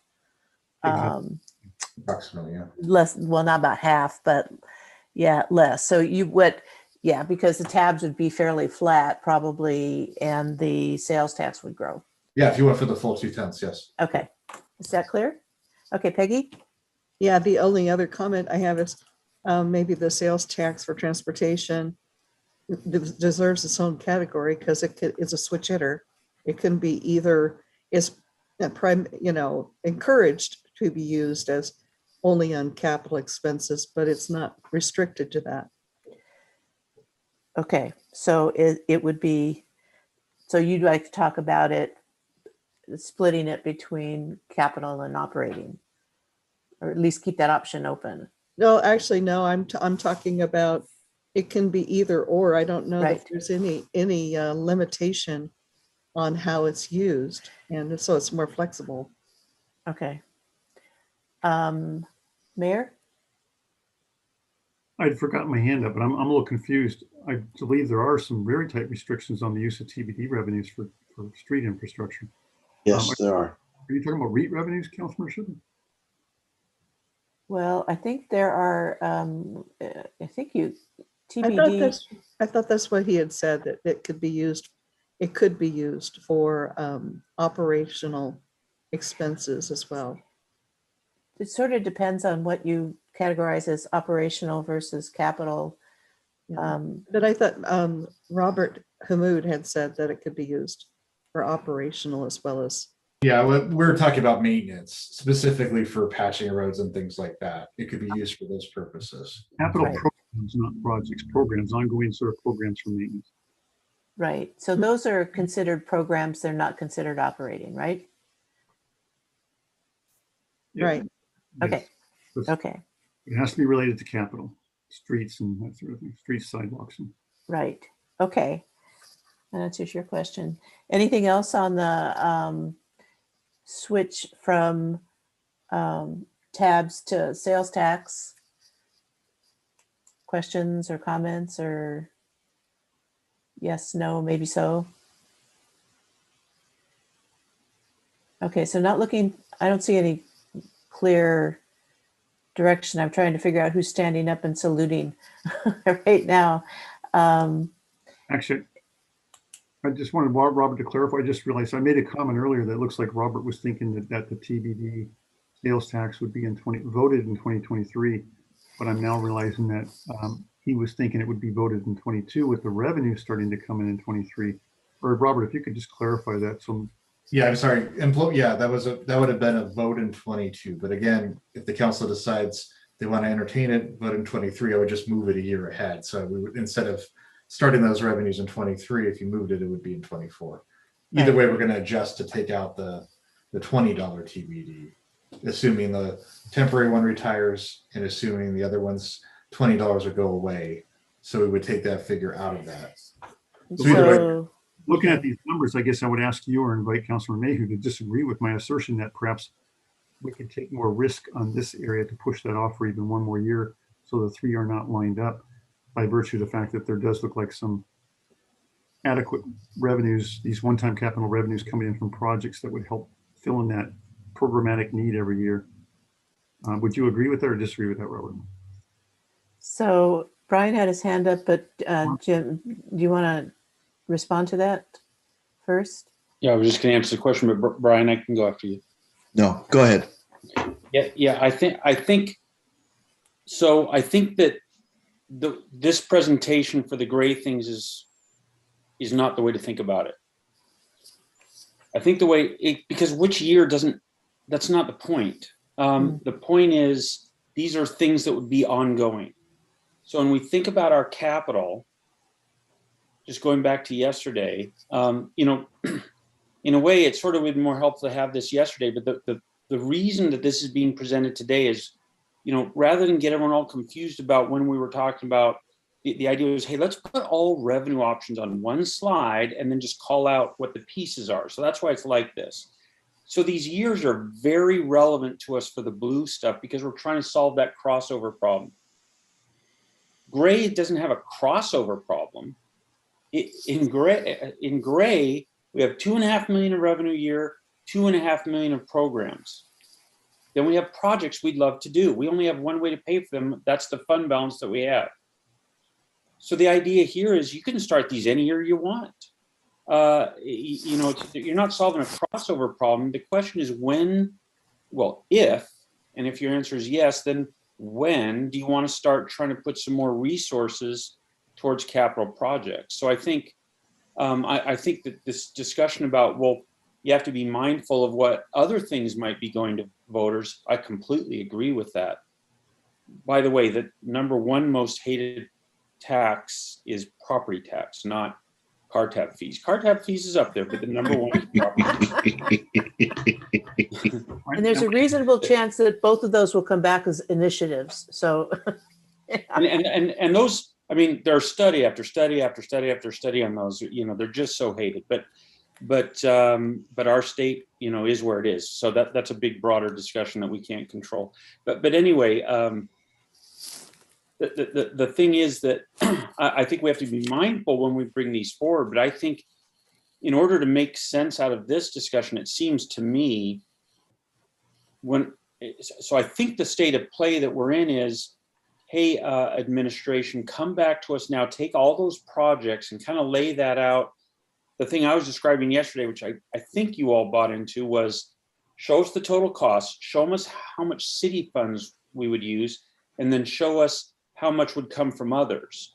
And then we can kind of rank those. And then, so I think about the conversation, I wanted to chomp on this when Councilmember Holloway brought this up yesterday, which is, what if we don't get state funding to help with the parkway? So, then we have to make some tough decisions, right? Do we say, I'm not going to do, this project and instead I'll do parkway paving? We may be forced into that. But part of that discussion may be, okay, maybe we, go for one of these taxes and say, taxpayers, what do you prefer we cut other things, or would you like to, pony up for this? So I think that's part of a strategy discussion. So maybe what we do is, if none of us are violently opposed to what's on this list, there is one thing I'm opposed to. I'll say it in a minute. But if none of us are violently opposed to this, then maybe what we say is, great, administration, when you come back to us with that list, so we can do some prioritization in that. Also kind of show us, if we implemented one or all of these, kind of how would that perhaps change the equation for us? So maybe that's a way to take this forward. So we look at these in the context of, but what would we use that money for? So that would be my proposal. I got a little long-winded there, Brian. I hope I answered your question in there somewhere. The one thing I'd say, I didn't answer. Okay. Well, I had something else, but go on. Okay. But the one thing I was going to say is, just so I don't have to come back, is just, I personally think my inclination is that if we were going to switch for our TBD, if we're going to go to a sales tax, I think getting rid of the $20, the special $20 we have that's paying for the on-ramp, that just leave that regardless. But the base $20, I'd rather see us sort of propose to voters, hey, how about we take that away and replace it with a sales tax? We still end up with more.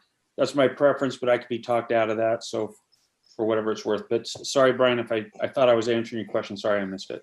Okay, so as we wrap up, so we're going to go to a few other people, and then as we wrap up, we'll talk about sort of what's the timing of that conversation, about when to do that. Does it come back with some kind of capital discussion? So Brian, you are up. So similar to the prior conversation, I think there's an equity issue in this one, in that we're charging those who live in here for the roads, not necessarily those who use the roads, which may be outside.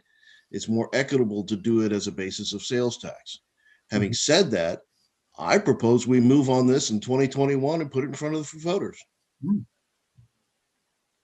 as a replacement to the ongoing tab, as we've discussed. Right? Let's do it. It's an equity issue.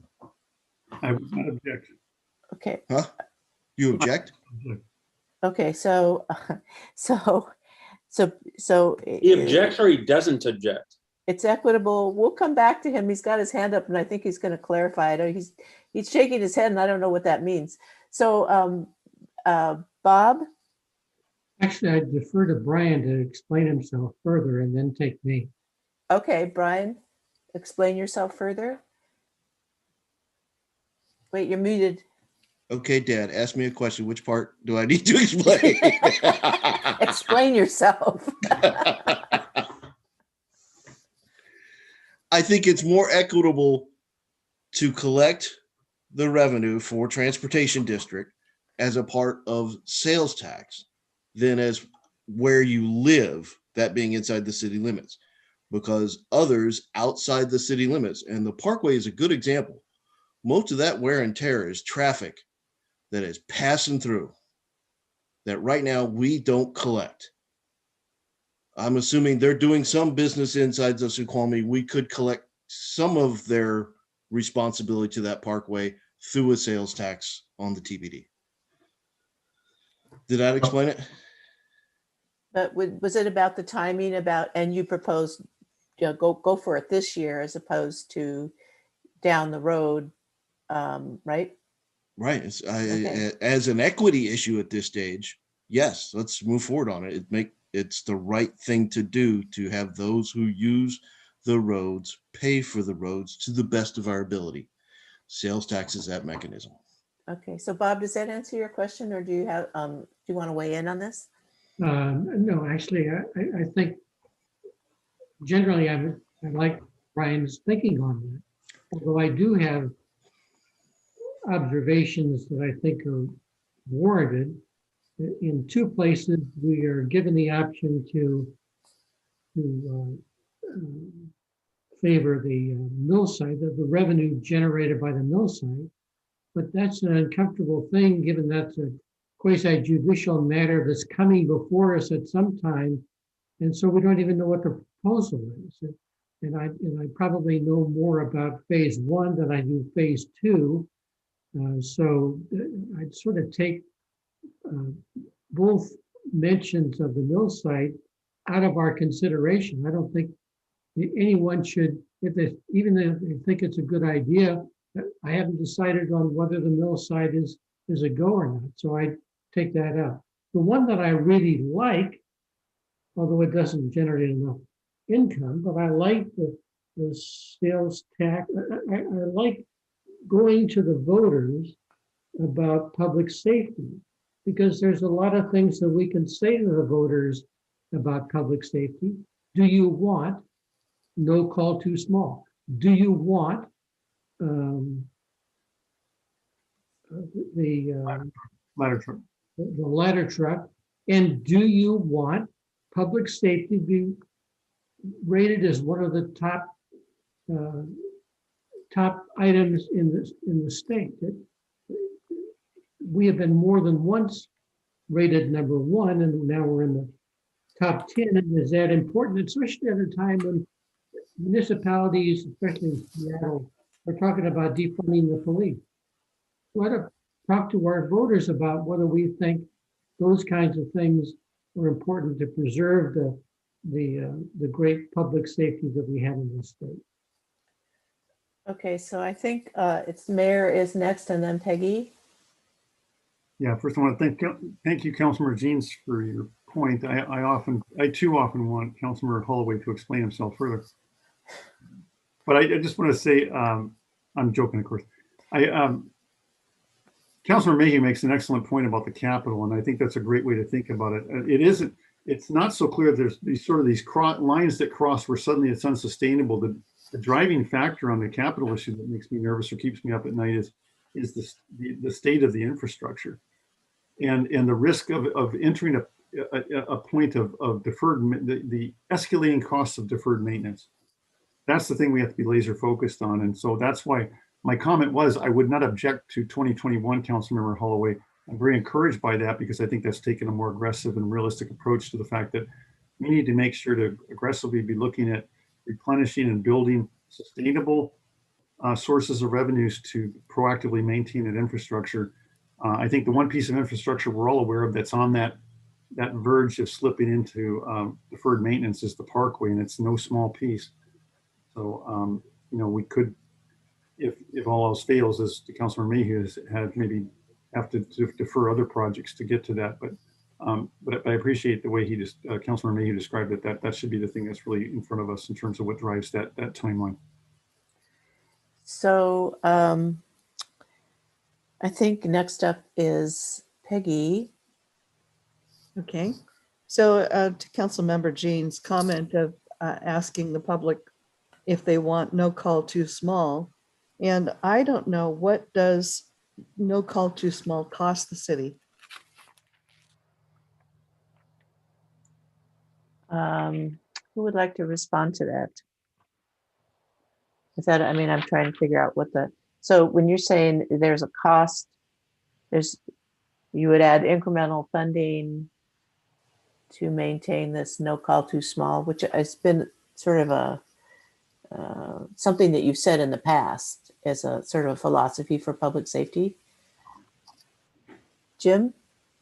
Yeah, I think the question is, as it's posed, no one knows how to answer that. The answer is, well, it's the cost of the police department. But at the risk of getting this wrong, I think the question is, well, no call too small compared to some other policy that we might have. So I think if we wanted to ask the administration, hey, if we switch to, look, we're never going to respond to these types of calls. We're just not going to respond to them.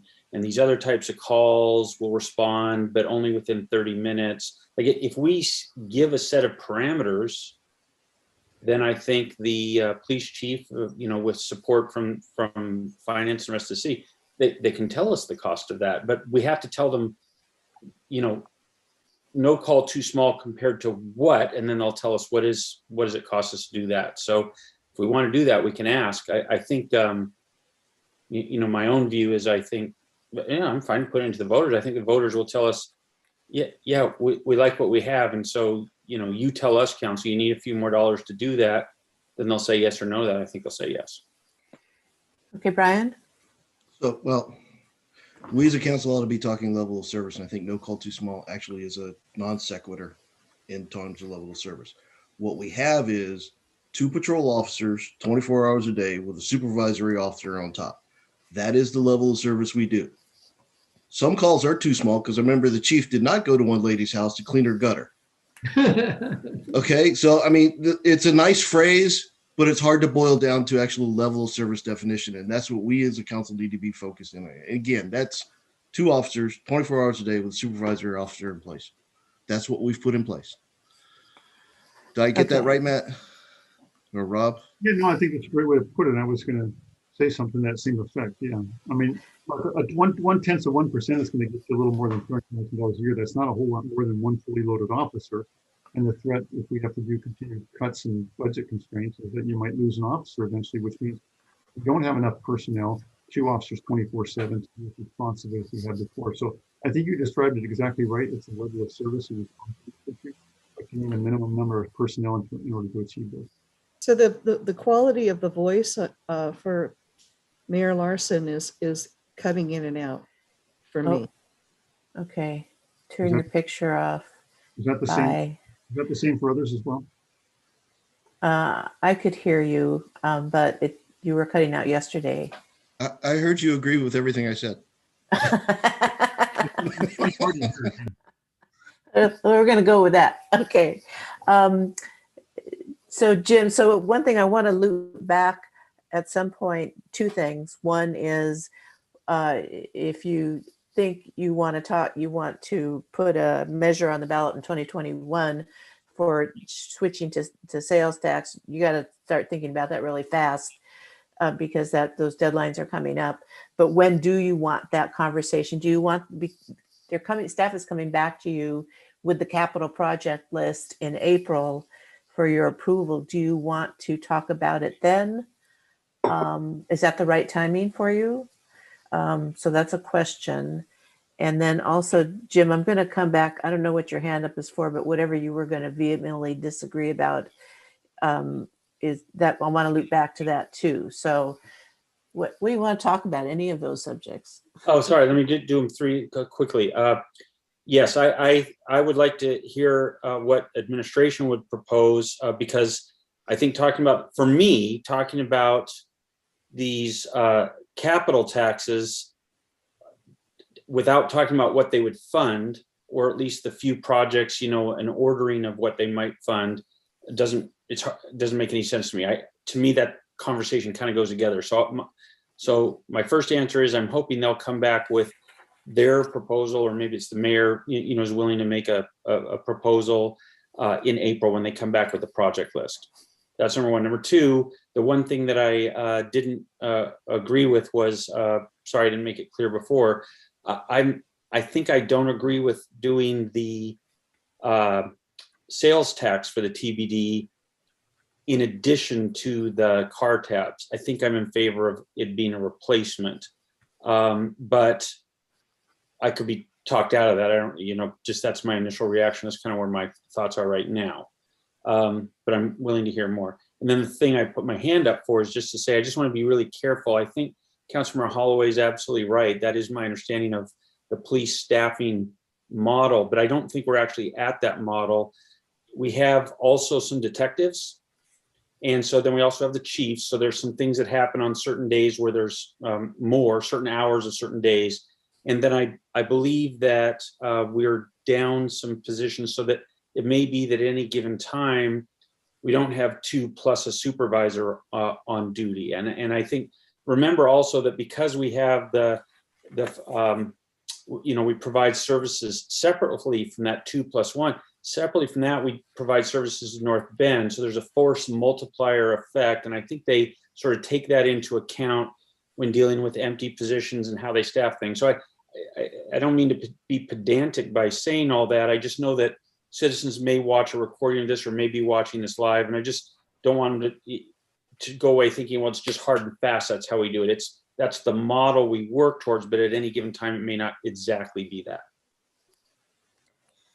Okay, so I'm hearing at least a little bit of interest in bringing it back at the time that you bring back that capital project list for the first 2 years for final okie dokie. Is it time to maybe talk more about that revenue source? That would be probably in April. Brian?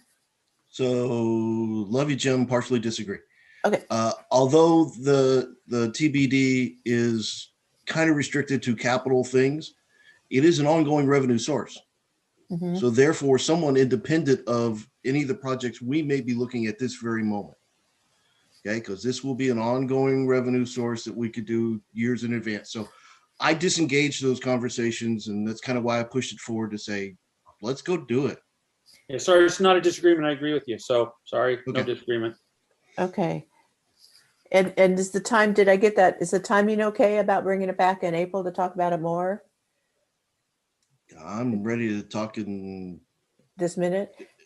well, next convenient council or committee meeting to administration. I don't expect it tomorrow. Yeah, Okay. I'm not hearing a majority of the council putting the brakes on it, so I will take up on Tuesday morning's executive staff meeting a plan to start assembling, shooting for November to maybe get a voted car tab. Oh. Yeah. So first thing you do is get the dates for when you have to have it into the to the county. Deadline is August. Deadline's August. Yeah. But yeah, so you have to do that, but there's a lead up to that. So yeah. Okay. All righty then. Yeah, just be careful. Deadlines of when something has to be filed is not the same as how you properly go through a process of putting something like this. You have to give community organizations some time to form, and a smart timeline is longer than just the mere deadlines. Right. Yeah. And yes. And so Communications plan to the community and all that, yeah.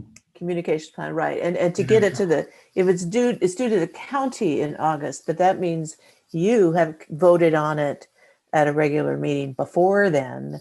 And, so it's a whole, you have to work backwards from the due dates.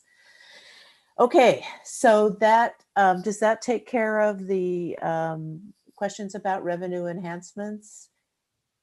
Coming back to you, this notion of car tabs, no car tabs, yes, CBD sales tax. So with that, then, it is now 11:34. And the next topic again, and I don't want to push you too hard, other than the next topic would be affordable housing. You can either take that up now and get some background and come back to it, and then take a lunch or take an early lunch and come back to it after lunch. So what's your pleasure?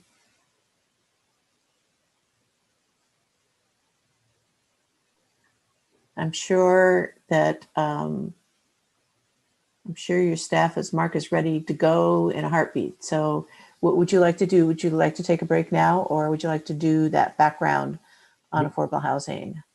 Let's go ahead and roll, Marilyn. Maybe we'll get it done in a half hour. Hey, okay, I'm good with that. Okay, so Mark, are you ready to share your screen? So Robert, unshare your screen. Thank you. First, a sound check. Thank you, Mayor and City Council.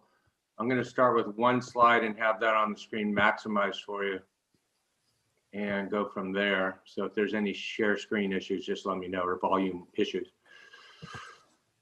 At the February 16th, 2021 meeting of the Community Development Council Committee, staff presented the,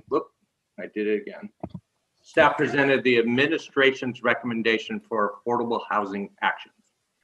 That administration recommendation is displayed in summary on the screen right now. This is slide 2 of the presentation in your retreat materials. This is also 2 pages after today's agenda if you're following along in the packet materials. This slide 2 is the focus of the retreat item. The remaining slides are background information in support of the recommendation. They're available to answer questions, clarify, or facilitate discussion as may be needed. I would like to point out 2 things before quickly turning the screen back to Marilyn and the council for discussion today. First, this action recommendation is a targeted list of specific tools for the city. Green section 1 is immediate. Orange section 2 is midterm. Red section 3 is long-term or long range. The second issue, on March 15th, the CD committee requested a specific proposal from the administration to be given at the council retreat regarding section 1, the green that you see on your screen. While more work is actively underway from the city attorney, staff, other jurisdictions to clarify the provisions of House Bill 1590 and an active fix-it bill currently in the legislature, which is 1070, which you may have heard of.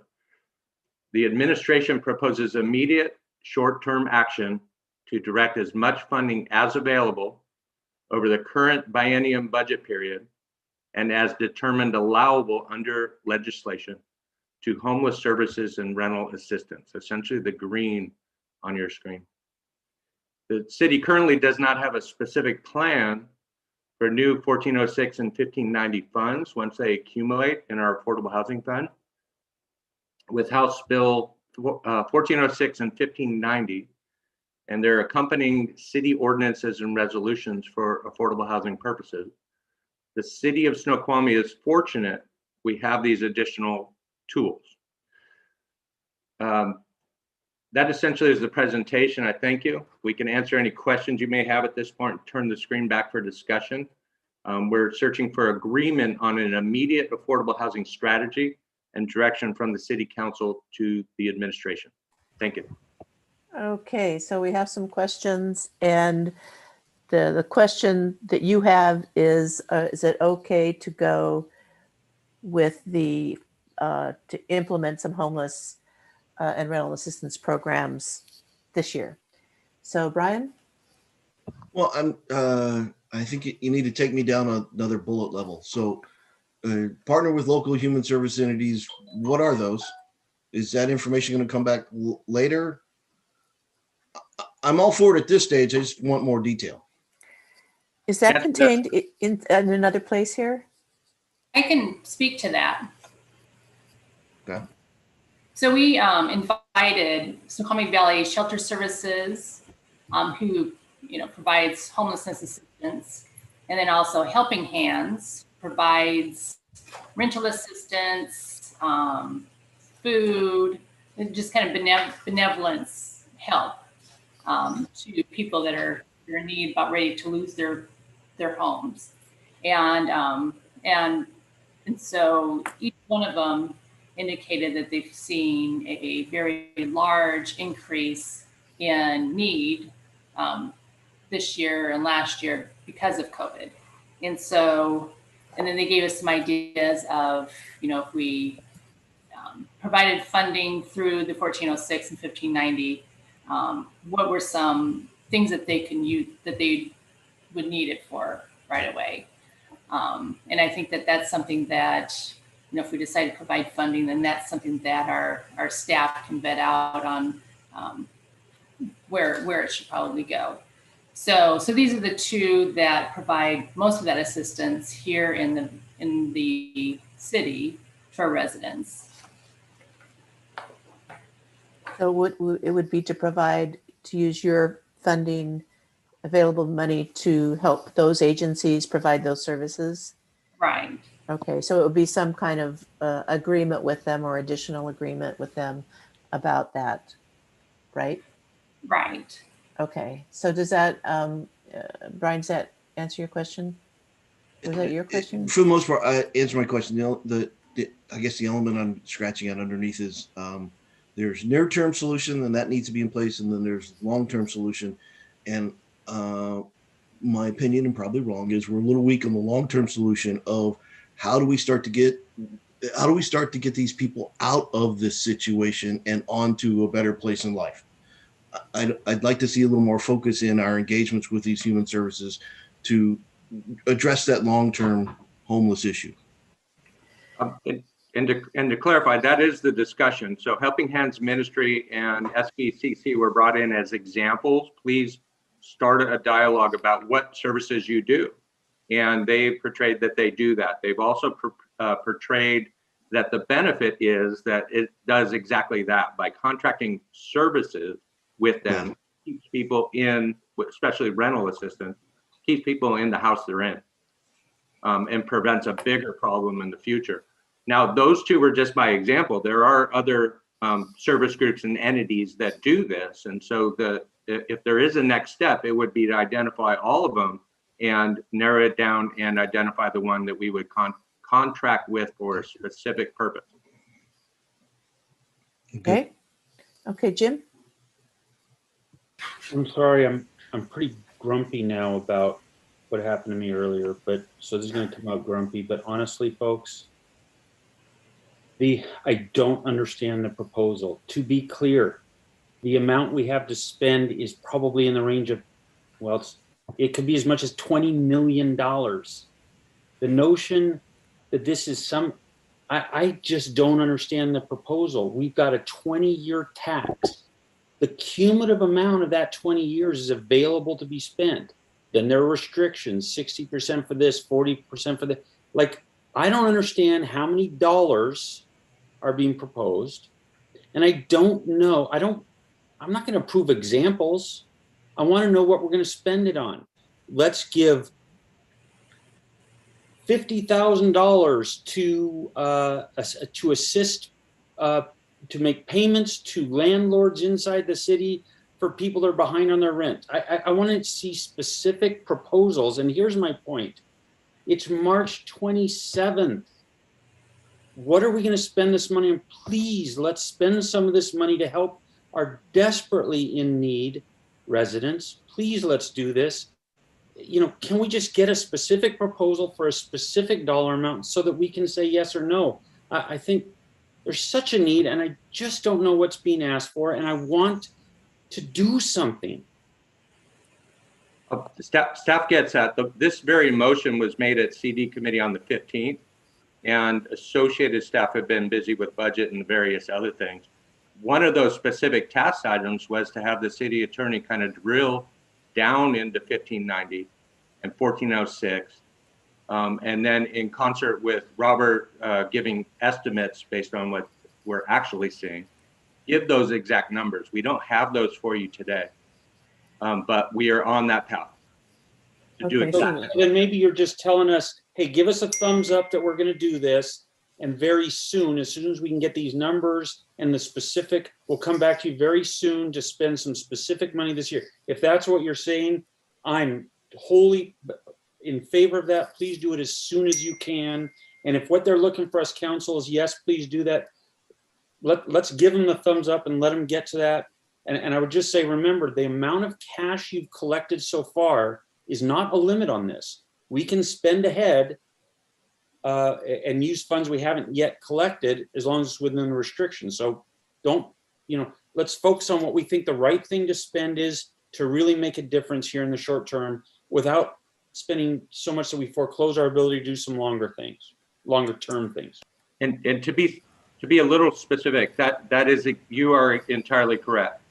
One of the gray areas is that Senate and Gross Bill 1070 is not acted upon yet. And so that has some element of this, but we can further the issue with the city attorney and the CD committee right away.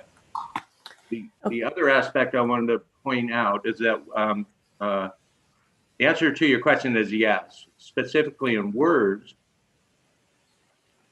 we would like a consensus from the council, because this has been at staff level, mayor level. We made a recommendation. We went to CD committee. It was generally well received.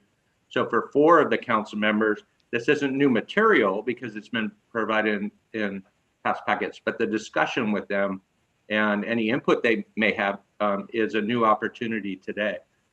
So at the end of that discussion, the specific words we would or direction we would be looking for is agreement on immediate short-term action to direct as much funding as available under the current biennium budget period and as determined allowable under legislation to homeless services and rental assistance. Yeah, that number might be $20 million. I don't know what number you're talking about. So the details are coming?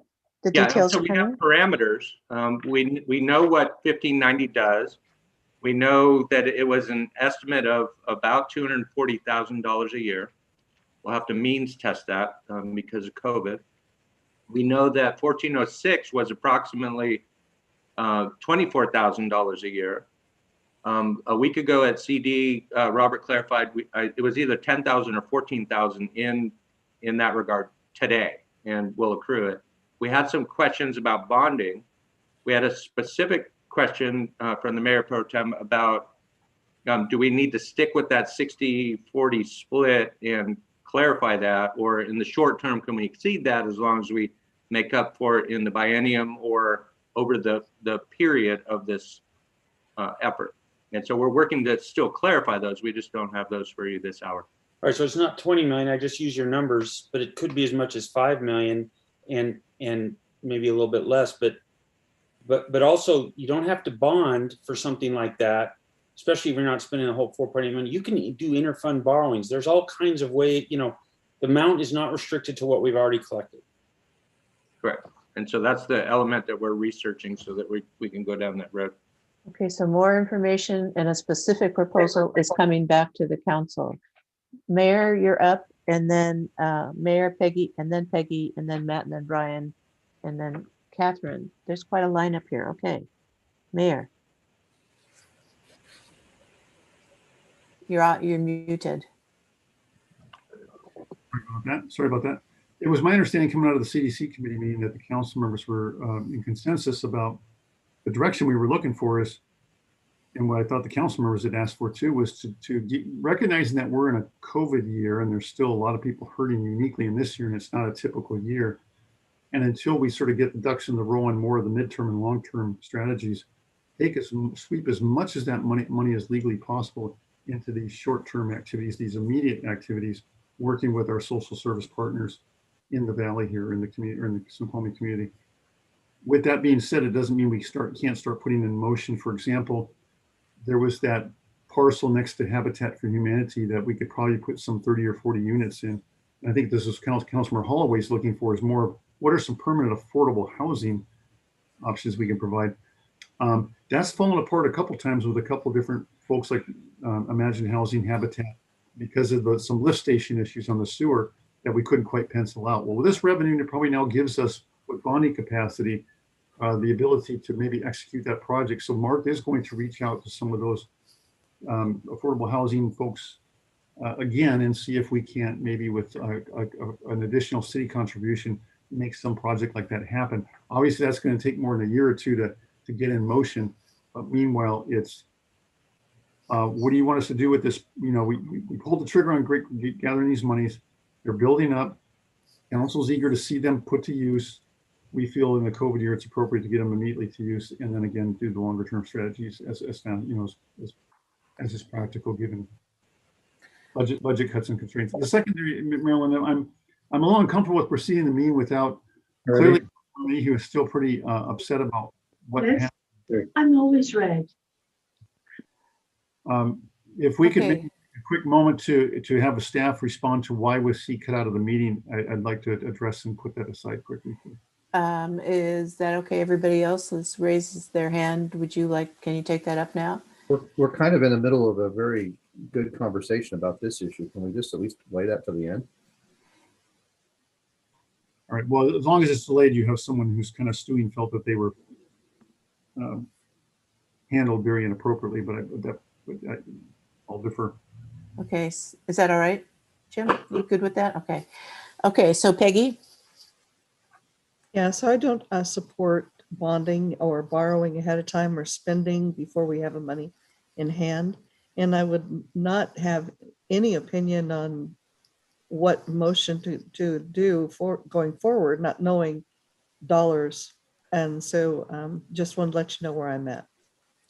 Okay, so you're looking for more specifics and information and in the short term.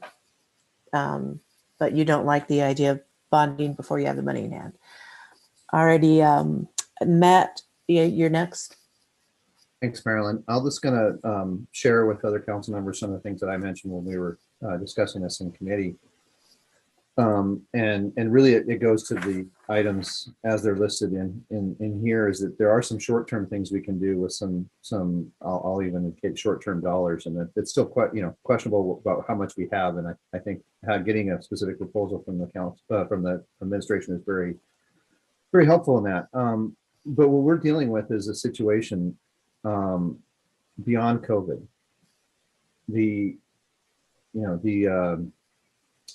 National, I guess I'll just call it national government. Let's just give it that. We have 1 week until the moratorium on evictions may be lifted. We have probably still 3 to 4 months before we really know where the funds that we're going to get are going to come to us to be able to administer to various entities. We have businesses that are barely surviving, and although we've been able to move through phases of COVID and get to a little more general operations, there are several businesses in our communities that are still refusing to open because they just can't do it at 50%. We have landlords that can't collect rent from tenants and tenants who can't pay that rent.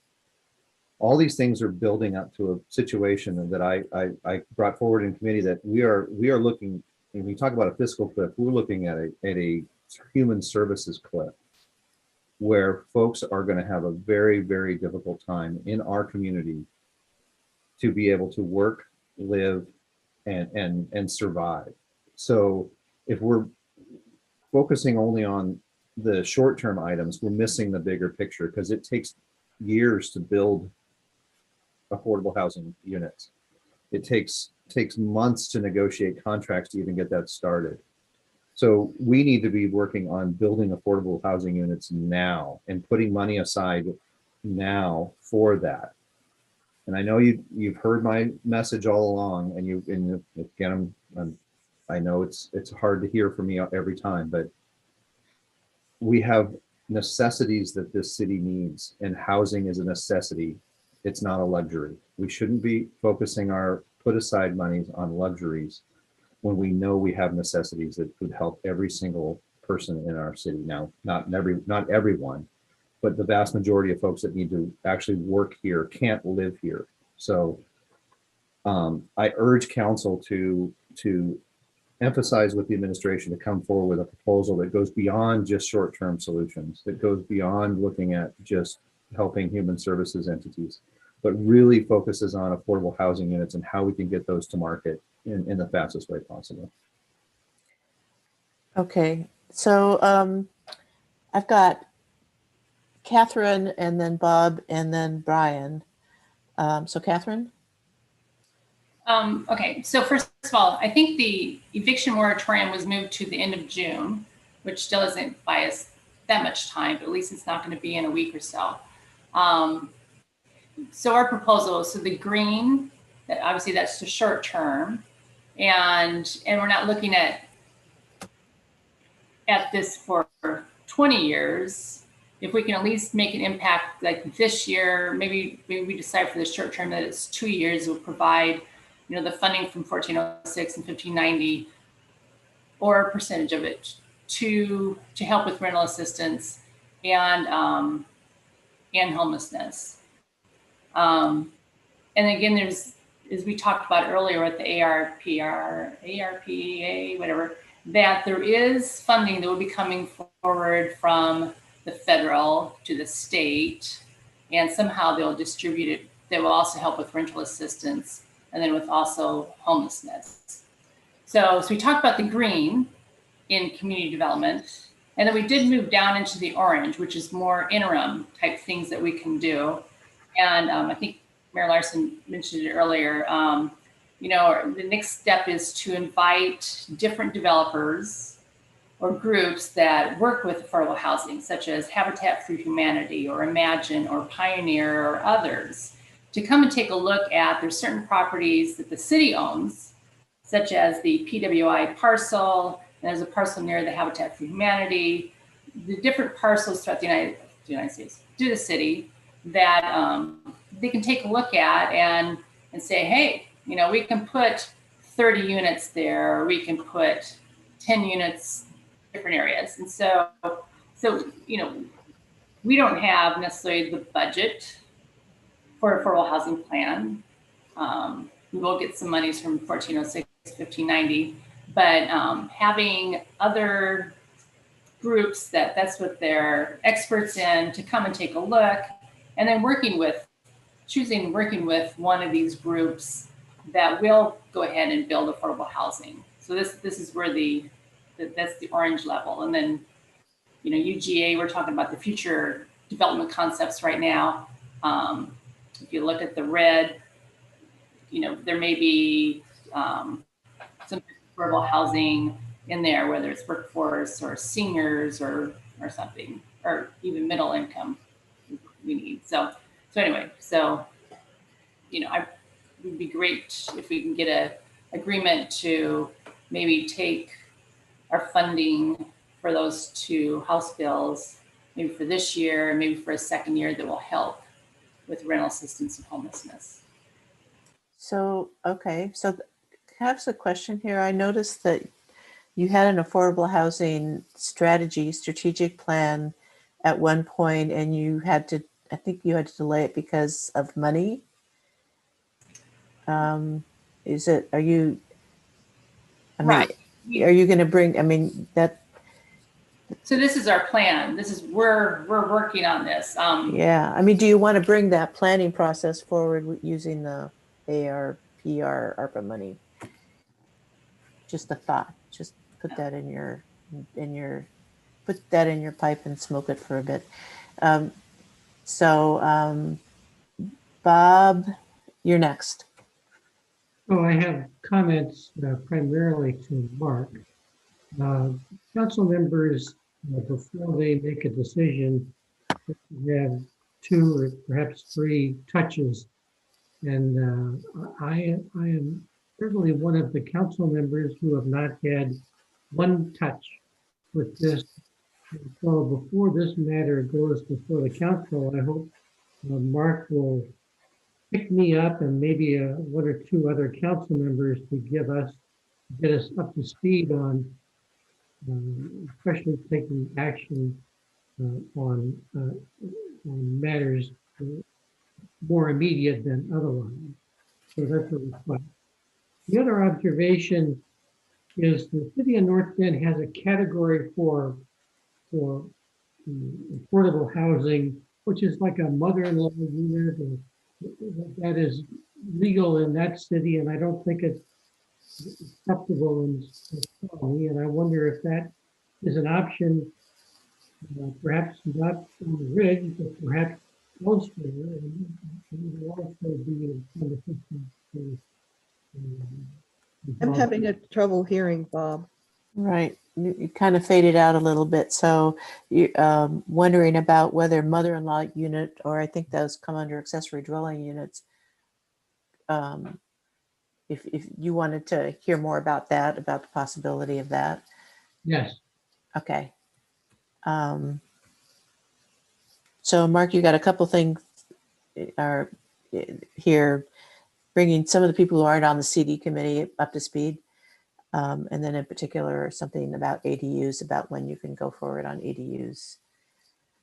So thank you. Yeah. So to start way back without getting too wordy, we had an informed budget with funding in there going into this year, 2021. That included affordable housing action plan, a needs assessment, gap analysis, an update of the housing element, and then potentially funds for partnerships for things like arts. When we were looking at ways to reduce the budget and so forth, that was eliminated. So we don't have a typical housing action plan. But then working through last year, it's been almost a year, we went the direction of let's go to strategies, let's go to actions. And so that effort became affordable housing actions. In December, it started to gain detail. And so we've included all these materials in packets. And I know that you're busy with other committees and council. And so there was no intent that you would follow along word for word, but it's been available. And so for the question about bringing any of the council members up to speed, we're available in that regard. And we'll continue to publish any materials that goes to CD committee or any other venue that we're in, including this retreat. So we can do that. As to your second question, Mr. Jeans, the accessory dwelling units comes up fairly frequently over the last few years in various forms. And to clarify, accessory dwelling units in the Snoqualmie Municipal Code are permitted by right. We allow them as a land use. So that's not the issue, same as North Bend. To some extent, they're also allowed in the master plan communities of Snoqualmie Ridge 1 and Snoqualmie Ridge 2, but very restricted because the densities are higher. So the opportunity on the ridge is a little bit less. But the note is that they're allowed by right. So we have it on in the red in number 3, accessory dwelling units. The question isn't should we shift policy and code and make them permitted? They are. The policy is why aren't we getting handfuls of them? Because what they do is it allows a certain segment to live within the community without increasing zoning density. And there are 7, 8, 9 criteria we place on them dealing with parking, owner occupation, and so forth that mitigate any negative impacts. We've included it as an agenda item long-term because right now, physically, staff is wrestling with a permit for 1 unit, 1 ADU. Why don't we have 50? That's the question. We would look into that issue. Maybe it's that we can use a tool other cities have used, which is adopt pre-designed permit streamlined styles that make the process easier, or we waive fees or sewer connections and things. It's to look in those tools that add incentive for people on the private market, the property owners, to do this.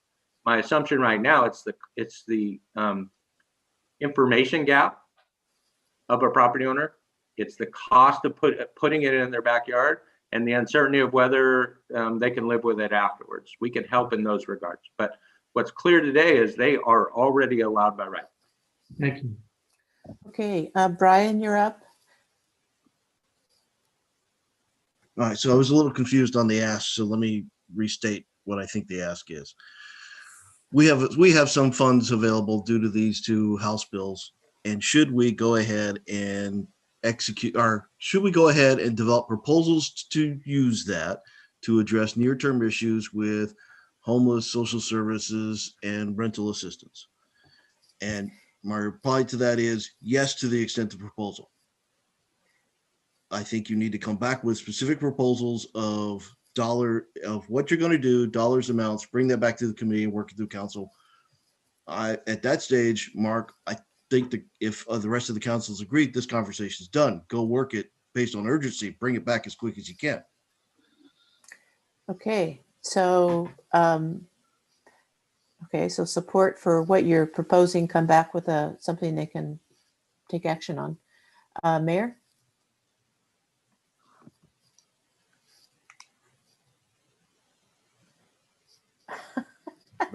Thank you, Brian. Thank you. I think the point's probably been made, but I just wanted to quickly say I can't pack 100 pounds of sugar in a 5-pound bag. You know, some of them, we're very well aware of all the monumental problems on you know, rent moratoriums and, you know, people losing jobs and businesses and everything else. But you know, that, as Councilmember Ross said, the federal government is more equipped to address those with stimulus and rescue packages. That is simply way beyond the scale of what we can even begin to approach with our little measly amount of funds. So I'm the staff, and we're feeling kind of whipsawed between, do you want to put this money to work strategically on what we can quickly do on both the green and at least on the first bullet of the orange, or do we want to keep talking about it and you know, or you want to allocate as much funds as we can, you know, immediately in the COVID year right now, and as we recover, then allocate more, at least start conversations in the orange. It's just, again, I think we have to be realistic about what we can do with what we have. Okay, so Peggy? So I still am unclear what we have, and I'm unclear what your current plans are. As Bob Jean said, that, you know, I haven't had a one touch on on what the specific plans have been that's been discussed in committee, because I feel like there's probably been discussions that go beyond what's actually going on in committees. I often attend these committee meetings, even though I'm not able to ask questions. The other thing that I'm curious about is additional dwelling units, tiny homes, homes on wheels, and being able to bring in the concept of compostable toilets and bringing the costs down to something that's manageable for people who are at the lowest rung of income. Right now, our affordable housing that we have for Panorama, they're unable to fill it, I guess, because of COVID, but those rents are fairly high. And I don't see us really addressing the lower range of rent amounts. And I would like to see us look at any opportunity for potentially somebody who has a large parcel bringing in extra income. If they could bring in something like a tiny home on wheels, and with the minimum amount of infrastructure necessary in order to make that happen, I'd like to have a serious conversation about that with the council. Okay, so Marilyn, yes. Couple points real quick is just a note for Kevin that name not required is Jim Mayhew, just so we don't cut him out thinking it might be someone bombing the meeting. Secondly, and sorry to interject at this point, the other point I wanted to make was that the capacity issue is not just on the amount of money coming from House Bill 1406 and 1590, but it's personnel capacity, Mark's capacity. There's a lot of things coming on his plate with some big projects on the mill site and so forth. I've been very nervous about the Riverwalk issues. Councilor Mayhew's been doing a great job helping address those along with others. You know, we're at risk of losing some grant money, and we agreed last year that we would put on hold the affordable housing plan and a number of other issues because we had to put our full focus on the budget issues. Mark lost Nicole Sanders, one of a major key staff members. We have not replaced her, so he's running short staff. And it's just practically speaking, unless the council wants to hire 2 or 3 more planning personnel, we can't, again, put 100 pounds of sugar in a 5-pound bag. Okay, so so part of it is we want to do more. I feel like everybody wants to do something and want to do more to, but your ability to deliver on that with the staff you have is problematic. But maybe come back with some proposal for how to deal with that. So, Jim, you still have your hand, or Bob, you still have your hand up, but I think, are you done? Yes. Okay. Jim? Yeah, no, I think I agree with everything the mayor said. You know, this is something that's hard for us. I think, council, there's so much we want to do. We only have so much staff, and they've responded. So we only have so many staff to start with, and some of these positions are vacant right now because the administration, at our request, responded to the COVID cutbacks by not filling positions, trying to get by, trying to kind of cut costs where they could to get us through this. I think we all approve that, but we have to sort of be mindful of the impact. Okay. Having said that, I just want to be really clear as this. There's this. I don't agree with the 2 terms that are being brought up. Sweep as much as possible. I don't know what people think they mean by that. As much as possible is the full 20 years of projected revenue. We can spend that today, legally. Now, where would we get the cash? Okay, that number's somewhere close to 5 million. We probably don't have 5 million lying around, but maybe we do. Maybe if we're not planning, we could borrow from another fund. We could bond it. There's all kinds of ways to do that. So the point I'm just trying to make is, I don't think that's a limit that helps us. I think if we know that we've got $5 million here, it's maybe a little bit less. But if that's the number, I think the sense is, hey, the council seems to have always wanted to do some big things that would have lasting impact of the type that Councilmember Lassay was talking about earlier. I think that's what Mayor Larson is also talking about. I think we all support that. The notion was, let's though perhaps spend some of that over the short term, this time, to really help during this really hard hit time. By the way, if we're smart about it, we get a double win, because we help perhaps someone who's at risk of becoming homeless. It's so much more expensive to help folks that have become homeless than to try and keep them in their homes, right? At the same time, if that's going to a Snoqualmie owner of a rental property, we've helped them as well. So that so I think the notion is, I hope we're not going to limit ourselves to 15 grand or whatever the heck we've managed to collect so far. If we're getting 240,000 a year, yeah, I don't want to use up many years, but tell you what, I'd like to see us do something more like 100,000, or I don't know if that's the right number, but I hope we don't limit ourselves to 15,000. That's all I'm pushing for. Let's spend some of this money to make an impact now, while we really focus on the rest of the money for something bigger. And I think just one of the things I think that unfortunately happened is, as Mr. Hoffman told us, they were hoping to come to us with a specific proposal today. They weren't able to have it ready. Frankly, we probably just should have pulled this off the agenda. At this point, I think Councilmember Holloway's right on a minute ago. He said, okay, we've got it. Come back to us with the specific proposal. Let's move on now. And the one last thing I want to say is to Councilmember Jeans, Councilmember Shepherd, any other council member that's worried something's going on behind the scenes.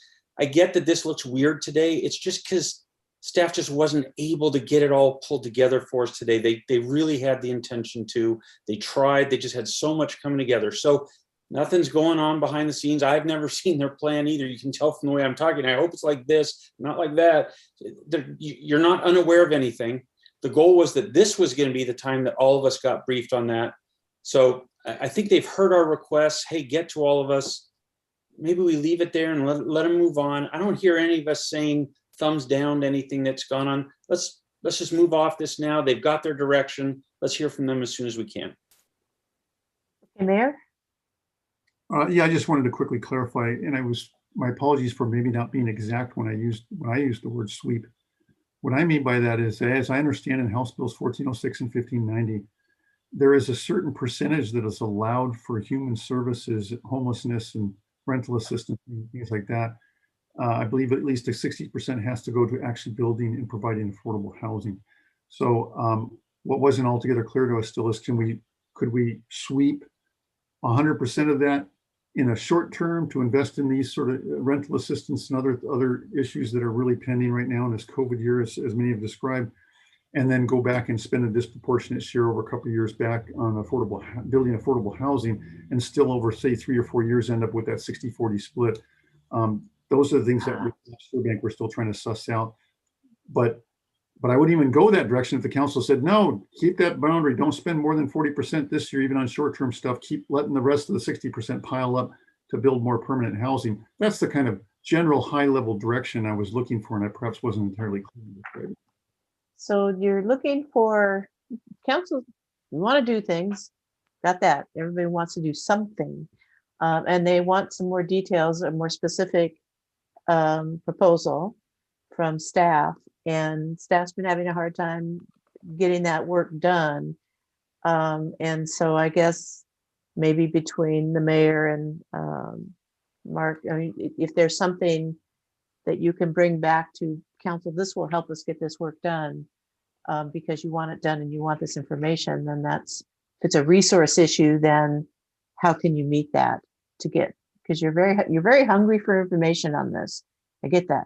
So, is there something that you can do to help Mark with that challenge? So that's something to think about. So I think everybody's open to having you come back with a more specific proposal about this very short-term thing, because I know then your recommendation says use blank percent of it. So part of that, I think Mark is filling in the blank, like what percent you're going to propose when you come back. Is that right? Yeah, I better make sure I'm not muted. It's primarily city attorney time. He needs to check with his colleagues. What are other jurisdictions doing? What is the gray area? What are the parameters? What are we going to take on for risk? And also tracking the legislation. What does 1070 do to that whole mix? And then we could rely on the estimates and means test them for COVID. As far as the actions and the specificity, I'm not hearing any objection to those high-level bulleted items. And so we certainly can add more detail. And the notes that I took just to kind of test them today before we go forward is how much funding is available and when, how much can the city use and when, and to quote staff and some of the council, 1590 is clear as mud. 60% must be used for currently construction of affordable housing for a subset specific of persons at 60% below an AMI. House or Senate and Gross Bill 1070 add some words to that, acquisition and so forth. So it's a moving target. We're gonna throw the dart and hit it and give you some advice, and then we'll need that specific proposal discussed and acted upon at some point in the very near future. So in the very near future, when do you expect this to come back to? Can you put a little more definition on that very near future thing? Is that weeks, months? It's been an item on every CD committee agenda for, I'd say, a year, short of gap. Since December, it's an ongoing issue. Okay. We will have it on the April 5th agenda, and through the chair, the specifics and the time length that we have to discuss it that night, it hasn't been determined. Okay, and this is the council of the whole? No, okay. 3 of the council members, council committee. Okay, council committee. So, I mean, I think to get it to the committee of the whole for them to take action. We need that specific proposal, in which case before it's discussed on the council agenda, typically the Monday before it goes to the CD committee, and we discuss it and we get their recommendation or support and awareness, and then we bring it to committee of the whole on the regular council agenda. Okay, is that clear about when you're getting that then? Okay, and, okay, so Peggy and then Catherine? Yeah, so anyway, I think that as far as the green stuff, I think that that's probably under the category of emergency spending. And I think that if someone is homeless or not getting enough food to eat, I don't think that we need to be involved in making that decision. I think that that's something that should be able to happen without involving council, but I do think that we deserve to have some sort of reporting of what the activity is going on. That's where I would be very comfortable with decision-making happening. Okay, so there's, and so maybe that's one of the things that the city attorney is looking at is what can you do? For instance, if the money is sitting there, but you haven't appropriated it in the budget, you might need to make an action, but maybe not. Catherine? So I want to clarify, Mr. Hoffman, April 5th, probably won't have the proposal yet. Is that correct? We might have follow-up discussion from our meeting today, but I'm not sure that you'll have an actual proposal. That I don't want the council thinking that they're going to get it a week later. No, that was just the next opportunity for discussion. I reasonably do not expect we'll have clarity and specific funding numbers and answers on the 5th. Right. Just want to make Okay. sure. Thank you. Too many questions, too many unknowns, but you hear the pent up desire. So okay, so those are all the hands I have up right now. A little process check. It is 12:20. We should have been on a break. You wanted to see if you could. I think you've gotten through your affordable housing discussion for now. And so really what is left on the agenda is sort of council wrap up. So I'm looking for some direction, or maybe we want to check back with Jim. Not good with numbers, Jim. I think that's what that says. Is anything that we want to follow up there, and or do you want to have lunch and come back and talk some more? Well, if we're done for the day, maybe we're just done. Okay. I have one person saying we could be done. Is there anything else that Brian? Yeah. So I guess I at least want to do it, Jim. I do want to address what happened. If nothing else, you may be okay near term with answers. You got all these questions. We as council members should be looking at long term and near term. My suggestion to council is long term. We all should go out on our Zoom accounts and put our picture in as part of our profile. So if we choose to put something in as a different name, and I too have changed my name at time on the here, at least the picture is there to give Kevin a indication, oh, that's council member XYZ. It's not somebody who just, we've been Zoom bombed before. Somebody will figure out how to do it again. So help Kevin out. Let's all just put our pictures on our profiles, okay? Okay. So that doesn't work. I have multiple Zoom accounts. I use them for work. They have different backgrounds, including company logos. I have to. That's not. I can't do that. I shouldn't be required to do that, for God's sake. I shouldn't be dropped. Okay. So what happened? You got dropped off of the meeting? So that everyone's clear, I was quarantined out of this meeting. Now listen. All that's going to happen if we continue to discuss this is I'm going to get more and more angry because staff doesn't have the right to do that. So let's just drop this. Okay, so somebody maybe made a mistake. It's a mistake. There's only 7 of us. There's no mistake. Okay. All right. Well, it's good to have you back. Good with numbers is every time you look at me, you know who I am. I do know who you are. I can see who you are. So, I don't know that it's worth going into that at all, unless somebody else wants to, or I don't think it should be productive. Okay. All right. Okay. Then in that case, are we done? You need to speak in defense of the staff. I will still direct the staff to secure meetings and keep people from photobombing. All I think it was an innocent mistake. It's unfortunate that will make Councilmember Mayhew probably more angry, but do not have to be just an honest disagreement on this one. I appeal to the council. I appeal the decision of the chair to the council, and I will take legal action if this is enforced. No staff member and no mayor has the authority to kick a council member out of a meeting. I appeal this decision to the full council. So Jim, let's understand. We took a break. We all shut our video off.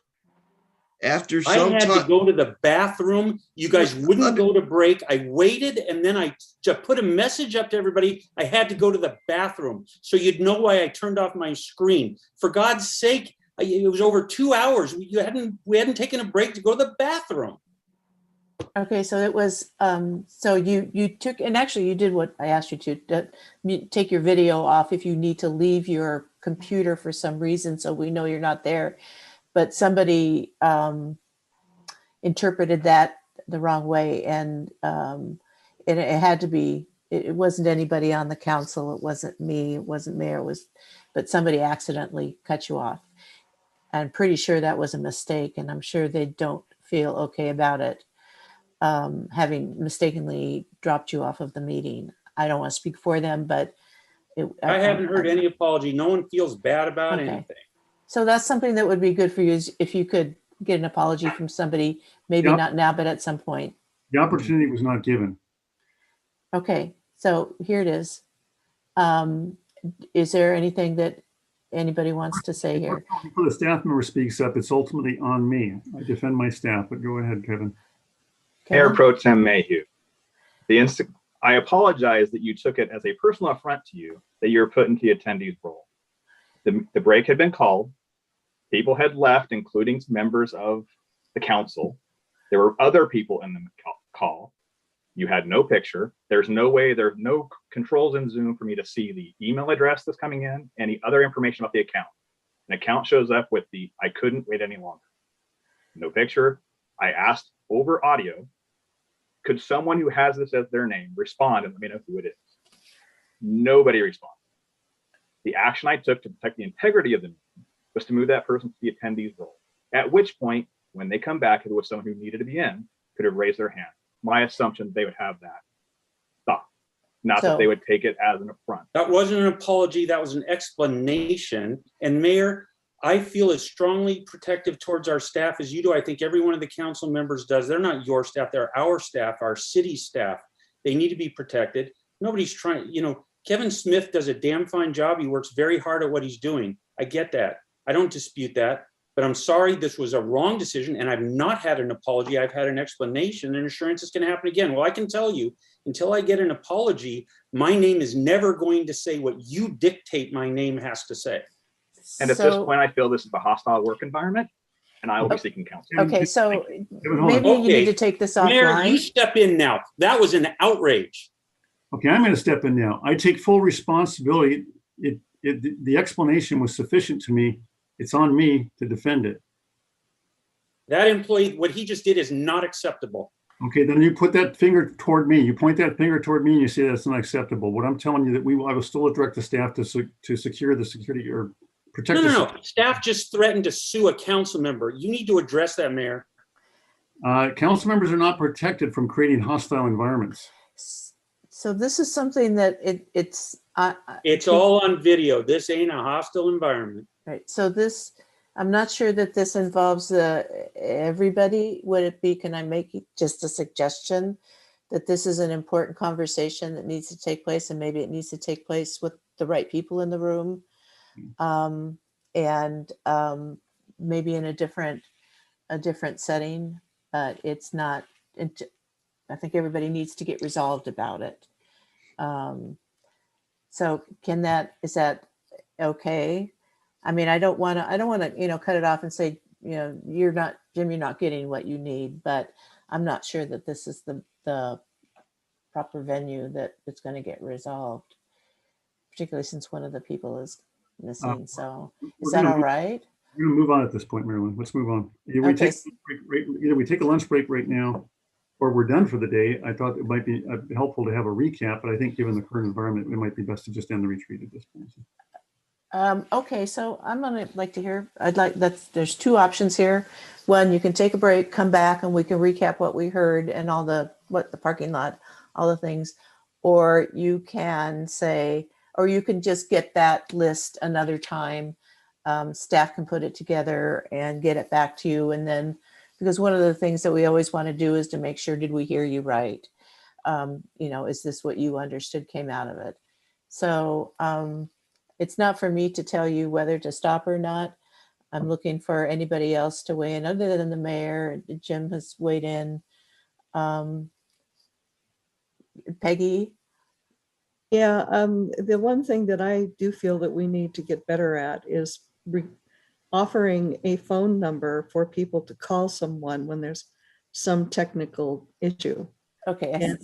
And we really do need to not just pass that off as just ignore that idea. I think I know that we had a committee meeting where Bob Jeans just really couldn't get into the call. I think he was doing everything by phone at one point. And I think that we really need a phone number. I know that I've had times when I would like to have been able to call someone when I was having technical challenges. Okay, so to make sure that everybody's reachable. I've received an email since this happened from Mr. Smith giving that exact information. I'm sure, Mayor, either you could ask him to, or I'd be happy to forward on to the full council. He very much tried to make that number available to all of us, so he's trying to do that. Okay, so Brian and then Bob. Move to adjourn. Move to adjourn. Bob? I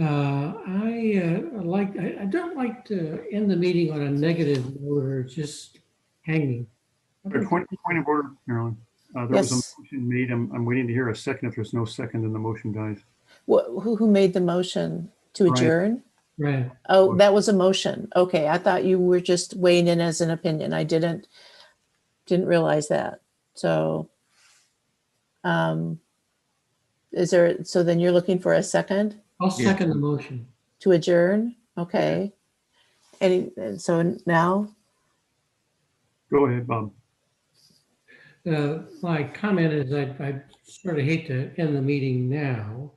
I'd like to take a short break and then let's do a quick wrap up and then go on our way.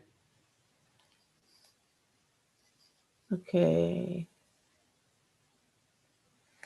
I'm confused. We had a motion and then we had a second and then we had a second motion. No, the motion with a second is to discuss whether the meeting should be adjourned or not. When the discussion is finished, there will be a vote on whether to adjourn the meeting. If there's a no vote, the meeting will continue after a short recess. So Mayor, since you're in the middle of a motion, would you take on the calling on people then? Not sure. Is there any further discussion on adjourning the meeting of the retreat? Point of order, a motion to adjourn is not debatable. Okay, all those in favor say aye. Aye. All those opposed say nay. Nay. Nay. No. I'd like a wrap up. Nay. Meeting continues. Okay, Now, so the meeting continues. So can I call on Catherine? I voted no for ending the meeting, but I am all for ending the meeting. I'm really disappointed in listening to this interaction back and forth, and I don't care whose fault it is, but we just went through a whole day and a half of discussions, making really good decisions, and then you just put a huge sour point on the meeting. So I'm for ending it. So well, yeah, we'd like to end the meeting, but gosh, not on a sour note. And that's unfortunate. You have done such a good job. You've done so many things, and you did everything that the staff asked you to. I think about providing direction, and so that's really worthwhile. Brian? Do we have to take a break before wrap up, or can we just do it and then conclude? You can. Well, we were Mark and I were going to compare notes and just walk through the follow-up list. But that doesn't have to be done today. or, you know, if you just have any final thoughts or anything else you'd like to talk about, that's up to you. It's your meeting. Well, I think we So- could just kind of having a little timeout as well. Okay. We're coming back for a wrap up. Okay, so you want to take how much of a timeout do you want to take? Half hour. Half hour? Yeah. Okay, so it is 12:30. Come back at 1 o'clock and we will try to do a wrap up. Okay? Good. All right. Thank you. Let's see.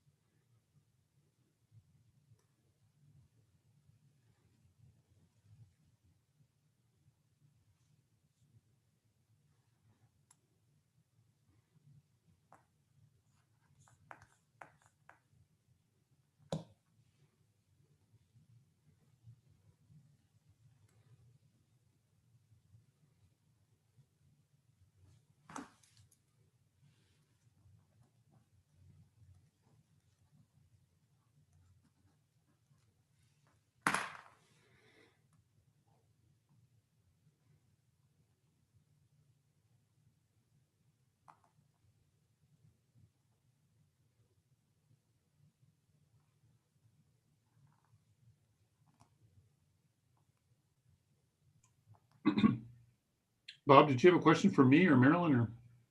No, I just want us to at least go around the room and share our views as to how this went. Okay, great. Yeah, well, I know Marilyn was still trying to wrap things up with Mark and Robert and Drew. So they should be joining us in a momentarily. That's a great I think suggestion. we're all back. Oh, okay. I don't see Marilyn on here. Maybe she, yeah, might have stepped away for a second. I like the suggestion though, Bob. Thank you. Does anyone see Marilyn back here yet? He's probably still chatting with Mark Carrera. Mayor, she was updating her materials Yeah. back, so. Thank you, Drew.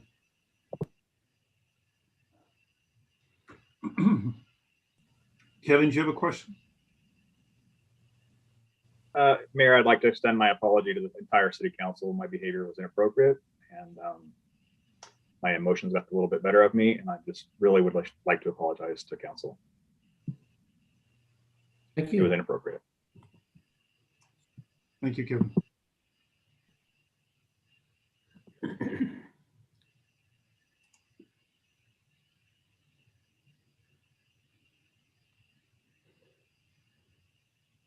Councilmember Mayhew has his hand up. Yeah, Councilor Mayhew, go ahead. Yeah, I also want to apologize to the council, and I want to apologize to Mr. Smith. I know how hard his job is, and I know how hard he works to get this right. This is a tough environment, Zoom meetings, everything's people trying to cleverly get into these Zoom meetings and mess with them. I know how hard his job is. I'm pretty frustrated about what happened earlier, but there was no need for me to take an angry tone with him, and I'm sorry I did. Kevin, I hope you be a little more respectful, Mr. Smith. I hope you find that apology uncomforting at some level, and thank you for everything you do. Thank you, Councilmember Mayhew. And it truly was not malicious or the intent was not there. I was trying to do the best. So keep doing the best. We really appreciate it. Thank you. All right. Thank you both. Bob Jeans, I love you. Who said that? Stop that. That was Councilmember Lissay. This is inappropriate at a council meeting. I was thinking the same, Bob. Yeah, thank you. You take that offline.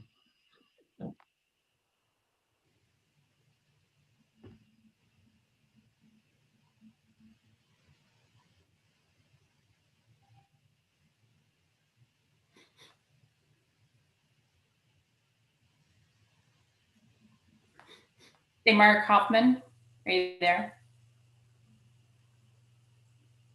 You should be. Mr. Hoffman? Yeah, you caught me with a moment where I was looking at a different screen and wearing a hat. Affordable housing. Excuse me? We didn't, I don't think we ended it, so thank you for doing that. Thank you.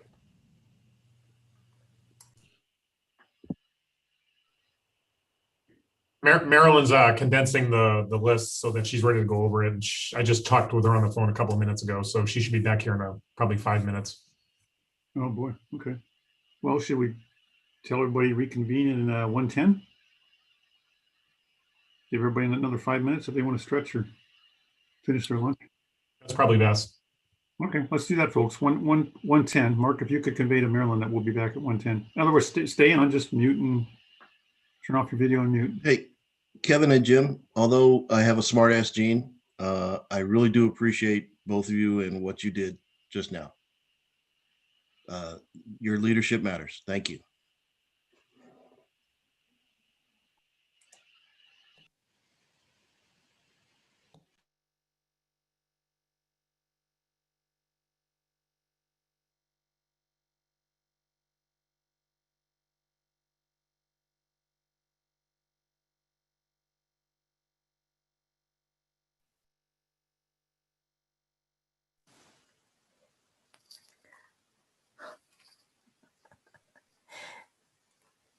Everyone left you, Marilyn.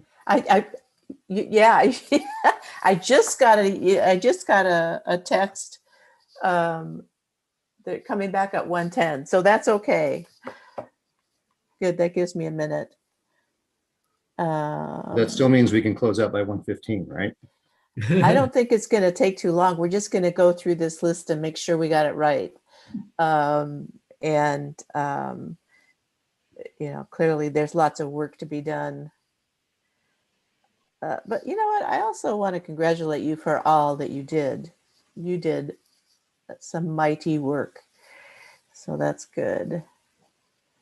So we'll reconvene when we're ready.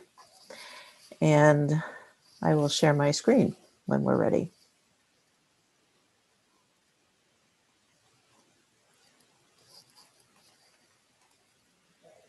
Marilyn, would you be able to email Jody your list at your convenience? Yeah, I sure can. Right. Such as it is, it's probably needs some spell check and so forth, but I will make a note to do that. Not a problem. Yeah, and actually Mark has even a more specific list with more detail, but this is just for, so list to Jody. I will do that. Thank you very much. Yeah. So they said you're gonna retire, Jody? June 30th. Congratulations. I highly recommend it. You're still working. It's Well, a 2022, right? I'm semi-retired. I work as much as I want to work, and but not very much. And the biggest between COVID and retirement, I don't know what day of the week it is. That's my big problem. So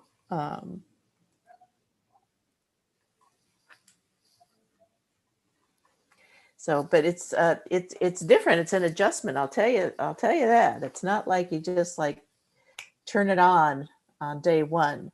Yeah, I've been working since I was 16. So Yeah. And I dream. I have a lot of dreams about being back at work. And in City Hall. But then I also have dreams about facilitating meetings that aren't going well, where it all falls apart. So yeah, those are more nightmares. Fret and worry, but thank you for all you do, Marilyn. You do a good job. Oh, thank you, and thank you. I don't know if I'll have a chance to talk to you again, but good luck to you, and enjoy it. And I can tell you that Social Security, Medicare, they're a little hard. PERS, no problem there. Great, you'll get that right away. That's no problem. Medicare and Social Security takes a little bit more, and it's a little bit confusing. So good luck with that. If you need any help with any of those things, like what, I've been through it. It's been an education. I'll say that. I appreciate that. Thank you. Yeah, as people continue to retire, and they're retiring at different ages. But when I retired, I was eligible already for Medicare and PERS and all that. So. Now, Jody, I've done the math. 16 years you started to work, and you've been with us for 25 years. So now I have a better idea of how old you are. Early. She's old enough to retire, apparently. And you've already got Medicare. Yeah, and you have to sign. Yeah, it's like Medicare is like, you must sign up for this date or you will be penalized for life. It's like, no.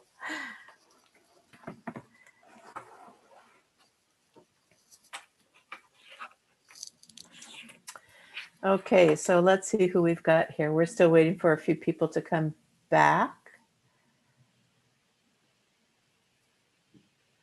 I see Peggy. I see Jim, Matt, Bob, Mayor, Catherine, Brian. I don't know, was Sean going to be able to come back at all, or is he gone for the afternoon? He was pleasantly surprised he was able to hang in as long as he could, but he had to peel off. Okay. Okay. And Mark, you're here. So I think we're ready. So I thought we just, if we could wrap up, run through the list of follow-up items that it's a very shorthand version just to make sure we got it right. And a little bit about timing. So I'm going to share my screen, and this is a list that my good friend, let's see, that's not the one.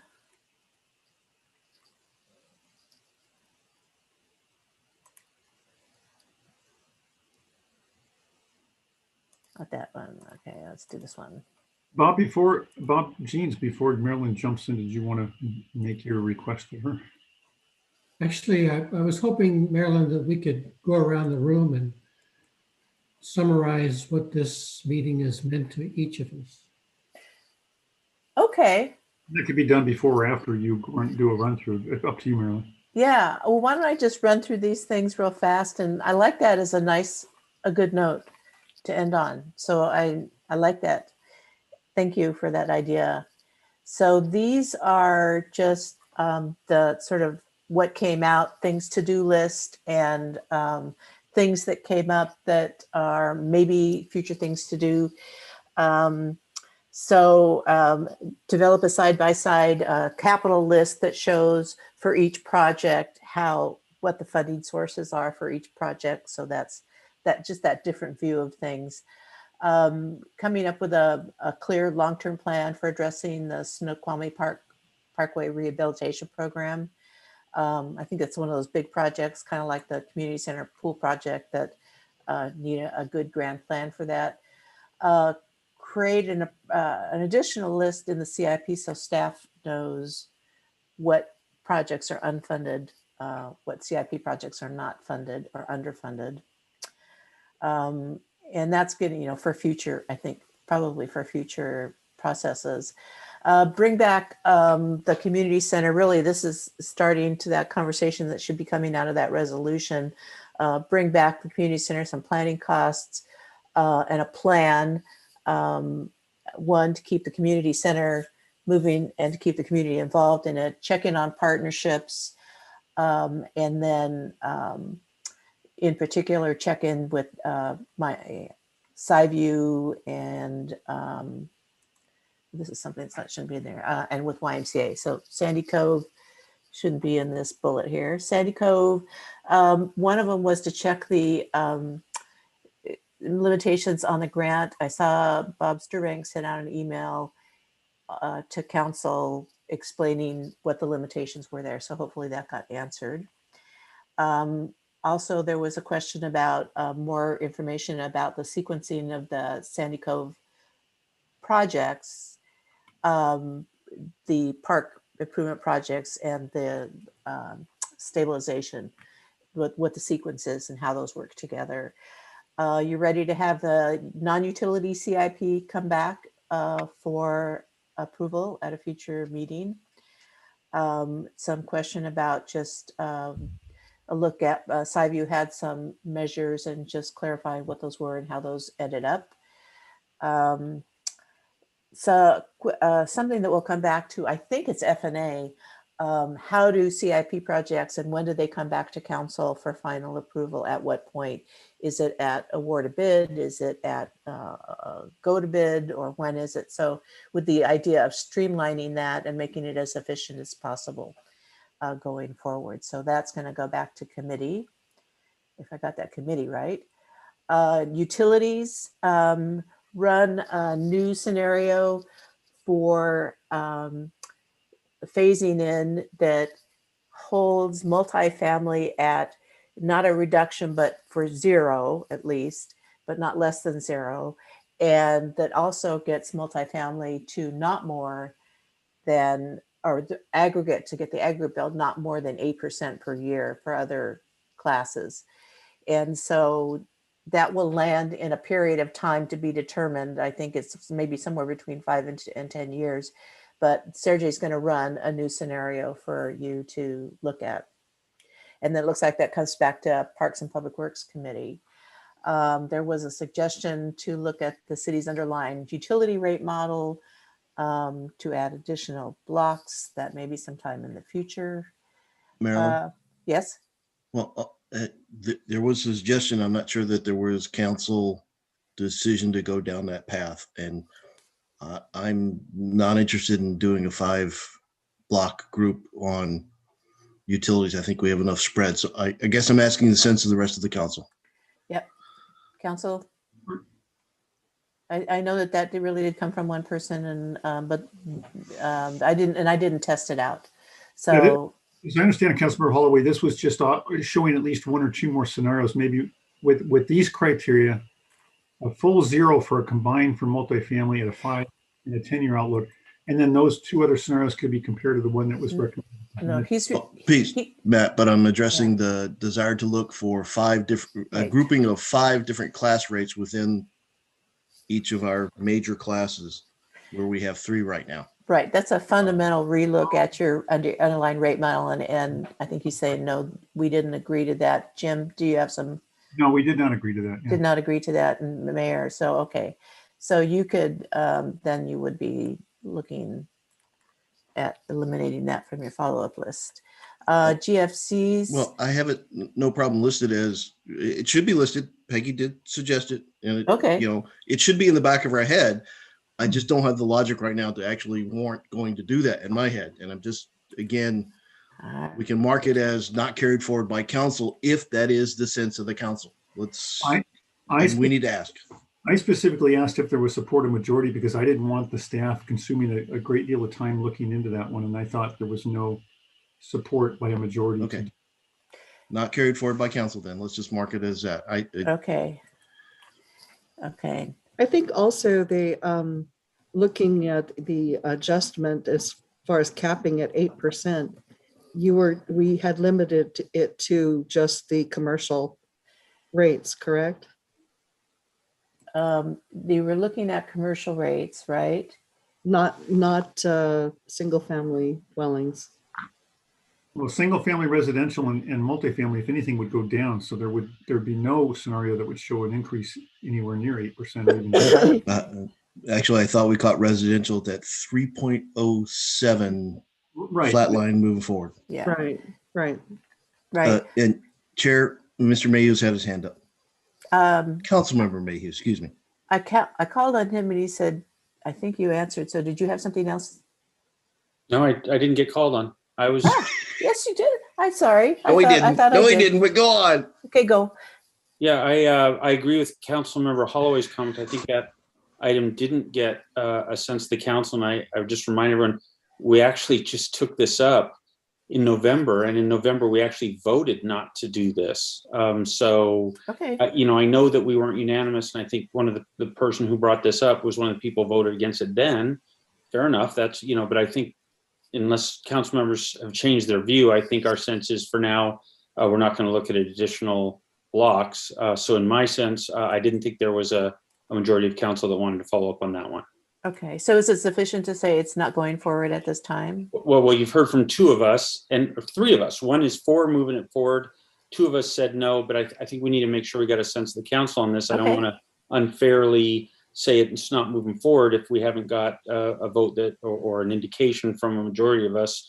I think that council member deserves to at least get that vote from us or that feedback. Fair enough. Looking for some other council members. Bob? I don't have, what do we comment on? 3 years, 3 elements, that's fine. Okay, I'm trying to get my. Bob, the question here is, do we look at breaking up our classes into 3 block, or we have them in 3 blocks now? Do we look to breaking up in 5 blocks? 3 blocks. All right. Okay, so no change. Does anybody else have a 1, 2, 3? Well, Catherine, how are you? No change. No change. Address this. Matt, how are you? No change. Okay. All right, there you go. All right, so nothing at this time. Thank you. Sorry. I finally got you all on my screen. No, all right. Vote for Sean if you like. You'll vote for Sean? Yeah. Okay. All right. So next thing is for the GFCs, prepare an agenda bill, goes to Parks and Public Works, and then an agenda bill for the GFCs. Looks like you were good there. You're ready for to look to approve the first 2 years of the utility CIP, but let's see, I've got something else here, but there's something else about the Sandy Cove. You wanted more information about the Sandy Cove revetment project, right? But that could come back at the same time. Going on to the budget, the plan is to use the ARPA funds, but that staff is going to come back with more information about how much is available, what it can be used for, and a recommendation for how to use it. Krista was not going to wait. Pardon? She was waiting. I'm sorry. That was somebody accidentally unmuted. It's fine. Okay, so, all right, so, and come back with a, maybe those list of things that could be restored, and the expenditure reductions that could be restored or funded. So did I get that one right? Did we get that right? You have a hand up, Marilyn. Okay. Or somebody has a hand up. Jim?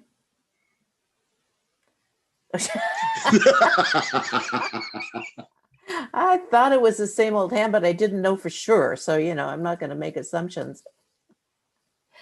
Okay. All right. The sustainable governmental operating budget, administration should start to develop a plan for a levy lid lift, with a decision about the timing to be made going forward. It's not exactly when that will happen, but start talking about it, and start planning for that. To get some clarity on the public safety sales tax options, and what that can be used for.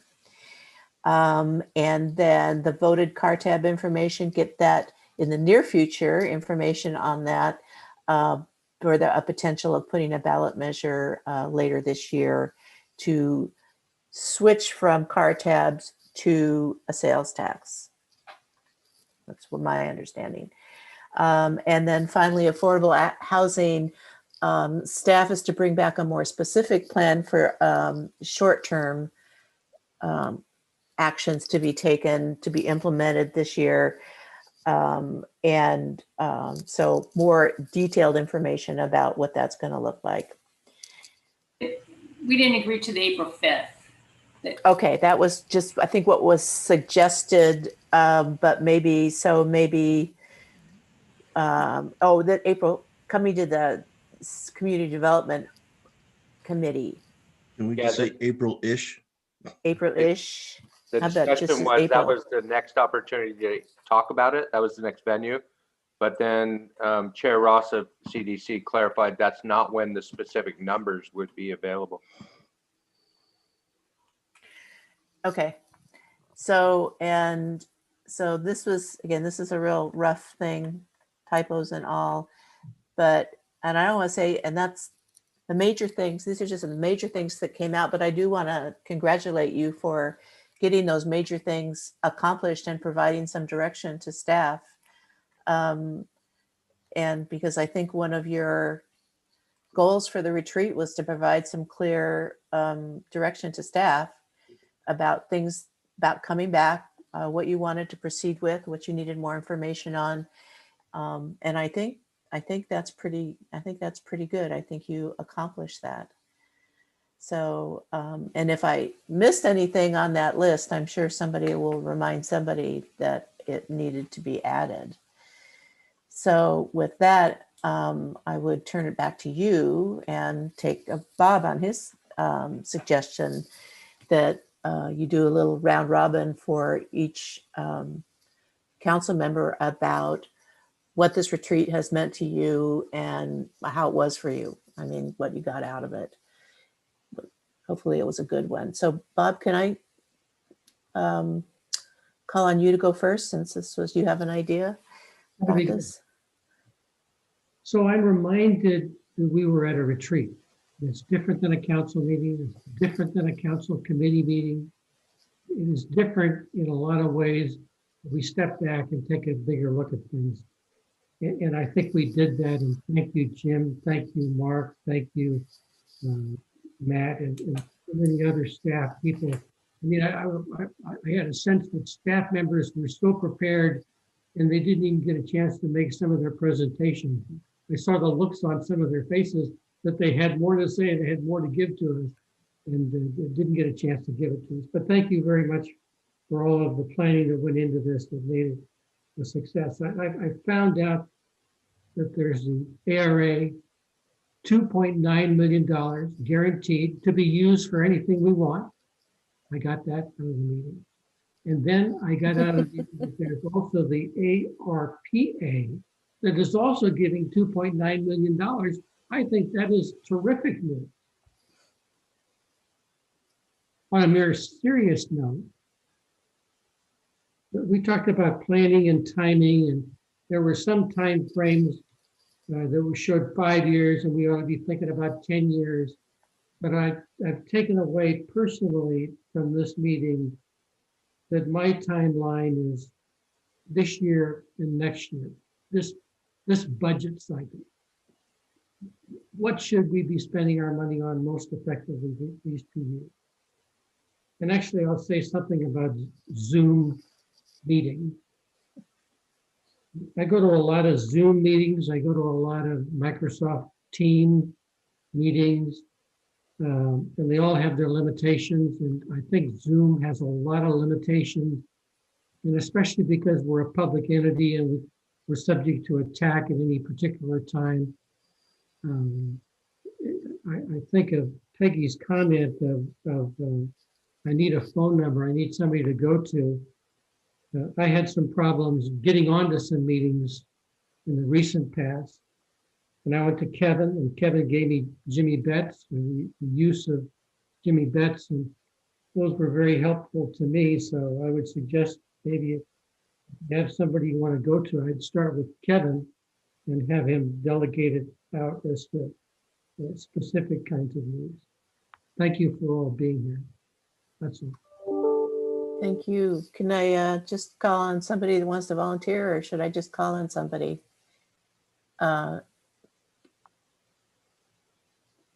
Okay. Catherine, is that okay? Sure. So mine's not going to be as eloquent as Councilmember Jean's. I think he kind of said everything that I was thinking. I just want to thank the staff and Mayor Pro Tem Mayhew for all of your hard work, all the planning, hours and hours of planning, and then for staff to spend a day and a half with us during the meeting. So I think overall it was very productive, and I think we got some things accomplished, and you know, planning on with the budget and affordable housing and things that are exciting that that we'll be able to move forward on. So thank you everyone for everything, and council for all your time too. All right, Matt. I think I'm gonna go around the room. I appreciate that Bob Jeans is not offended if I say hello to him in the morning while I'm playing golf. I appreciated that Catherine brought some really good insight into the affordable housing items, and that we hopefully see that can be something we can pursue urgently. Contrary to popular opinion by himself, I do appreciate that Councilmember Mayhew is very good at numbers and always looks at those very carefully. I think I would say that Councilmember Shepherd, I appreciate what you had to say on the REIT items and the items related to revenue. Those are good inputs that help me understand that a little bit better. I'm going to miss somebody. It's embarrassing because I went down this path. Councilmember Holloway, I appreciate if you get something other than a Jets colored jacket. Sorry, I couldn't resist. Mr. Mayor, I appreciate that you and your staff have put the time, effort, and energy into making the commitment to the citizens of Snoqualmie, and really emphasizing that that's what we're here for, is to represent the citizens of Snoqualmie. Who am I missing? Well, I mean, there's always Councilmember Sunwall. And then Marilyn, thank you so much for your efforts and your time on this. Overall, I hope that we move forward with these items expeditiously, because I think our citizens in our community need the support and need the effort from us to improve their life going forward. Thank you. Thank you. Brian? Well, and just as a COVID story, this jacket has been in my office in my employer's facility for a year. This week I was advised to go and clean out my desk because that building is going to be sold. My desk will be somewhere else, yet to be determined, after the COVID. So it's a fun time. But again, I would like to thank everyone. I won't go down the list. Thank everyone. I groused leading into this because Saturday is my day to visit my mom. But tell you the truth, this was worth it. I will make it up to her in another way, but this was actually worth it. We accomplished a lot. Thank you very much. I would also like to say, Matt, you made my old heart beat several warm beatings as I saw you basically pick out a view foil, put it on the projector, and start to mark it up with the pens, or at least as equivalent as you can to Zoom. And I miss the view foil machine. That's it for me. Oh, thank you. Okay, Peggy. So I thought it was a productive meeting, and I think that the numbers are fluid. And I think, it would be nice to have hard numbers of what we're talking about, but there's just so much going on. I think they're struggling with this at all federal, state, and local levels. But I thought the notes were right on. That's exactly what I recall we discussed. Obviously I am not always in the same camp as other council members, but I thought that we did this very, very productively, and I thought the meeting went well. And I actually thought the Zoom was better. I think when we're short-staffed, I think that this was so considerate as far as their energy and time, because in addition to all the work that they did for this meeting, if we had been somewhere else physically, there's a whole lot more that has to happen. And I thought the Zoom meeting went very well. It wasn't as onerous as I was kind of wondering it might be, but I thought it went well. Thank you. So I'm going to hit Councilmember Mayhew back, Deputy Mayor, because he was one of the architects behind this retreat, and then I'll go to the mayor. Jim? Yeah, I would just say, as I said, kind of, I think early on,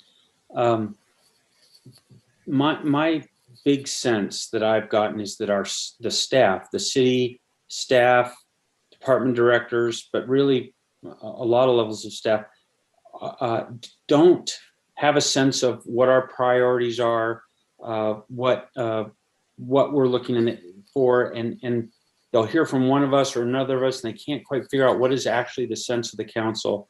I think my perspective is that we did a great job of providing clarity. And I know, sometimes at some of our councils, they're more heavily staffed trying to educate us and give us a lot of information. This one was less of that and more us just trying to hash out and make some decisions. I think we did a really good job of that. I think I said this yesterday as well. I'm just thrilled by the job we did. It was everything I hoped for. I guess we'll have to hear from staff, but I believe that they're going to feel a lot clearer about what our priorities are and what we want. At least, the majority of us on various issues, and can better put into perspective, that some of us have some different input, and maybe they can, factor all that in. But the point is giving them more clarity. I think we've done that. I hope we've done that. It felt to me like we did that. That was a big goal. And we came to some decision on some really big things that in my perception we hadn't done before, to the point of actually saying, yes, that list. So I'll also say that with that, when I ran for office, I talked about having 3 goals. 2 of them are now off that list following this retreat. So I couldn't be more thrilled. Thank you all for all the work you did. And I said, hey, I think the council will make these decisions if we put it to them. Well, no, maybe they won't, maybe they're waffle. I said, put it to them and let them try. I think we really did that, and I'm proud of us. I hope that we've had the effect that staff wanted, and that they can move forward with a lot more clarity, and just thank you all. Thank you. Mayor, any parting comments? Not much new to see, I suppose, other than I'm just very grateful for the council's patience and work through, again, this rather unusual environment with Zoom. I had planned weeks before the sort of the focus kept changing to sort of make some points about what I would call the noise that habits in our daily lives are the things that kind of, the 1,000 little details of having a set routine is what sort of helps make things go very smoothly. And if there's anything that's defined this last year, it's that all those little routines have been upset and kind of disrupted. And so it's sort of a lot of agitation and background noise that makes a difficult job even harder to do. So the fact that you're all leaning into that, I very much appreciate it. And again, that's just we're all had to sometimes have a deep breath and give a little grace to each other, a little latitude, knowing that we're all dealing with that. As many of you said, I'm very pleased with this retreat. First of all, very grateful for the extraordinary hours and work that the Mayor Pro Tem was willing to give us and the staff, particularly Robert and Drew. Mark stepping in the middle of a city administrator handoff. Rick, I know Rick had been dialing into the retreat. I don't know if he's maybe the attendee now, sitting with a bowl of popcorn, but appreciate his efforts as well. And Marilyn, yours stepping in too. It's always a delight to have you back. It's great to have you.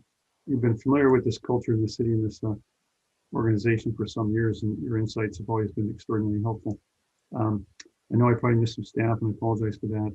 IT staff certainly supporting this platform. But all in all, I'm very pleased. It's at times, whether it's a fair assessment or not, it felt a little lonely, like just trying to tackle the problems. It's really been uplifting for me, having an opportunity to go into more detail with the council over the last 2 days, and feeling that the council certainly understands the challenges ahead, and is not only understand the challenges, but is owning and sharing that problem with me and the challenges to solve that problem. And I think we did a lot to bring some clarity to that here. So I'm very grateful for that, and I can say it on behalf of the staff as well. So again, thank you all.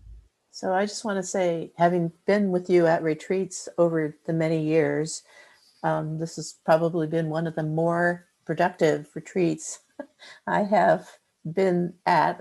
So I'm just want to congratulate you for everything you did in the direction you provided. And there's a lot of work now. There's a lot of follow through that has to happen, but I think you got a lot of things accomplished. Good discussion. I think it was all great, and I'm sure staff appreciates the direction they got. So with that, I think that you can maybe make a motion to adjourn if you would. But I thank you for allowing me to spend this time with you, and see you sometime. I'm available to you at any point. Jim?